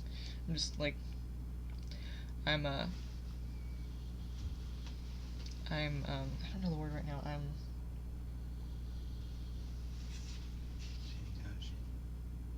I'm messing with you. That's what, I'm just kidding with you. What'd you say? Yeah, I'm just looking at the PayPal now, just because of my protocol, you know. That person that lied to me before, so I just have to always check. I don't know if you were here for that bad, but somebody has lied to me before about, you know, being a certain person and they got a free reading, so it's just a protocol now. I just check every time. Okay. Got it. Yeah, perfect. Alright. And thank you so much. Okay. Did get it. Thank you. So, let's see here. What was your question? Like I said, Ashley, I don't think he's gonna reach out right now, but eventually I think he will on his own account. You know, not like tomorrow or the next day. Maybe a couple weeks or something. Maybe a little sooner, but it seems like he probably wouldn't respond if you reached out. I wouldn't expect a response right now. It seems like he's just not feeling the connection right now, or he's, like, spooked or whatever. He doesn't know why. Maybe he attributes it to he doesn't really like you all that much or something. But really, I think it's a more unconscious trigger about his mom, seemingly, and he's uncomfortable with that, so he's not going to be reaching out right now, you know, and I don't think he'll respond either. But if he does, we could see a change in the outcome, because, like I said, we have free will and we can do whatever we want to do, and right now it doesn't seem like he will. So if he does, you might want to get another reading and see if anything's changed about the outcome. Just saying, because from here it doesn't seem. I don't think he will. Okay. So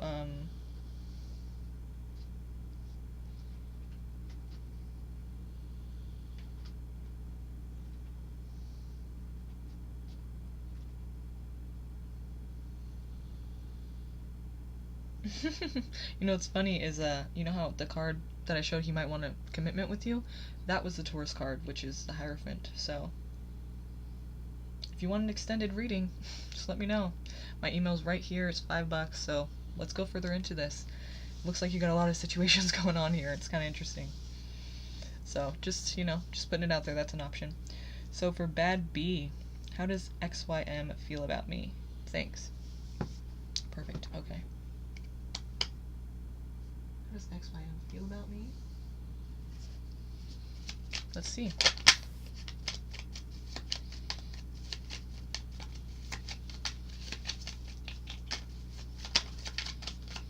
What are their feelings toward you? What are their feelings toward you?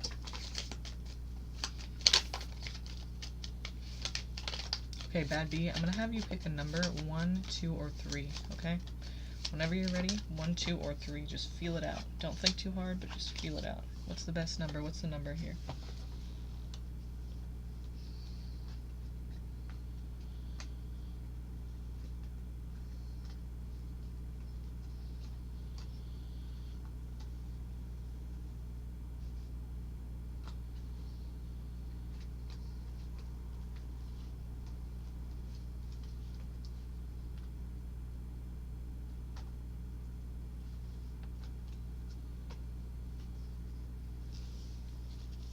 Did you hear that?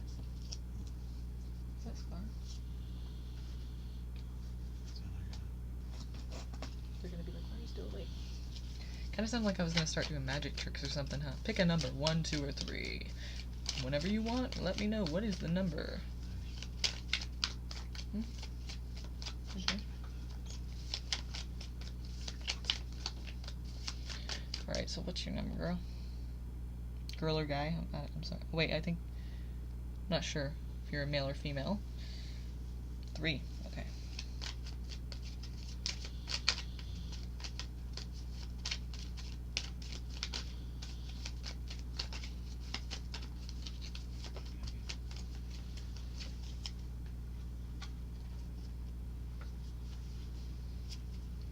Oh, shit. Ace of Cups. That means there is a potential for abundance of love. That means there's going to be an opportunity. Aces are opportunities. That means there is an opportunity here for love to happen, for your cup to be filled, for this to be a very beautiful situation. Not to mention stable as fuck. Either you guys have money, you know, you're set and secure.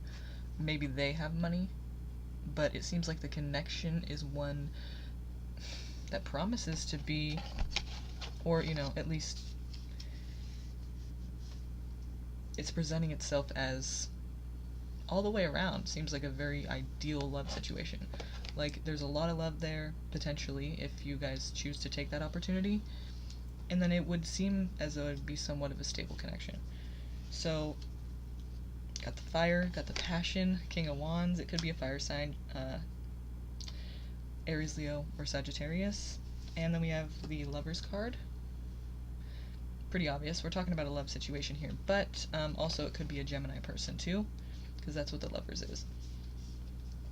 But it looks like you're going to have to be called to use your better judgment on this one. Changes could occur drastically, kind of like suddenly and very seriously, in a very serious way. Changes could occur. Or it could be that it ends abruptly. But because somebody wants to be independent. Someone wants to manifest their own independence and self-sufficiency. Because the Queen of Wands, we have the King and Queen of Wands. We're definitely talking about a relationship here. You guys will at some point probably, the way it seems now, you guys will connect. I think they do have feelings, but I don't know which one it is. One of you is going to feel the need to exert your independence and kind of prove to yourself. If it's you who wants to be independent, prove to yourself, and if it's them, they have to prove to themselves that they don't need anyone. You know, it's, I don't know if it's because of a past situation that was traumatizing or what, but it seems like one of you, whoever is the one who has this like drive to be prove to themselves that they're independent, it's like, I'm not sure why that is, but for some reason there's an urge to do it. It almost feels like the connection gets too serious or something, and they don't want to depend on a person or something. But I feel like it's gonna end because one of you wants to make sure that you still can live on your own kind of energy, which is kind of strange to me. But yeah, it's in the name of like stability and trying to make sure that you have your own back. I feel like you don't want to depend on a lover. That's what it feels like. It feels like you have to prove to yourself that you can be stable on your own. Probably because of a past situation, or because your attachment type or something, your childhood, maybe your upbringing, you don't feel comfortable connecting with people like that. And it gets pretty heated pretty quick, so then you kind of want to distance yourself. Either you or them. And you'll cut yourselves off, like whoever's the person to do this and try to prove their independence in themselves, they're gonna cut the person off. They're gonna be, if it's them, you're gonna be blocked. If it's them, they're gonna be blocked. Or if it's you, they're gonna be blocked. And it feels like cutting you out of my life, you're dead to me. Not literally, but not so hateful, but it's that feeling of like, we have nothing to do with each other. Like, this person is gonna try to just go their own way. And refresh themselves, basically.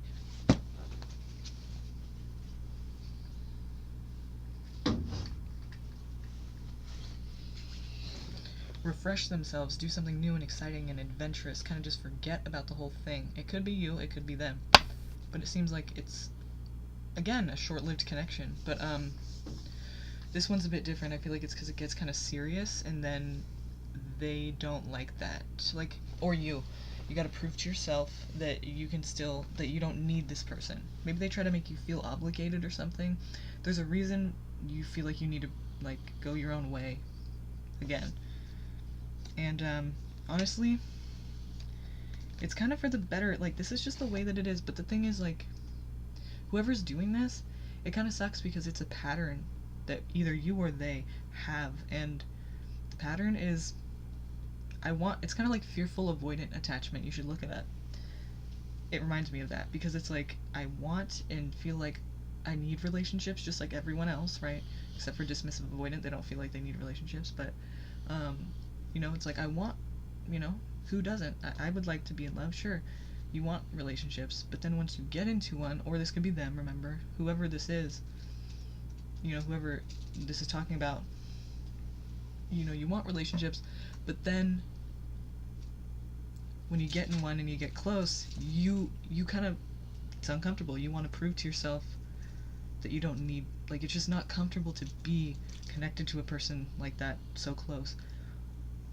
And you like to feel like you don't need a person and that you can take care of yourself. That's the energy you're more comfortable in because it's not emotionally close. The intimacy, the fear of intimacy is not being triggered when you don't have the intimacy around being triggered. And it's kind of an energy where you're comfortable there, to be able to stand on your own 2 feet and, so it's like that back and forth, like the person doesn't have a stable attachment, so it's hard to be with them. And they kind of feel like at first when they break free and do this, the fool, they break free onto a new path, whatever, no worries, I'm just gonna go, I'm on my own, and I can do this, I'm happier now. It does lead toward happiness for them. All the way around, it seems like, yeah, did the right thing, but that's the thing. They feel like they have more control of their lives again, and that's the thing that they're chasing. Is like basically control over their own self. Because they don't have a stable foundation to stand on.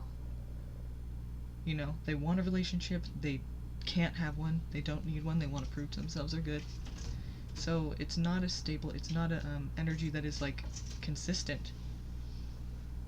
And so they feel comfortable, like, because they want to prove themselves right. So they're like, yeah, I proved myself right, I am happier without a person. I don't need that, I can do this on my own, I'm good. And they feel happier at first, but then, inevitably, it leads to disappointment. Because, again, they're going to get back to that state of mind where they want a connection again. But they can't, because they just don't feel comfortable in one. So, it's a very hard position to be in if you have that attachment type. And if this is you, I feel for you. If this is them, I feel for them. Because it's not, no one wants that situation. I hope it's making sense to you. I don't know if you know anything about attachment types, but or people that like are like this, but it's not like they want to be that way. And if it's you, you already know you don't want to be that way. It's just the way you are. And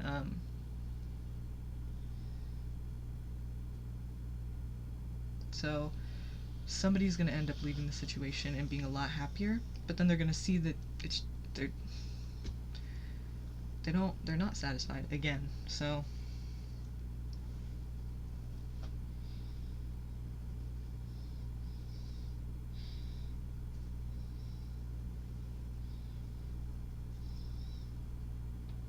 yeah, obviously he still remembers you.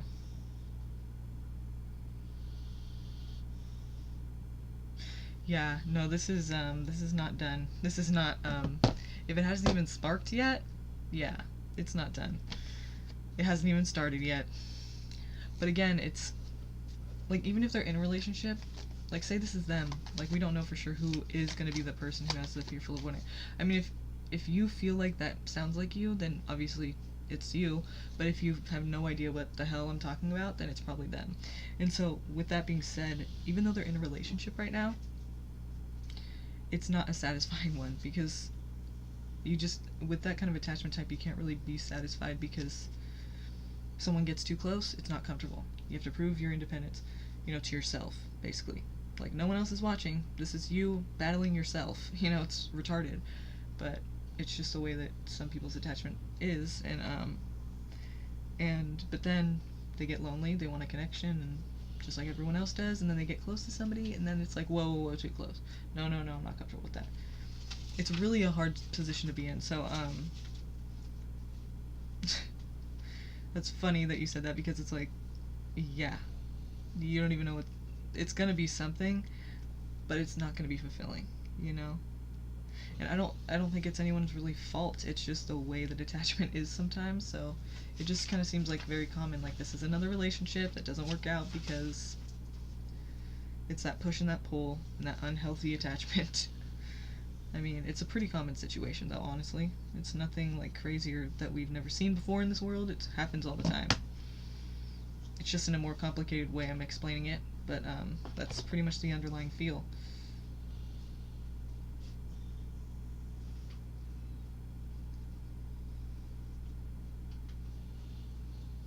Yeah, I mean, it looks like, we see the potential for love there, and something pretty stable. And it's a lover's connection. Like, and there's passion. So if he's not, I wonder how you guys are going to get back into contact if you're not communicating now. Someone wants to manifest independence. So what's probably going to happen is they're going to want to manifest their independence. They're with someone right now. It's a pattern. So, like I said, it's probably not satisfying. It's going to get to the point where they feel like they're getting too close to the person. Then they're going to want to manifest their independence. That's probably when they're going to meet with you, Maybe accidentally, because this is the Fool. It's an adventure. It's the Fool's journey. He's going off and he's not caring. He doesn't have worries. He doesn't have fears. In a way, it's kind of naive, because he's forgetting all the stuff he does know about the world. He's just going and he doesn't care. He just wants to go, and he's got, like, a point to prove to himself, basically. But, so that's, maybe you're the next adventure he meets on his journey. He just runs into you, or... I also do want to use the romance angels really quick. Sorry, Misha. We're gonna get right to you, if you're still here. But, I want to see what this connection has, if there's any... Well, I don't see it, unless you guys get therapy, but I mean, it seems pretty clear that it's gonna be... It's gonna, like, end... I don't want to say just as soon as it starts, maybe not, but, I mean, I don't think it'll be long-lasting. For the fundamental, blocks that are there, before you guys even met each other. This is just how attachment is. Trust. The situation is calling for you to have faith. Past life relationship, you have known each other before. And you deserve love. You are lovable. Express your love. Go ahead and make the romantic gesture. Interesting. Okay. So basically this is saying, you know, calling for you to have faith. What is that talking about? Love will come, love will happen. But it's saying past life relationship. Because if this is about attachment types, like I'm thinking, like I feel like it is, this is talking about, you know, if you, whether or not you believe in past lives, okay? Some people do and some people don't. So if you don't, and this is the way I'm interpreting this because it makes more sense to me, past life, it just means it's a familiar feeling. So even if you don't know each other, like you have known each other before, but barely, right? So the attachment thing, that happens in childhood. And so this is like you've known each other before. That's the feeling when you get together. It's like you feel like it clicks. But that's the thing. That's how attachment works. It's a pull. You, if they are this type, you're probably the anxious, preoccupied type. Or secure, but that can happen. But I wish you knew what your attachment type was. I wonder if you do. I'm not looking at your comments. Because it's like a feeling that you guys have had before, and maybe that's why you know, feel like you want to make it work, but then inevitably it doesn't, because that's how attachment is when it's unhealthy. Okay,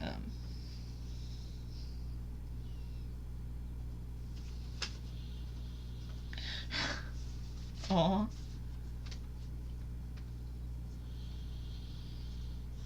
It seems like a connection that is kind of faded from the start just because of your guys' past. And it really doesn't seem like there's much you could do about that, just because it's really not about you that he's doing that. You should look it up, just for curiosity. You should look it up. There's like a 5-minute test. I don't know if I'll still be online, but like later on maybe, or you can email it to me. I'm really interested in stuff like this. So the Attachment Project is what it's called, the website.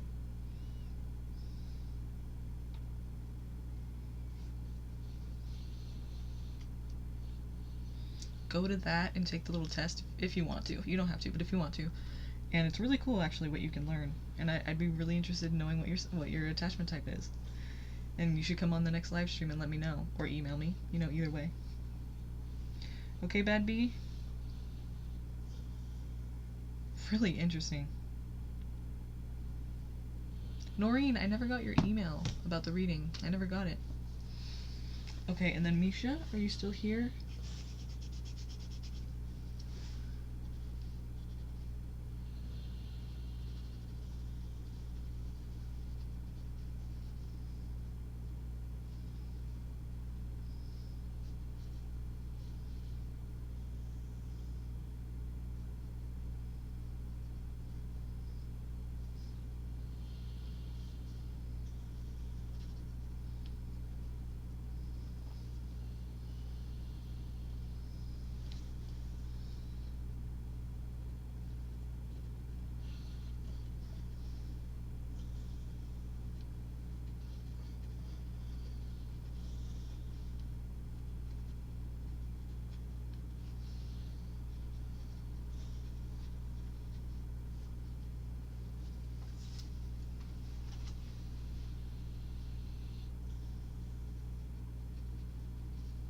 Okay, and then we're calling it quits there, you guys. So, Misha. Thank you. Thank you for the question and the donation, of course. I appreciate it. Thanks for coming. Okay, Misha, ready? Has Nishay moved on from me and completely doesn't care about me, or does he still care and might possibly come back? We broke up 4 months back after being together for 2 years. He is a Cancer and so am I. Ooh, weird combination. How does that work? Cancer, Cancer. Okay. Well, let's see here. Let's take a look into your guys' lives.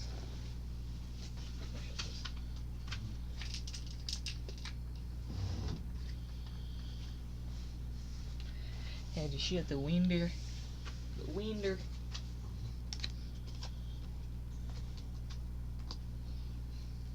Okay. Alright, let's see.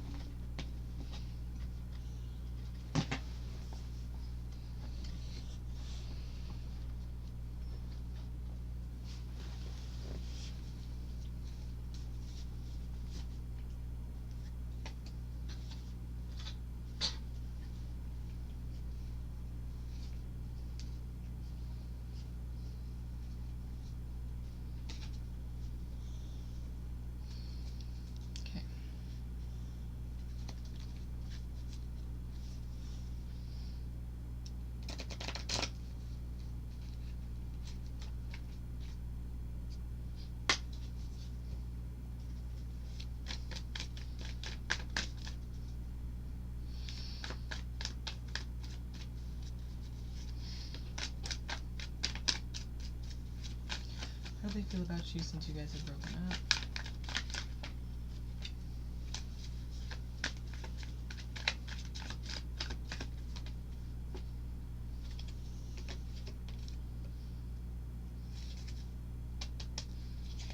Okay, so, I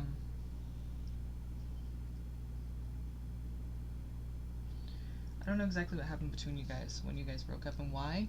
Really, like, what the reasoning for it was at the time. But now, it seems like they're feeling like they're not committed to the situation that they were once very passionate about. Now, they're kind of, like, on to the next, or they're on to something else now. Not necessarily a person that they're moved on to, but you can't keep this guy in one place for very long. You guys were together 2 years. I feel like you got lucky it was even that long. Not like you're lucky, like whatever, you know, not saying like you're lucky to have had him. I'm saying like he doesn't really do relationships that long, or if he does, it's kind of like he was very passionate about it at one point. Either way, he was, but I'm saying like either he's just not the committal type, because this is what the Knight of Wands is talking about, or he's just no longer committed to your guys' situation. So it looks like it's caused some kind of conflict in his life and yours, like with more than one person. Like not just talking about you guys here, it's talking about like more than one person there's been conflict with as a result of this. Could be like his family, your family, like I don't know if it's friends, like maybe you guys had mutual friends or something that you can't have together now. But it's caused conflict with more than one person because of this. And I think he does not want to do a repeat of that. The World card. He does not want to he does not want this cycle to come back around and happen again and just continue. You know, he wants to kind of like, I would say put it to rest. We don't have the Four of Swords here, so I can't really say that. I mean, it seems like he's kind of undecided about what he wants to do because he's hanging here. He needs to be enlightened. He wants more information. Maybe it's because you guys were together for you know, a good 2 years that he just isn't really sure like what the right decision is. It seems like he hasn't fully moved on, but at the same time I don't see him coming back anytime soon just because it's, you know, it's the Knight of Wands. He's kind of like not committed to this right now anymore, you know? At least right now. So, but we do have the Empress. Interesting.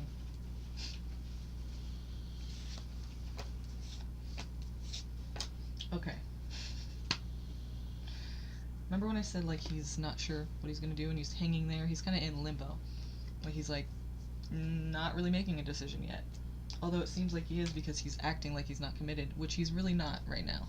Committed to this connection anymore, but the thing is like he's not really moved on just yet. Like he's not like fuck you bitch bye, like this is done and over with, like bye. He's trying to figure that out right now. So basically, you know, then we see the Empress, which means new beginnings. It also could mean pregnancy, so be careful. I do see though at some point there is some kind of like coming together, at least discussing, having a communication, or I mean a conversation. But it's a reunion of sorts, you know, like you will see him again and come back together and have some kind of a moment. Not saying you're gonna like get back together necessarily. Very well could be, but it doesn't mean that for sure. But this is not the last time you'll see him. Like at some point you guys will kind of like rekindle and talk. And it looks like you know, but for the most part he's in a way either you or him. Like whenever this happens, it's either that if it happens like if it happens soon, I would say that this is him. But if it doesn't happen soon and it takes a while, this could even be you who's feeling this energy of the Queen of Wands, which is, I'm very independent.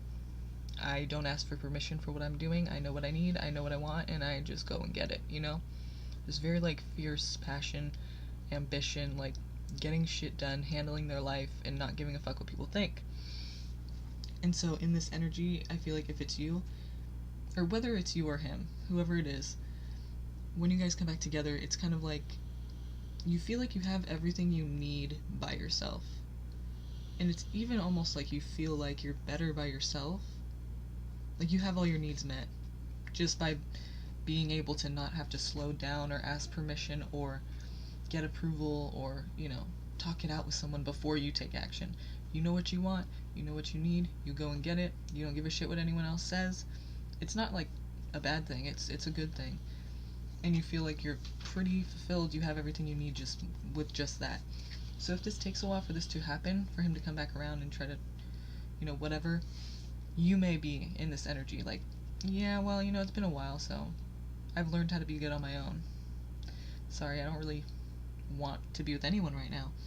Or maybe that's him. Either way, whoever it is, I don't really want to be connected to somebody. I feel like I can do better on my own, I can do bad all by myself, as they say. So, at some point I think there will be, like, him coming back around, but I don't think at that time it will really be anything anymore. Like, someone's gonna feel like they're much better on their own.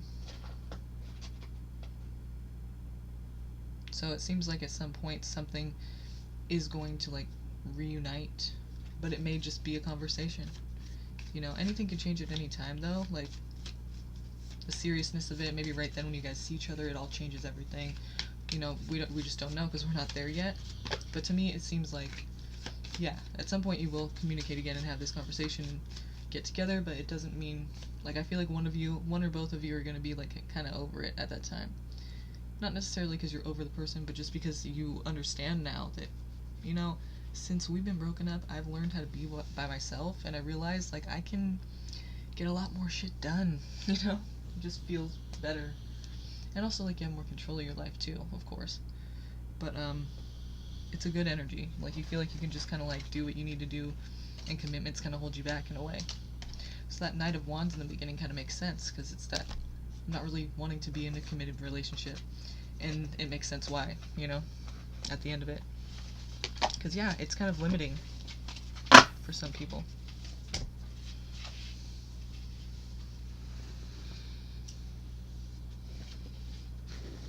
Let's see what you said.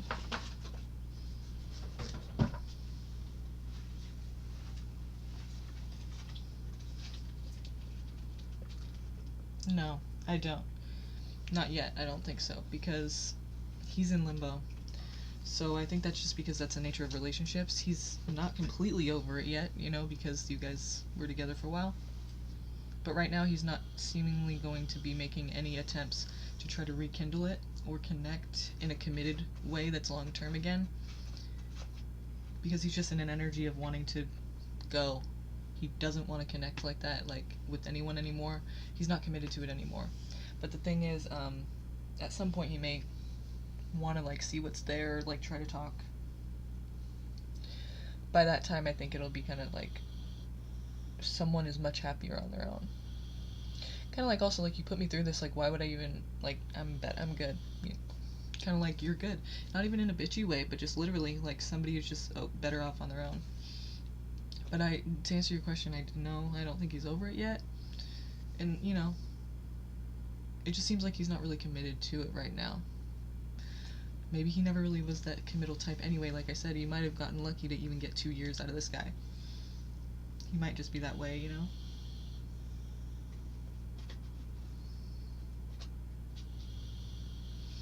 I'm not sure if it's that he doesn't care. It's seemingly more that he doesn't want to be in a relationship right now. He doesn't... I'm not sure exactly how it ended or what the issues were, but the gist of it is, like, he just doesn't want to... It's kind of a big responsibility? I don't know. Or he just feels kind of like he's done this, and now he kind of just wants to be on his own. It's hard to not take it personal, but I don't see it as I mean, somewhat, a little bit, I guess, right? Like, maybe he had a lot of obligations. Like, being in a relationship is not, like, a simple thing. You gotta kind of be considerate of the other person's feelings.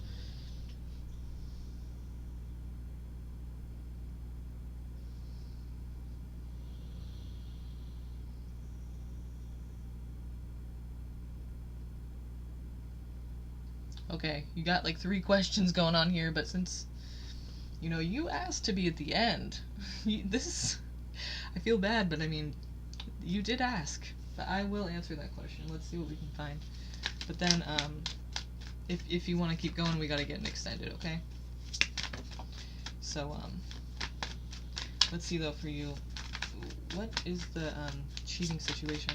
So you may have prematurely ended this, and then he's kind of like, okay, well,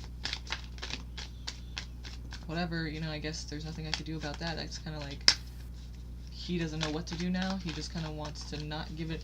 He doesn't want to connect again because he feels like you made that decision. Let's see if he did cheat, though. Did he cheat? Because I'm not seeing anything about that. I mean, I don't see anything about him being with another person at all. It just seemed like he's not committed. And if it's not because of cheating, then he feels like that was kind of a thing where he doesn't feel like he wants to give it any more energy because it was like you. But I don't want to. If you did, I don't want to act like it's all your fault or something. If you felt like that, you obviously had your reasons.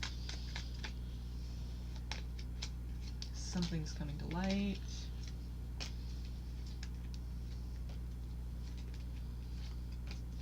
Do you know the person that you think he cheated with? Do you know what their zodiac sign is? Was it an Earth sign or was it an Aquarius? Which would be Taurus, Virgo, Capricorn, or Aquarius?